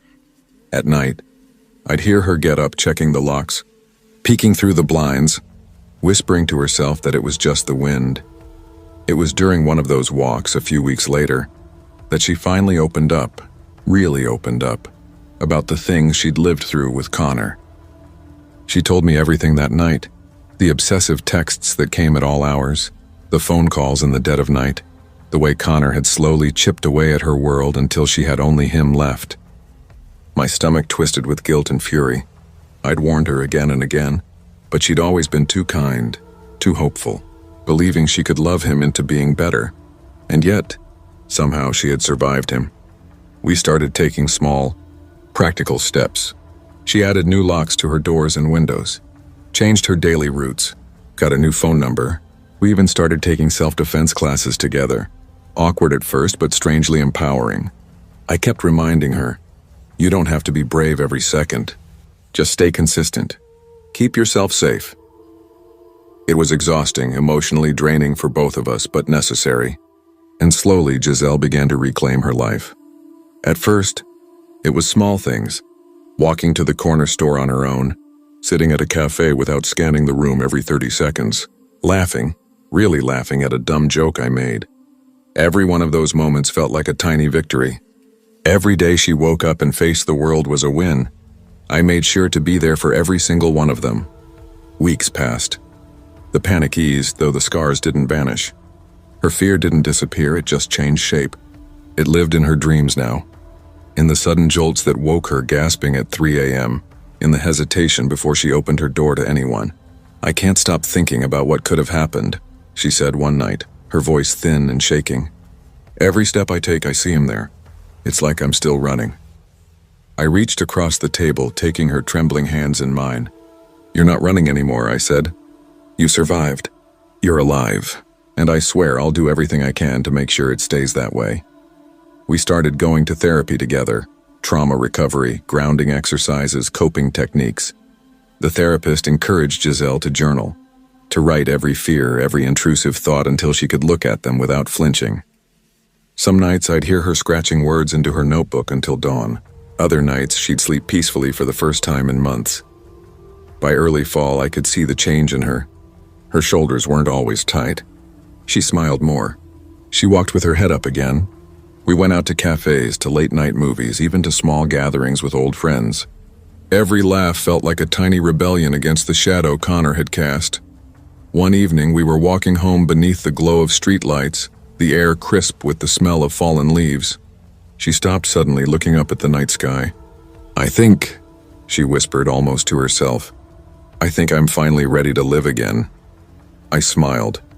"You've been living, Giselle," I said quietly. "You just didn't realize it yet."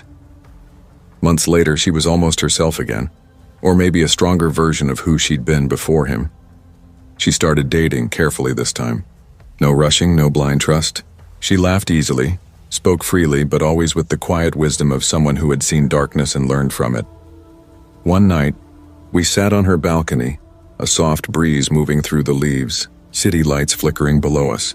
The air was calm, the kind of calm that used to feel impossible. Giselle turned to me, her voice barely above a whisper. I wouldn't have made it without you. I shook my head, smiling faintly. You would have. You just needed someone to remind you how strong you already were. We watched the sun dip below the horizon in silence, the world bathed in gold. Connor's shadow still lingered somewhere in memory, but it no longer defined us. It had no power anymore. We had survived him. We had learned that strength isn't about never feeling fear. It's about moving forward despite it. Life will always bring danger, obsession, betrayal.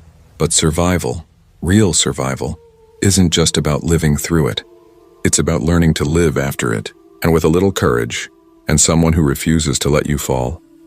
Even the darkest story can become one of light, resilience, and quiet defiance.